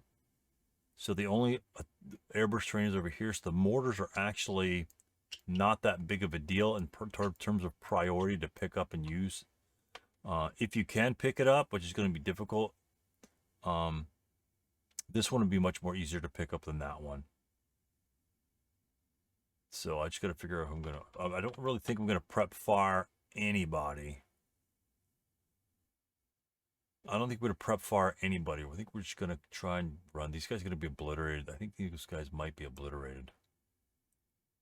But I don't think we need to last too long. 1, 2, 3, 4, 5. We still need to get back there. Yeah. Not good. 2. Huh. We could pull some of these units in this bonsai. We could start with this unit and string some units down this way. String units all through here and go that direction. He could go directly. Yeah, if we go north, we'd have to pull him and he can actually go that way. Huh. So he could go into here. And just get shot to hell, to be honest. Now, these guys may have to prep fire one more turn and then advance up.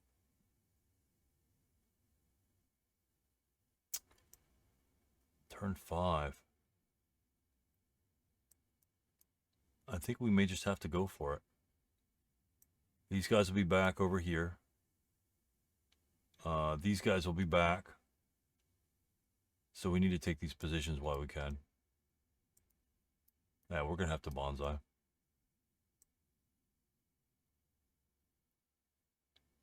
All right. Let's try and figure that out. Okay, rally phase. We've got a DM unit back there. The American rolls 5. Rolls a 6. Almost makes it. DM units back over here. They need 5s.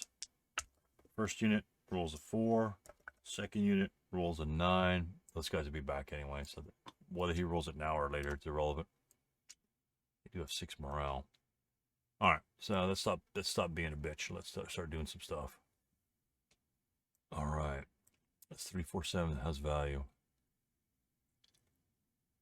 1, 2, 3, 4, 5, 6. We'd have to take the 10-0 with us.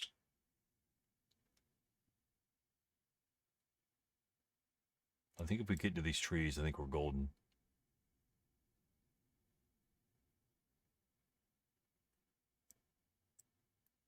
Yep, let's do it. Prep fire, though. Anybody over here prep fire? And that's just a regular unit now. Can we succeed a bonsai charge against the 10-2? It's possible. 1, 2... Those guys have to fire, and then we could just run around them.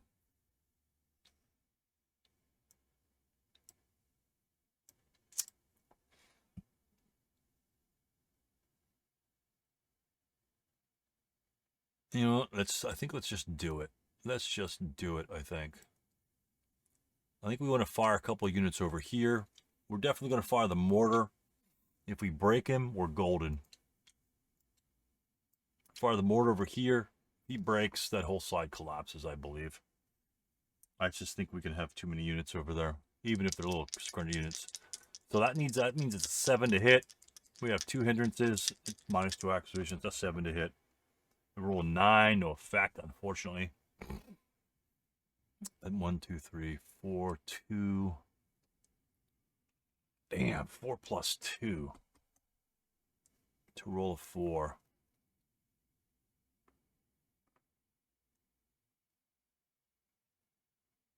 No, we're not gonna do it.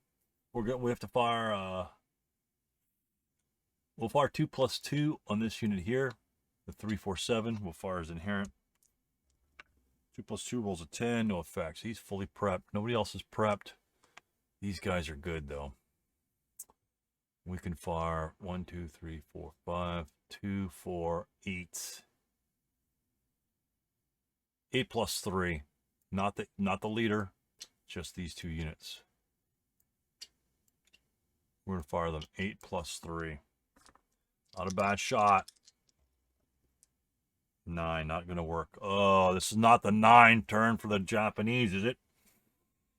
Shit. We don't really roll 9s.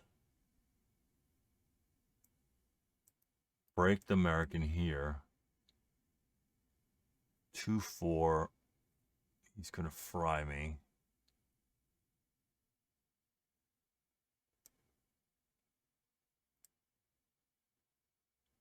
Yeah, we're going to break the American. We're going to go 8 firepower plus 2. Or at least pin him. Roll a 6, 7, 8, 8 on the 8's morale check. 5, piece of cake. Okay, these guys are prepped.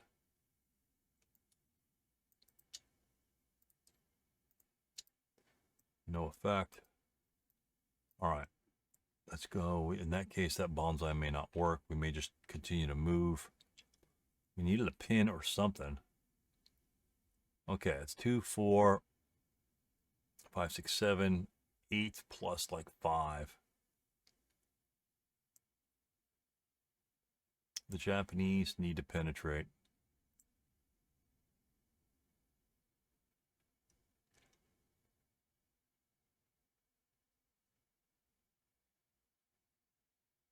I think I needed these guys to bonsai. All right, I don't think the Americans are going to do much next turn anyway. We'll bonsai next turn. We'll just spread it out. All right, we will bonsai this guy over here, though. Either target him or target him. If we target him, we go straight. We take all 3 of these units. They have to go straight. If we target him, we can go 3, 4, 5. So we can go kind of wonky to get to him.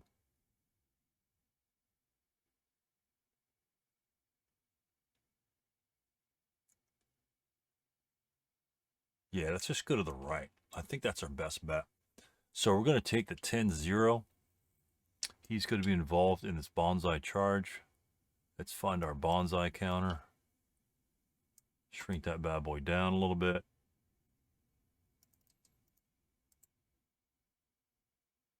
Oh, God, I wish this thing would move.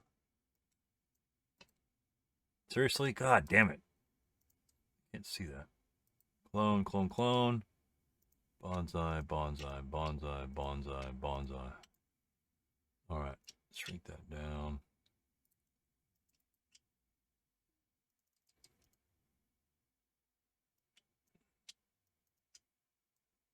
Oh yeah, he's gonna bonsai. All right. He will drop his support weapon though. So will this guy.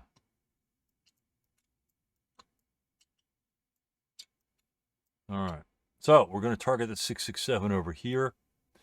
First impulse. This 137 is huge. We're going to go. We can actually enter this guy's location. And that's what we're going to do. We're going to enter this guy's location.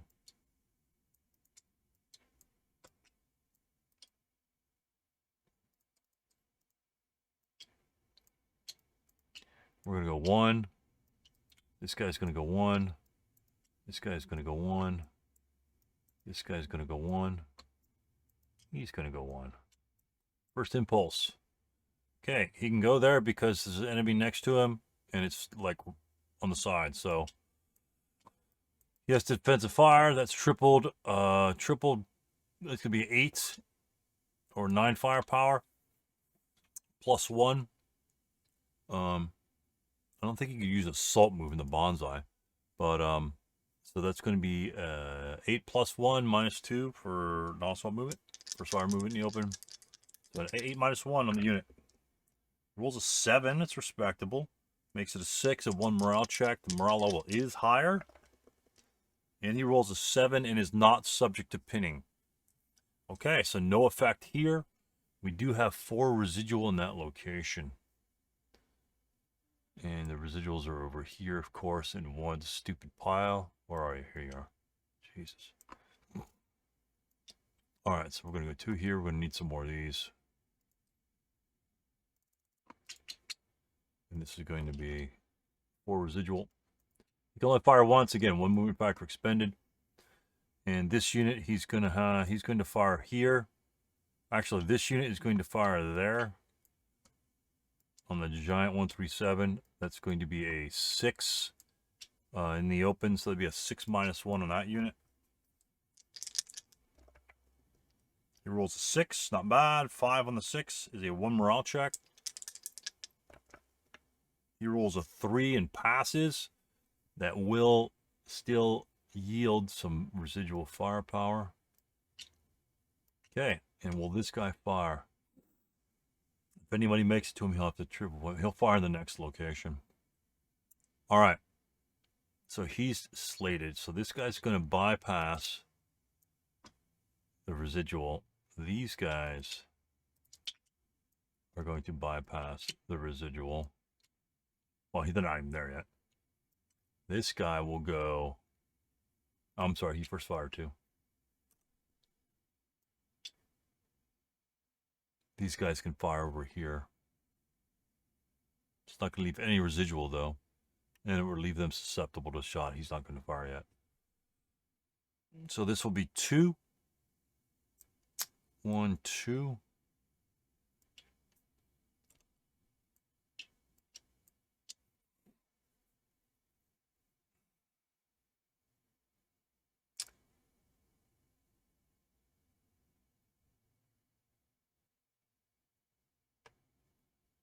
Okay, they'll have to go into there. All right, we're going to go no fire. 3, 4.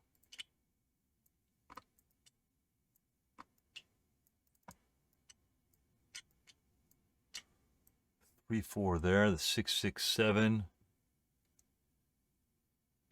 He has the best chance against this unit. He can't fire. He's in.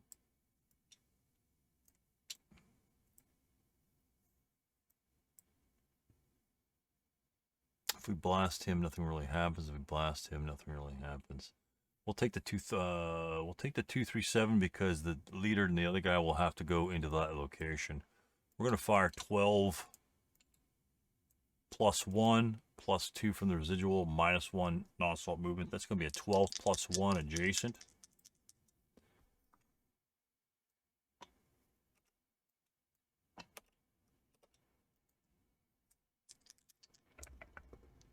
Rolls a 7. That's average. 9. Morale check. Rolls a 7. Unaffected. All right. He can fire again, but he's not because he's going to have to do a triple point blank fire when they enter his hex. Yeah, there's no point because it's just a 237. So that's 1, 2, 3. So he was here 1, 2, 3, 4. Actually, 1, 2, 3, 4. Right? 1, 2, 3, 4 in that location, and he can go either here or he can go here. Let's go on the 667. And he's first fired.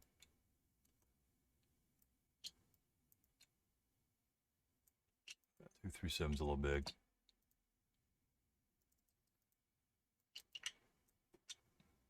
These guys will go into the residual. All right, this residual here, this shot will be an 8 plus 2. Well, we get the residual first, regardless. He has to fire. Maybe he could wait for somebody else. No, he won't. These guys can't fire at him. He has to fire in his own hex, so he'll just take that shot first. That's 2 movement factors. So it's gonna be 1, 2, 3, 4, 5, 6. This guy has 2 movement factors left. So this is going to be an 18 halved is a 9 plus 1 woods plus 1 rain minus 1 non-assault movement. That's going to be an 8 plus 1 shot. He rolls an 8. A 9 on the 8 is a pin task check, which is no effect. I don't think the bonds, they don't immediately lose their bonsai status until after they're in their hex. So they get resolved for the attacks they're going against. And now, after all those attacks, they lose their bonsai status at the end of that. So he could final protective fire at the same location. I gotta be honest, I don't think I will. Because these guys might want to jump in there as well. So there is a residual of 4 in there. We're just going to clone this one. So when these guys don't have to move in, but they can if they want. So does that mean these guys want to fire? If I fire those guys, I still have all of this to contend with. That might be a mistake. That's the big idea right here. That's only +3 plus. It's only a +2 shot. It's an 8 +2 shot. They do have like 10 and 9 morale. So that's not going to have any effect against these guys. Even if I do a 10 +2. It's not going to have any effect. One morale check, he'll just slough it off. I'd much rather shred these units here to shore up our defense. Alright, so that's that. Okay, after the end of that impulse, these guys go to that. These guys can bypass them. And they will. They're going to go here for 8. So that will be an 8 over there. These guys are prepped. These guys can move here.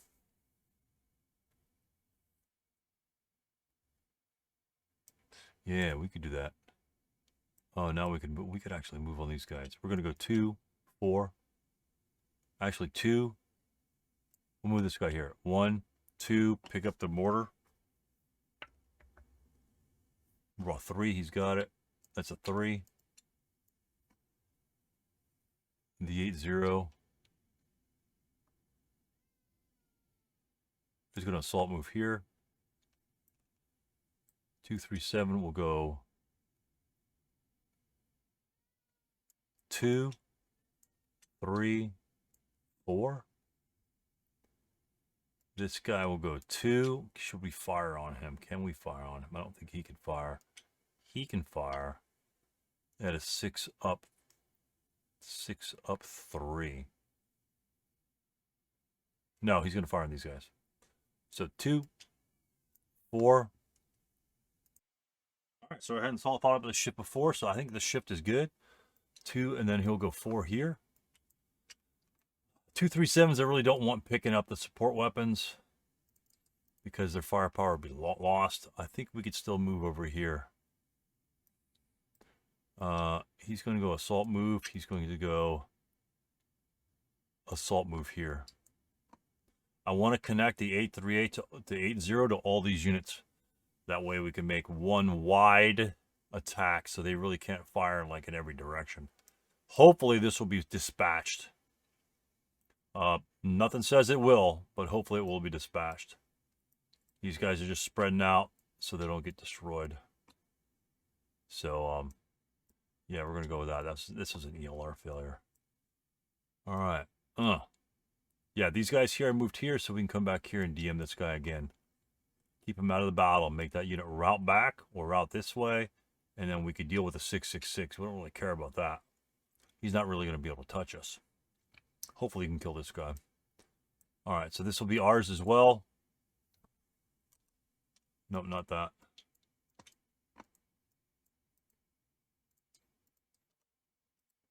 Because we moved through it. And they still have 5. And that's it for movement. Disco defensive fire. The Americans still have defensive fire in the middle. He was only first fired, right? Yeah, he was only first fired. All right, defensive fire. He's final fired. We're going to subsequent first fire here with this guy. He's going to be tripled in half, so it'll be 9, 4. It'll still be the same thing. We're going to fire 2 separate shots. He's going to fire here. He's going to be 9. Divide by 2 is half. No residual. Let's move those over a little more.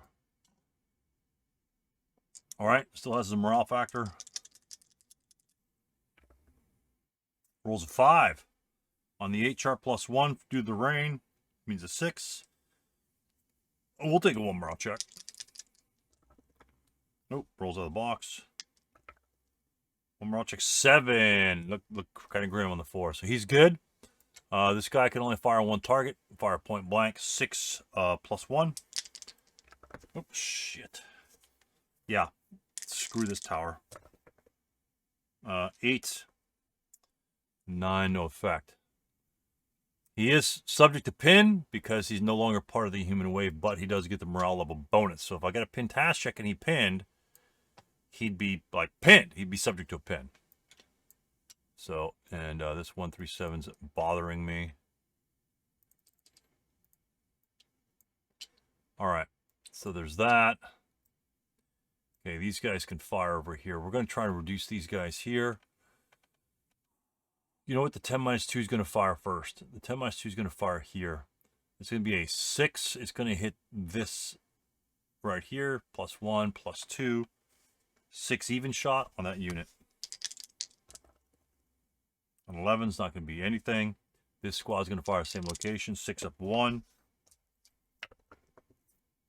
Oh, and another 11. They're rolling really well now. This guy has nothing else to fire at but this guy over here. That's too many hindrances that way. Well, shit. Well, firing that way is not too bad. Let's fire over there. Let's check that LOS. Oh, this stays. All right, let's check that LOS. Get out the way.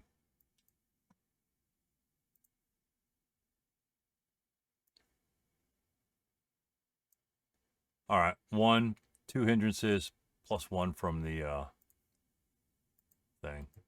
All right, so be it. I thought that was close. It was kind of close. That's going to be a 8 up 3. 8 up 3 is not horrible. We'll take it.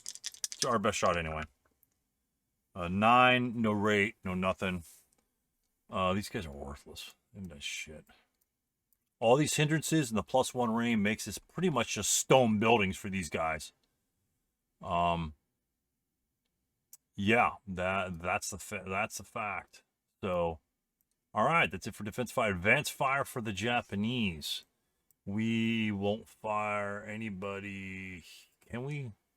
1, 2, 3 plus 3 plus 3 now. We're not gonna bother. These guys will fire here. 1, 2, 3. These guys will fire as well. These guys are tripled. That's a 9, so it makes it a 4.5. This guy's a 4, makes it an 8 plus 2 on that unit there. 8 plus 2. Ooh, a 5. That's 7 on the 8 chart. Is a 1 morale check. Oh, shit. Oh, a 6. So he's pinned. At least it didn't break. We're going to take the first fire off. Wow. That was pretty crazy. That pin could have been, that break could have been disastrous. Okay, these guys have fired. Nobody else is going to fire. Route phase. Do we have any broken? He's broken. Actually, he's not broken. His DM's gone. Yeah, his DM's gone. Nobody's broken. Let's go to advance phase. These guys are going to advance up to here to DM him. That was the plan.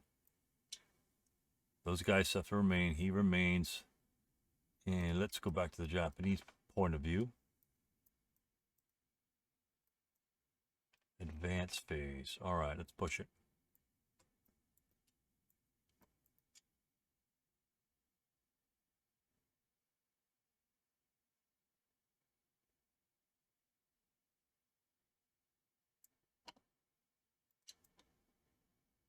Right there.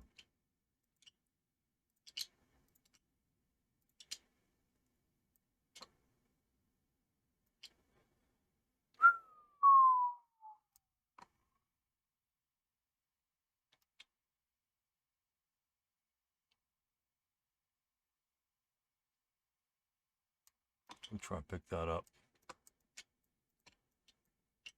Advance.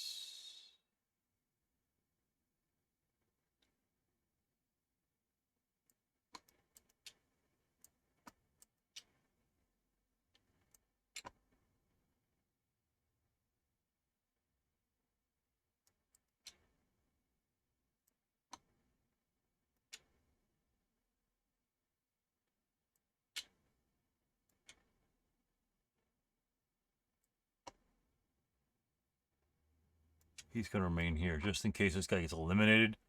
The chain remains unbroken for the last turn. The last turn bonsai. I think we need a bonsai this turn to get control. I think that's what we needed to do. But I'm chicken shit. So these guys are going to rally. They won't be able to... Yeah, they'll be able to move. We're just going to have to get shredded. We move last anyway, so it doesn't really matter, to be honest, right? All right. Advance, close combat phase. No ambush, no ambush. Nobody's advancing in ambush. There are no ambushes. So it's straight up close combat. There is no hand-to-hand here because he's not a first-line unit. Simply a 1 to 3. Wow, that kind of sucks. That's a 1 to 4. That needs a 3? Are you kidding me? All right, needs 3. Rolls a 6, no effect. 3, 4, 7. 3 to 1. Needs an 8.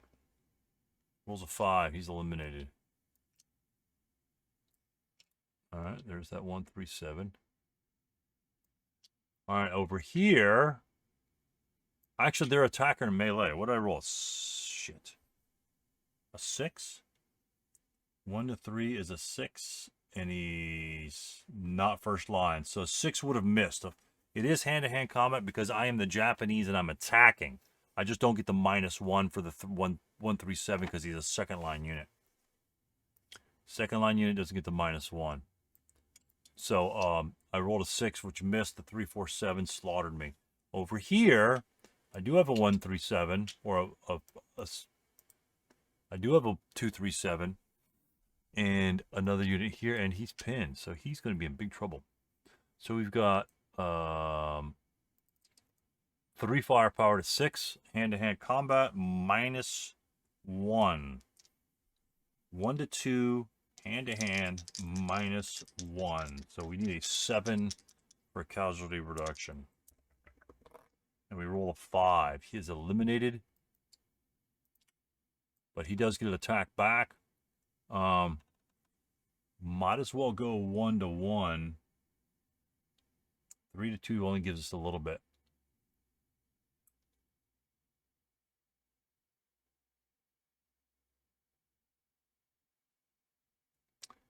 Should I kill both or one? You know, because casualty reduction is only going to affect 1.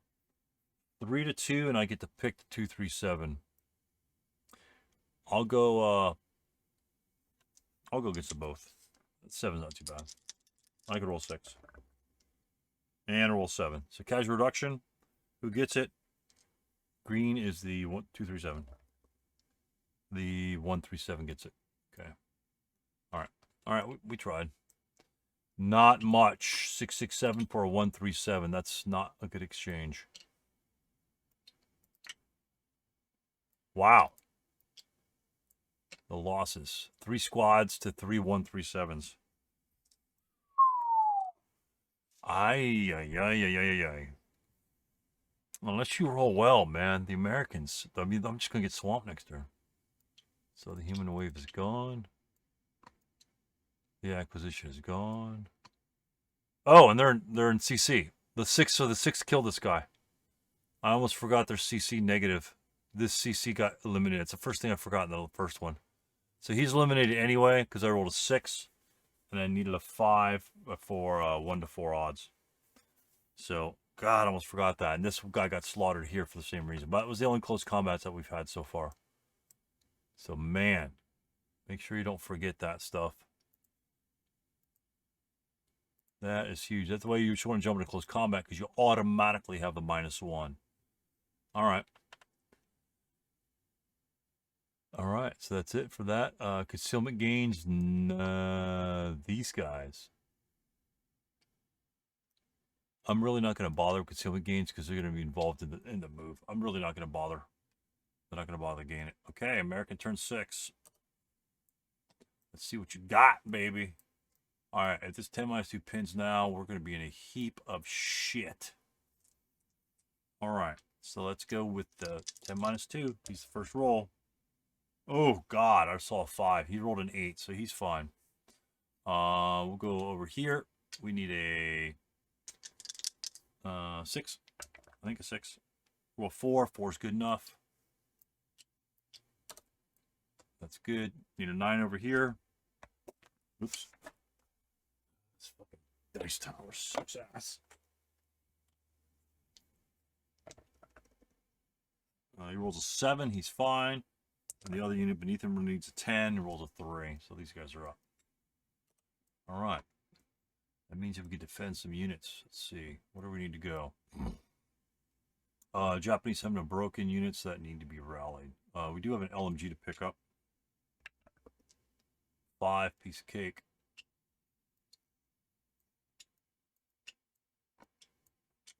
They really don't have anybody to fire at, to be honest with you. All right, these guys need to... Do we need to back up? That's the point. We don't really need to back up. We could assault move and get right in front of their faces and block their, semi-block their move to the objectives.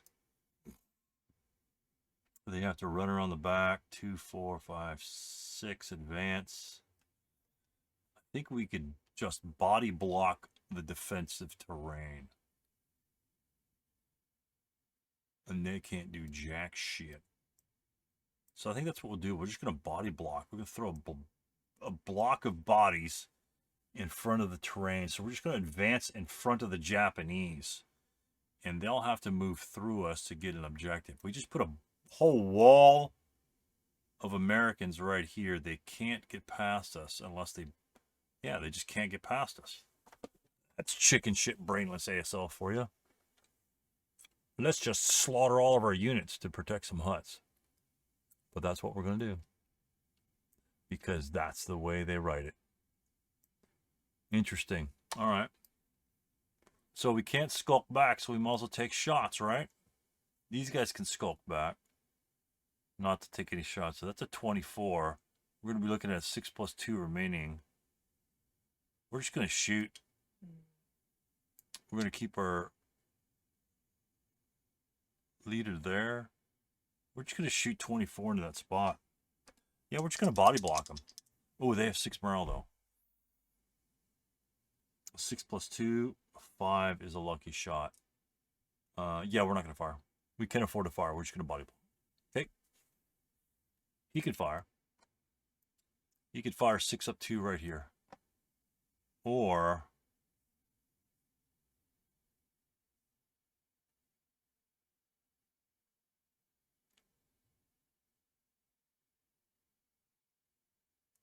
I'm not sure we can body block everything because we need to keep every single terrain. That means if we move up forward, we need 1, 2, 3, 4, 5 bodies. Oh, the leader can work. 1 and the 10 - 2 could split to the side as well. 1, 2, 3, 4, 5. That's pretty chicken shit. And then this guy can move over here to block through here. Man, that's chicken shit ASL for you. All right. We're going to do it, though. That's kind of lackluster. I'm really disappointed now. Guys, do your human waves early. Get up in front of the American's face because this is bullshit. I hate to do this, but this is a way to win, and it's pretty chicken shit. It is pretty chicken shit. But, good Lord. Yeah, this is terrible.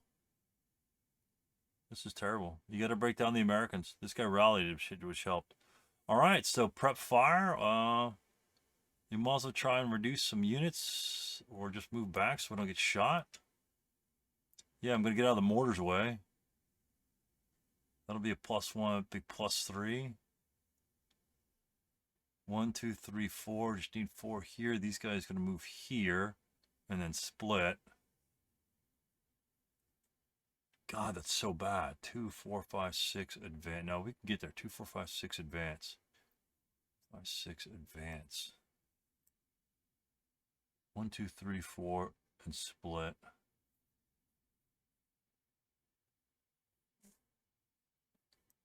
That's terrible. Honestly, I think this is terrible.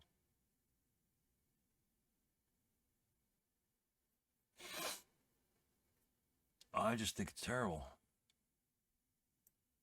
And there's nothing the Japanese... Anyway, this is a way to win. This is a way to win the game, guys. Beware of this and be aware of this is what you can do.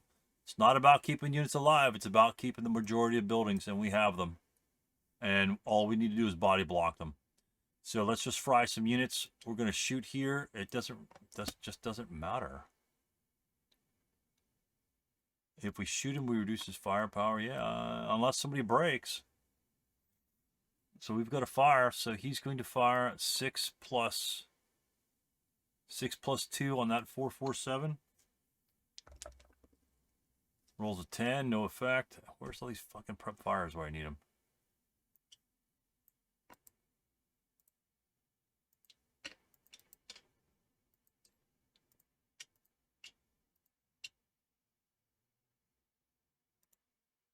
All right, he fired. He's going to fire 6 up 2, same spot. Or actually 6 even, same location. 9, no effect. These guys will fire 8 plus 1 here. 8 plus 3, no effect. No one else will fire. They'll just move. All right.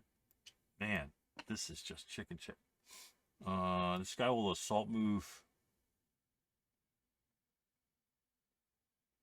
Yeah, he'll assault move here. We need to get as much hindrance as possible. So, fuck. We could blow this guy up. He's not going to fire. The mortar's going to fire over here. Oh, it's only +1, +2. It's a +2. That's a +2 shot. We have 2 mortars over there. These guys are just going to assault move here. Oh, he can't assault move that far back. He has to go here. Unless he started there. He'll assault move back here. Do we have firepower and range? We have 1, 2, 3, 4. 1, 2, 3, 2, 4, 5.5.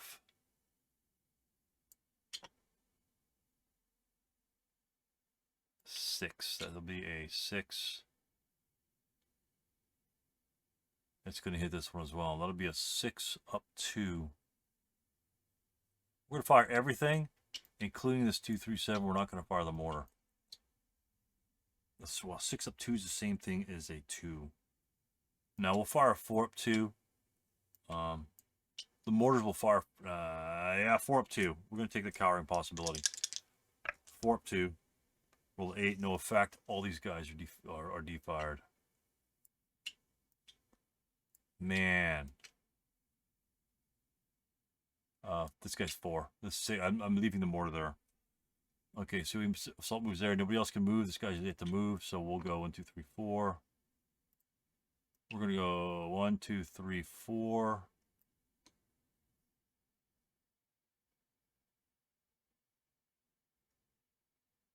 Oh, we got plenty of moves. And we'll assault move here. All right, we need to break some guys here. This is stupid. These guys need to break so we have a gap. Of course, he doesn't need to route if he's here because he's not in open ground. All right, we need to break this guy in the back. This guy's key. Well, not really.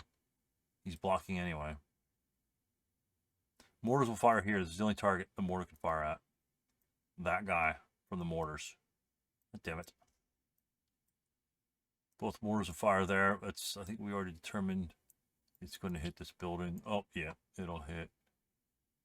It hits this building, that's right. So that's going to be a +1, +2, +3 hindrance.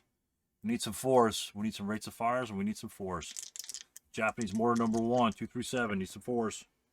9, no effect. Mortar on the 347, needs some 4s. A 5, it's a miss, no effect. All right, those guys are done. We need to fire group these guys. 8, 9, 10, 11, 4, 8, 12.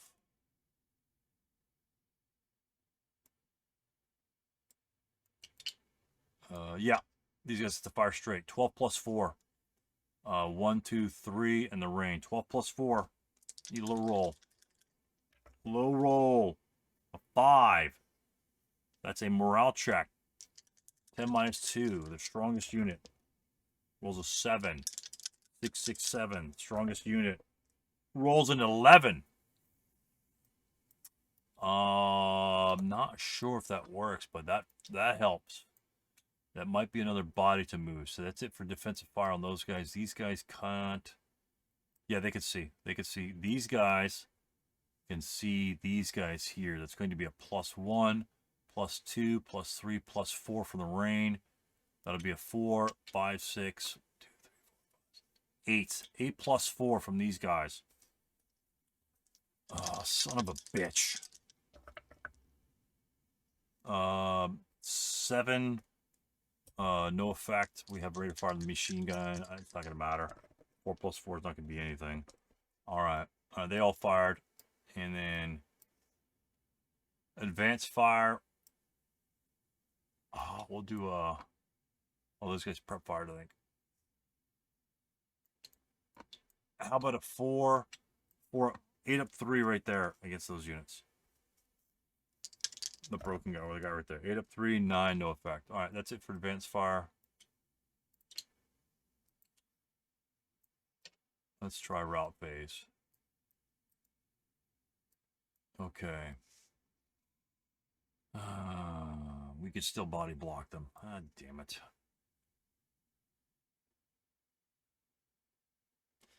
All right, we could low crawl here for route phase.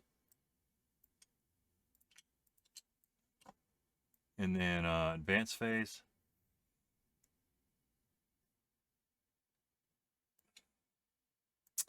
Wow, this is such chicken shit. Oh, hold on.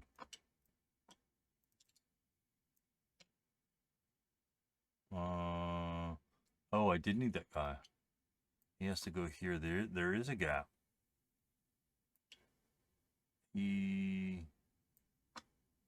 Where was this guy? God damn it. This guy came this way. He's gonna fill the gap there. And he was right here, right? So he has to go here. There is a gap.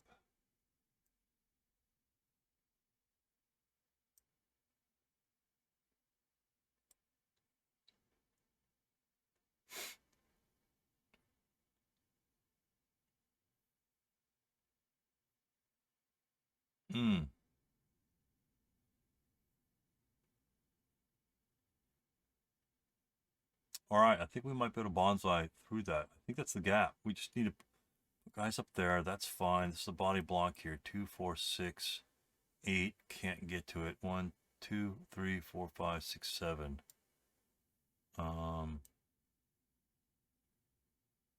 That's the best we can get. Not going to worry about concealment gains. We've got Japanese turn 9. Japanese turn 6. We could possibly get there. It will have to be a bonsai charge. We do double bonsai, and we could denote this guy as a bonsai charge.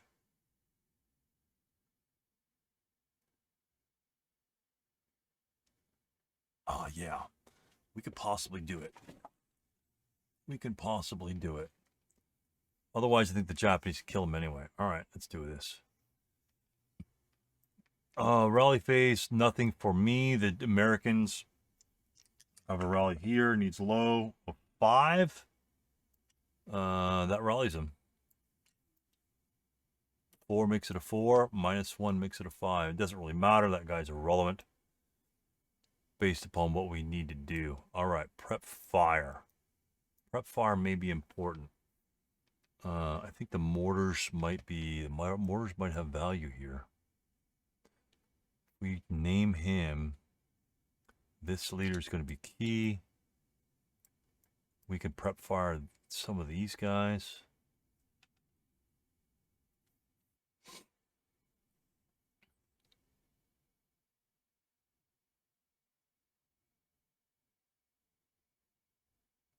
This is going to be like a football match here.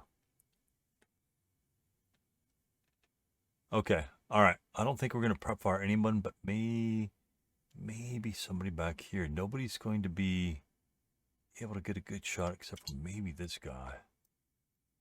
We could see him. That's a 12 + 3.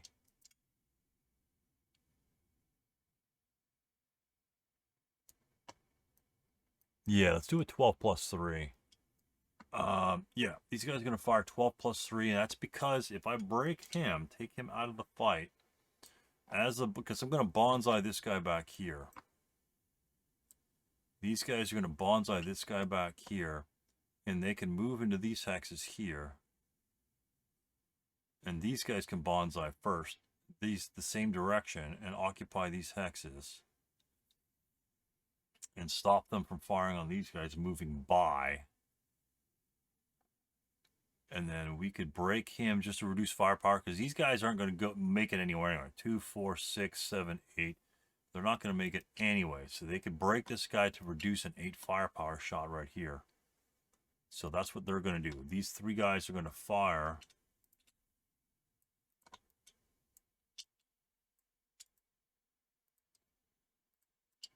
On the guy over here. And that's going to be a plus 1, 2, 12 plus 3. Come on. 5. That makes it an 8, which is a 1 morale check. That's doable. He rolls a 4, unfortunately. Alright, so that's the shot there. No other fire. Get some mortar shots. Should we take a mortar shot? This guy could take a mortar shot. Where are we going to fire? Plus 1, 2. We'll fire on this guy right here. Unless the 8 morale can get it. 1, 2, 3. Oh. Yeah. I think we're just going to have to take the shots. No more firing. We're just going to do a major bonsai.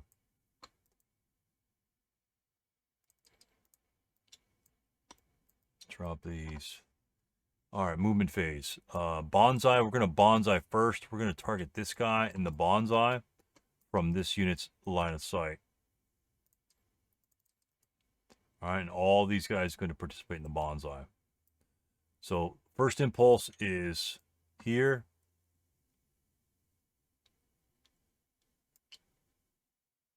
Here and here for 2 movement factors. The reason why I moved the 10-0 into here instead of the 4-4-7 is because the 10-0, if he wants to do an end around, can't control the building. We're going to building control. We're trying to end around these guys and get control of this building here. The 4-4-7 can make it. The 2-3-7 can't make it because he has to go into the target hex. And after that happens, the 4-4-7 is then free to make it end around. Or the 4-4-7 can go here, and I think based upon the rules, I think he can go. Oh, I'm not sure that he can move away from it. I'll have to check to see if he can move away from it. I don't think so. I think in the example it's clear that you can't move away from the target. If he were like right here, then I can move into that hex. But that's the idea. So that's 2 there. He has to fire. So that's going to be 18 plus... Oh, we need some bonsais.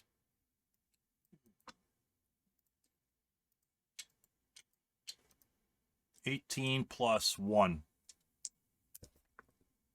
He rolls a 7 on the 16 chart. 8, 1 morale check. Leader rolls a 5. He's fine. The best thing we need to do is, all we need to do is pass that 1 morale check. He did expend 2 movement factors, so the 667 will have to fire again. The reason why is because if the 667 causes this Oka to fail a morale check and he dies on the ensuing break roll, then he could then final protective fire adjacent.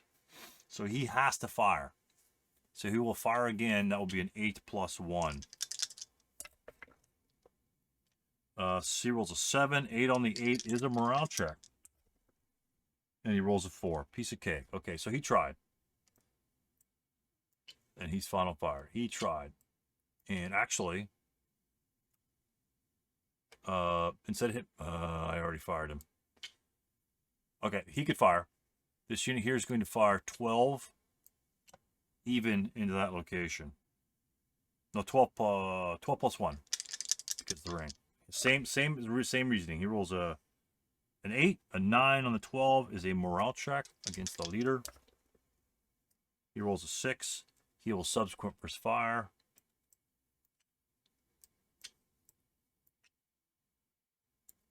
That's an 8 plus 1. Rolls a 9. Well, the Americans had their chances. So in that case, does this unit fire on the leader? Or this unit to break? We're going to fire on this unit to break. We're going to leave residual here. Just because we should. That should be an 8.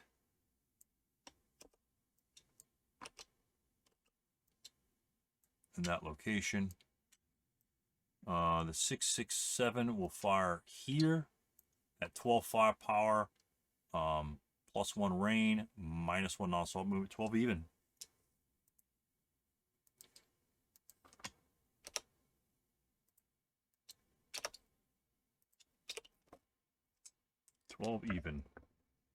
Ooh, 4, but he cowers.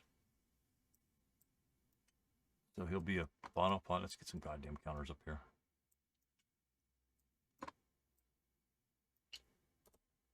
He will final fire. That means it will be reduced. So it'll be an 8. This will be a 4. 4 even on the 8. 2 morale check. That's not bad. It does have an 8. He rolls a 4. Wow, this guy's badass. All right, so he makes it there. So he could fire again. Well, he could fire again if final protected fire, but he might as well wait until he's in the open ground here, because he could possibly just straight up eliminate him. So second impulse.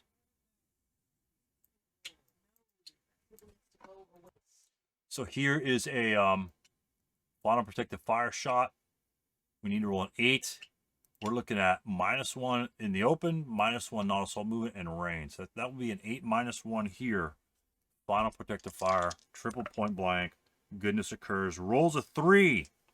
Rolls a 3, which makes it a 2, which means this guy is gone. That means we could fire again later on. Wait, this guy was entered. I'll have to check the rules because this hex was technically entered by a friendly unit.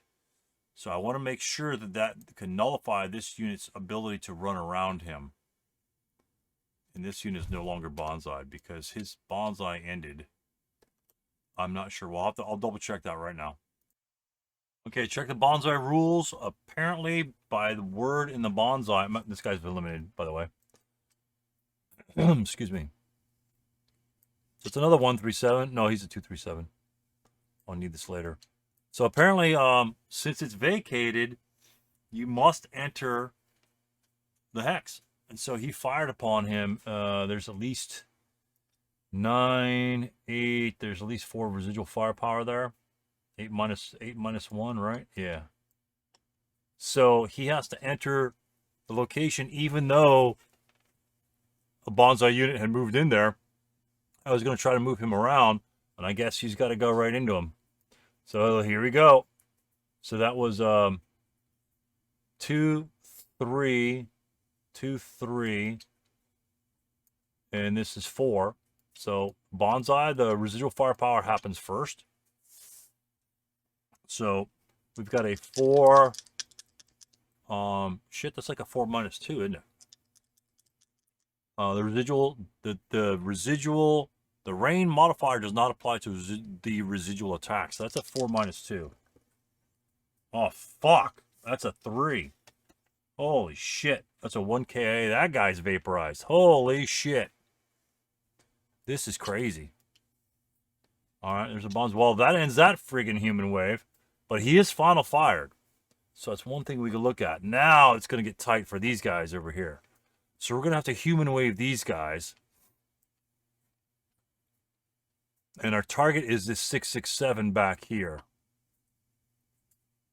So let's get that little arrow out. Hold on. I'm just going to draw an arrow. We're going to draw a red arrow. Boom. And so who is going to activate? Who is going to activate? We'll just we'll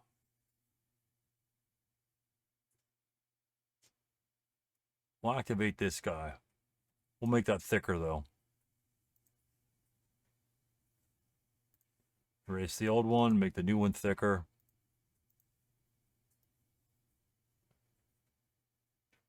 So we've got to go towards that unit.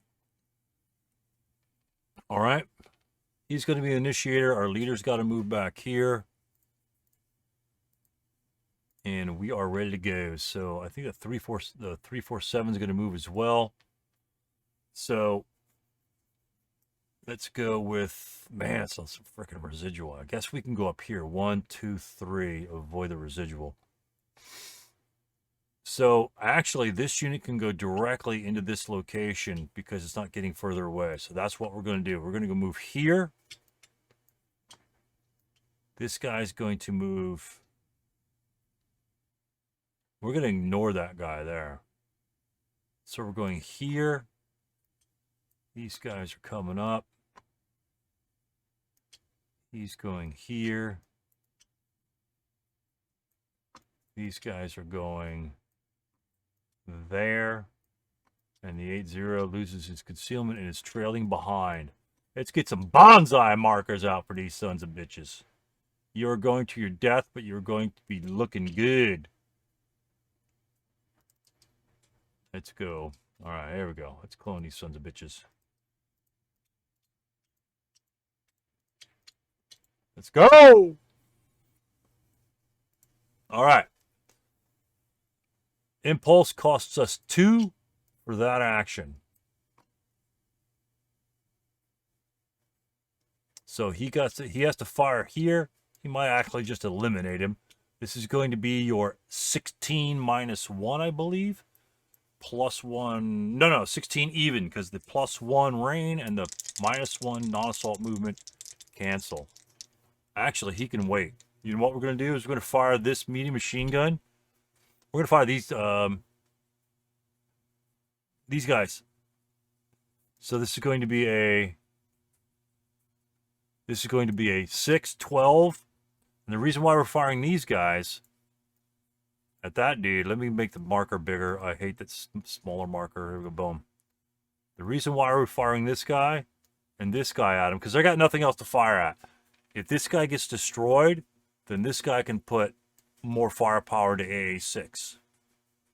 If he fires here, his firepower over here is going to be minimized. So we need to try and break, and then this guy could fire up another shot followed up and double break that unit to eliminate it. And that way that will free up the 667, because we can defensive fire first at that unit.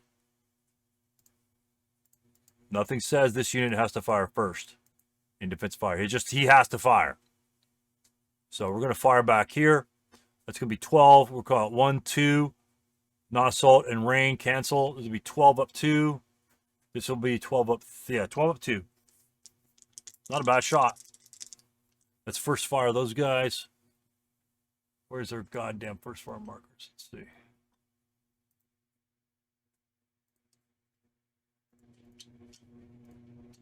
That's right. Those guys are first fire, 12 up 2. They cower, 4, 6. That'll be a 1 morale check. He rolls a snake eyes. So he's immune to that crap. As far as the medium machine gun, same location. They could subsequent versus fire, and they will. They'll do a 6 up 2, same location. Because the impulse costs 2 because these guys entered the buildings in the back. I'm going to erase that stupid arrow. And we're going to put our target marker right there. How's that? That actually looks legit. All right. 6 up 2. Subsequent shot. 7, 8, 9. That will be a dash. Dash, which is Garbo. All right. We've got the medium machine gun. We'll do exactly the same thing. He's just going to move into him as well. Doesn't matter. We'll have residual. 8 firepower. Even. 8 even. Ooh, 6 rate of fire. 6 on the 8 is a 1 morale check. And he rolls an 8, and he fails. What? All right, so he's no longer bonsai. I think if you're broken, you don't get the bonsai benefits. So he can subsequent first fire in that location, and he will. He's going to try and eliminate that unit. So another 8. 8 even. Oh, 4. Plus another residual rate of fire. Morale check, baby. And 7. So he's gone. He gets eliminated. And we still have rate of fire. These guys are first and final fired back here. Leader can't do anything. Can't do anything. Okay. All right. Huh. We need 1 building. And we need to get that one. All right. Let's go for it. Let's go. Let's go again. He comes into here. No residual left over because actually 12 over here would have been reduced by 2 to 6. 6 down to 4-2. There'd be 2 residual in there from that first shot. That shouldn't affect the bonsaiing unit too much. But there is 2 residual from those Americans on the left-hand side. This guy hasn't left any residual yet because he retained multiple rate fire. All right, so 2 residual on this unit. Actually, to move forward.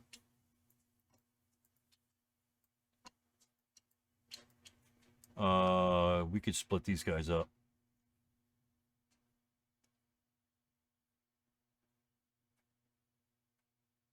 Two, 4, 5, 6, 7, 8. 2, 4, 5, 6, 7, 8. Yep. We can still advance.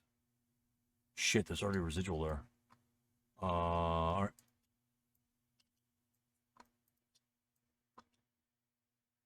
That's 4. Right there. So 2 residual here. 4 movement factors. You know what I'm going to do? I'm going to take this. Clone it. Clone. All right, these are our movement factors because I may lose track. I don't want to lose track. So let's make them smaller. God damn it.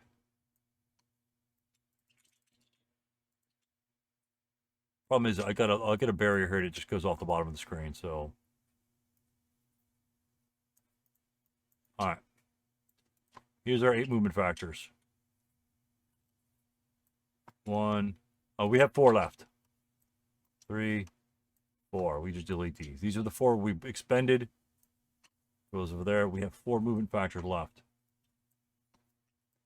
2, 4. Okay. All right. That's how we're going to keep track of our movement. We'll just move it up here, actually.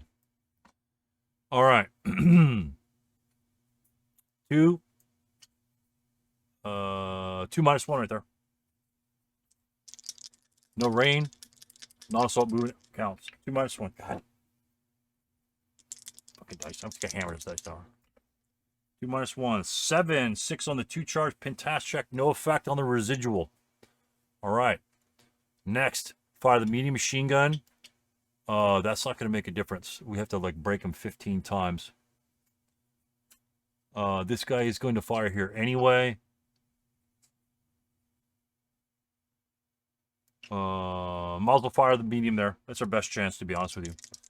So we could possibly clear him out. That's going to be an 8 -1. No, 8.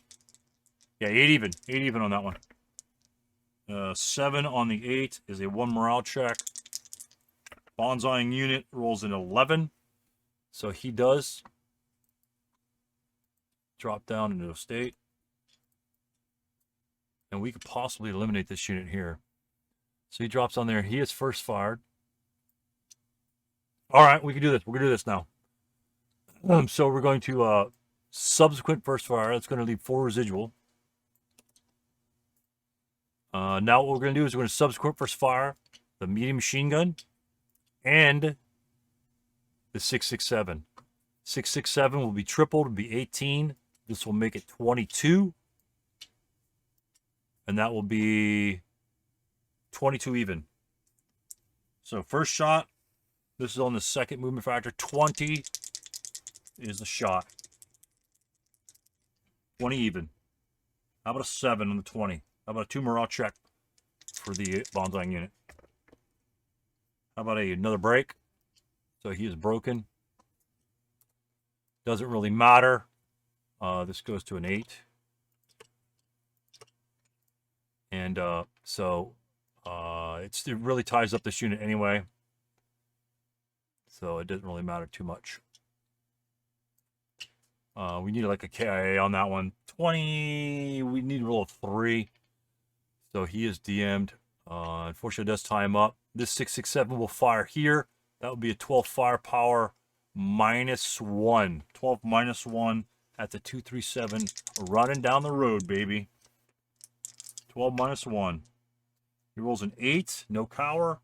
7 on the 12 is a 1 morale check. 237 rolls an 8, and he will fail.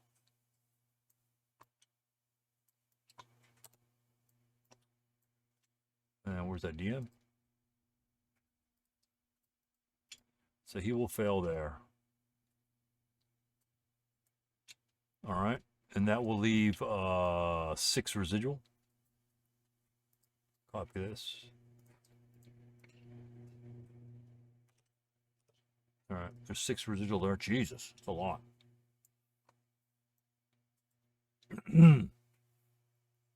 All right. So what we're going to... He is first fired. So what we could do here for the Japanese, we have to go towards our target, correct? All right. We're not going to go in the 6-2. We're going to go bonsaiing in this location here. We're going to put the residual up in the upper right. We're going to go here. This guy's going to go here because he's going in the direction there. This guy's going to go there. And the leader's going to trail behind him as well. So we're really getting funneled in this bonsai attack. So... this unit is first fired. He may not subsequent first fired, nor may any of these guys do jack shit. He is final fired. He's locked up into this location here. He can't fire outside the hex. The only person that can fire right now is the 667. But before that, they undergo a 4 -1 roll in this location. Because, again, rain doesn't apply to residual attacks. So they're not assault moving and non-open ground. Didn't want to take a 6-2 here, so we're going to take a 4-1. So American gets a 4-1 on those guys. Rolls a 9. That's like Garbo. That's like anything. Nothing happens there. But this unit can funnel protective fire. So he's going to have to funnel protective fire. Should he funnel protective fire if they... oh, he's got to. Because if they move into my location, they're going to split anyway. So he's going to final fire right here. So that's going to be a 6 +1 rain, -1 non-assault movement. It'll be a 6 even, and it's a morale check. 6 even morale check rolls a 5. That's a 1 morale check. Let's go! 237. 5, piece of cake. 347. 4, piece of cake. Oh, shit. So, no, the residual does not increase. But somebody's got to enter that hex now. So who it's going to be? It's going to be the 237. Because the 347 can afford to break here as he moves on to over here. So the 237's got to make it. So that was 4, right? 2, 3, 4, 2, 4, 5. No, it's 5. Where's our 5? We only have 3 movement factors left. So 237 will move into here. Because there's a unit there, we don't have to go there. We go over here. These guys move forward over here. Leader comes right behind. All right? That'll be 6. All right? First thing first, residual firepower, 4. And that's going to be non-assault movement. And that's in open ground. That's going to be a 4 -2. So if he gets vaporized, the 667 is free to fire. 4 -2. Ooh, I rolled a 6. 6, 4 on the 6 is a 1 morale check. So he will still be there. And he rolls a 9 and he breaks. Oh, this is interesting. Maybe I should have rolled the 347 in there. Yeah, better still to roll a 347 in there. This 667 has to final protective fire. That is going to be an 8 minus 1 because the rain applies. 8 minus 1 against that unit. Oops, rolls out of the box. 8 minus 1. He rolls an 8. Makes it a 7 on the 8. 1 morale check. So he needs to survive. 4. Thank God he survives. Okay, but he expended only 1 movement factor in there. So he can't fire again. Unit here does break. If he died, then that would give the 667 more firing opportunities. But since he's there, now the 667 is locked up in that close combat. Or not close combat, but yeah, technically there should be a whatever. But anyway, these guys are all locked up. This guy can fire. And he might as well. Final fire at this unit here. That is going to be a 6 even shot for the non-assault movement and the ring. 6 even on AA7. I roll a 5. Wow, these are good rolls. That's a 1 morale check. If this guy rolled a 12, he's going to be up shit creek. He rolls a 6, so he's fine. He only spent 1 movement factor, and I don't think the Americans can do anything else. Because that'll leave 2. He just goes here. Nobody can fire on him. They're all final fired. And these guys could just, to be honest with you, they could just stop. And then that will be another movement point. And then he has to advance there.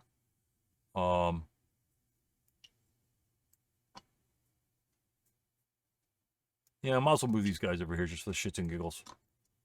On that too. So he'll follow them around. That's a 2 even shot. Rolls an 8, no effect. And then one more movement factor. We don't have to move. He can't move in here. And wow.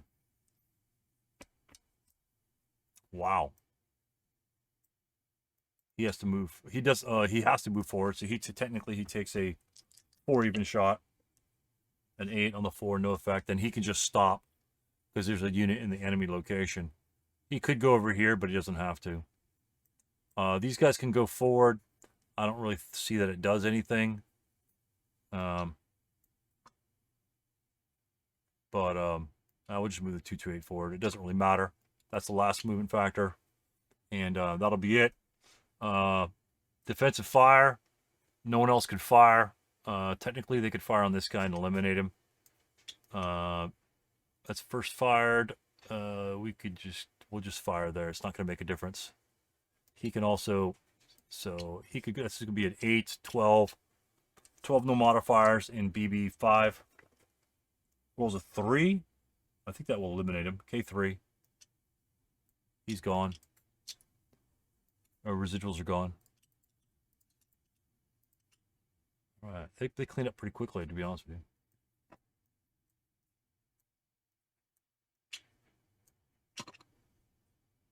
All right. All these machine guns and shit are there.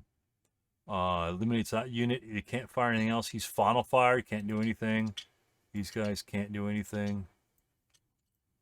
These guys over here can't do anything. Unless I'm missing something. Unless you see something I missed here. We got a route phase. This guy can route. Technically, he could route in the building 2-4. And then these guys simply advance. Technically, we could go in here and kill some more units, but we won't. We'll just advance over here. This guy has to route. We'll just go low crawl this direction. So, that's the end of the game right there. That makes it a 1, 2, 3, 4. 1, 2, 3, 4, 5 for the Japanese. Very interesting game. It's... Again, this is the second time I played it because I screwed up the scenario special rules the first time. So I allowed smoke. I didn't do the CX in close combat, which made a difference in 2 close combats. And so it's like, I'll just play again. It plays kind of fast. And the strategy was pretty much the same, to be honest with you. The hidden unit over here actually made it back to here to take these two. And we took another building in here. The Americans had everything. But the body block didn't work because we were short one unit, because I think this guy over here broke. So maybe, I don't know what happened. Yeah, this guy broke. I don't know what happened. Maybe I could have body blocked it. I think I screwed that up. Double check to see how my body block would have worked out. I think these guys advanced up in these locations. This guy came from here. So still, they had to run through a gamut of firepower. And this is one of the advantages of Bonsai. I mean, look how many guys you went back there through all that firepower. You just kind of put your target far in the back so you can move into and through units. I gotta be honest with you. If the Japanese don't Bonsai and engage in close combat at every opportunity, I think they can lose this one almost every single time, because the Americans can stand back. And again, if you don't put damage on the Americans, they will just block these things at the end of the game, and your Bonsai comes a turn too late. And and you don't really have enough firepower as the Japanese to keep break. You might break one unit, and then he just goes on the 10-2 and rallies with like a 6 or a 7. So it doesn't really do anything. You're gonna have to take your lumps getting in there, and that's why you're Japanese. You could fail 1, 2, 3 morale checks on your way there, and you're an 8 morale. So even at a 12-1, you're probably going to get a 2 morale check, and so you just flip over, and then you go to the next hex, and it's going to be half firepower. So right now, I think it's looking pretty potent for the Japanese. I mean, this is stupid. I mean, I went from back here with ragtag units, to be honest with you. They weren't all 447s. Some of these guys were just half squads, straight up half squads that could just be broken. And they still engaged units to try and tie them up and got annihilated. I mean, some of these guys this guy killed like 2 units. And they got annihilated. And but they still kept on charging. These are all half squads, crews, 347s, 136s. I think this guy is a 137.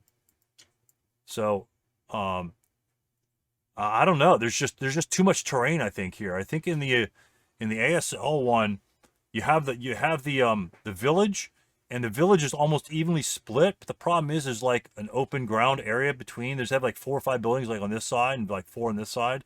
So on the ASL version, they actually have to kind of cross the open ground to get to those buildings.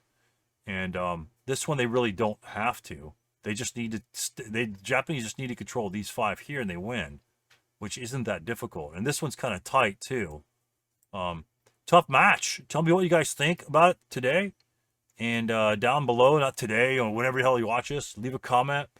And yeah, let me know if anything surprised you. I didn't even see the body block potential until like the last turn. I wasn't really planning on it. I was planning for the Japanese to attack me and then just kind of blast them as best as I could. I was going to final protective fire until the cows come home with the 10-2. And but once the 9-2 rally this unit here, it's like it's another 6-6-7 I got to deal with. So I kind of got gun shy. It's like, screw it. There's a gap over here. Let's pursue that gap. Got a couple breaks on this right-hand side. A key breaks that sent those units back there. He did rally, but those rallies can affect the final protective fire because now he's at 6 morale instead of the 7. So interesting. Move my leader in there to tie him up instead of a squad, because the leader can't control his back square, the back hex. So, and you could run around him as soon as someone goes in there. You could run around your target hex.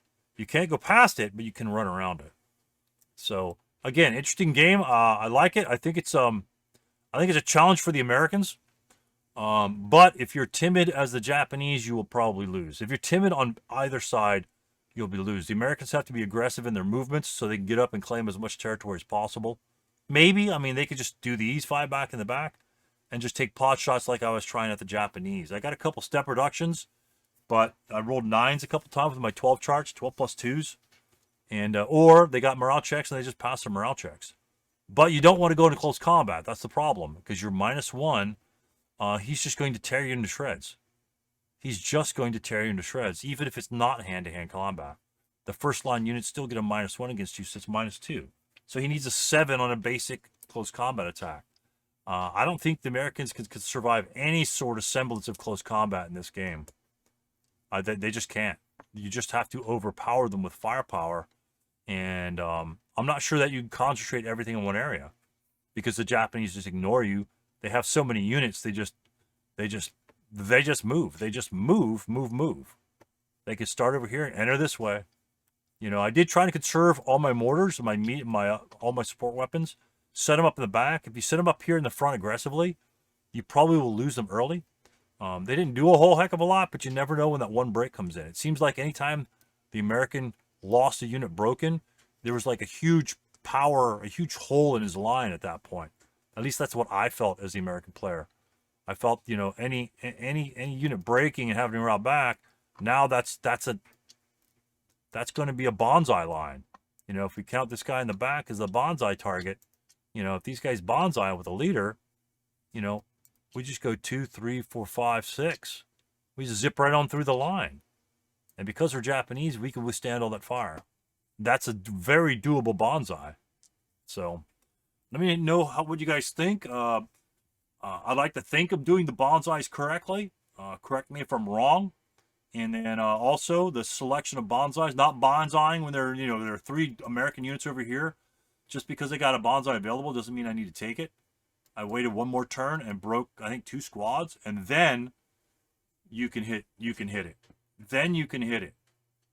And you need some hindrances as well. Hindrances will help your bonsai stay alive, just as you saw here. I ran through this hindrance here instead of this one to -2. And so it helps your guys stay alive. So I hope you enjoyed this one as much as I did. I think I got a little nostalgia from this one simply because I played the ASL version. And this one, I think the ASL version is a little tighter. It's a little more cat and mousey. And you got fire lanes, American mortar, stuff like that. And but the Japanese have more units coming on, but it's just that the Japanese have to essentially move 2 movement phases in the ASL version. This one just eliminates that bullshit movement off the board. So the ASL version, I think, is 8 turns. I'm pretty sure it's 8 turns. And this one's just 6, simply because you don't have to move the 2 turns to get to the village. So I like that adjustment. I think that's a fair adjustment. And it keeps the game moving, keeps the game exciting and active. And but it plays out almost exactly the same as the ASL version with the SK. Very, very, very close games in terms of what they represent. So, fun game. Thanks for watching. And the next game will be an ASL one. I think it's going to be a good snow one. So, we'll see what happens. Russian Germans. We're going to give you guys a break for the Japanese for now. Although they are fantastic to play with, and my appreciation has grown with them, even in the starter kit. Even as much as I hate the starter kit Japanese rules, that's just what you got to deal with. I mean, that's starter kit Japanese. So it's not ASL. Don't try and compare it to ASL. It's starter kit Japanese. But I love their step reduction. I think it adds so much to the game. It adds this sort of bullshit. You can't do this with Russians. You fail a morale check, you break. Japanese just run on down the line and keep running. They just keep running. So body blocks is kind of what the name of the game would be. So, all right, this guy was up here. Thanks for watching, and we'll catch you next time. Now, go play some ASL.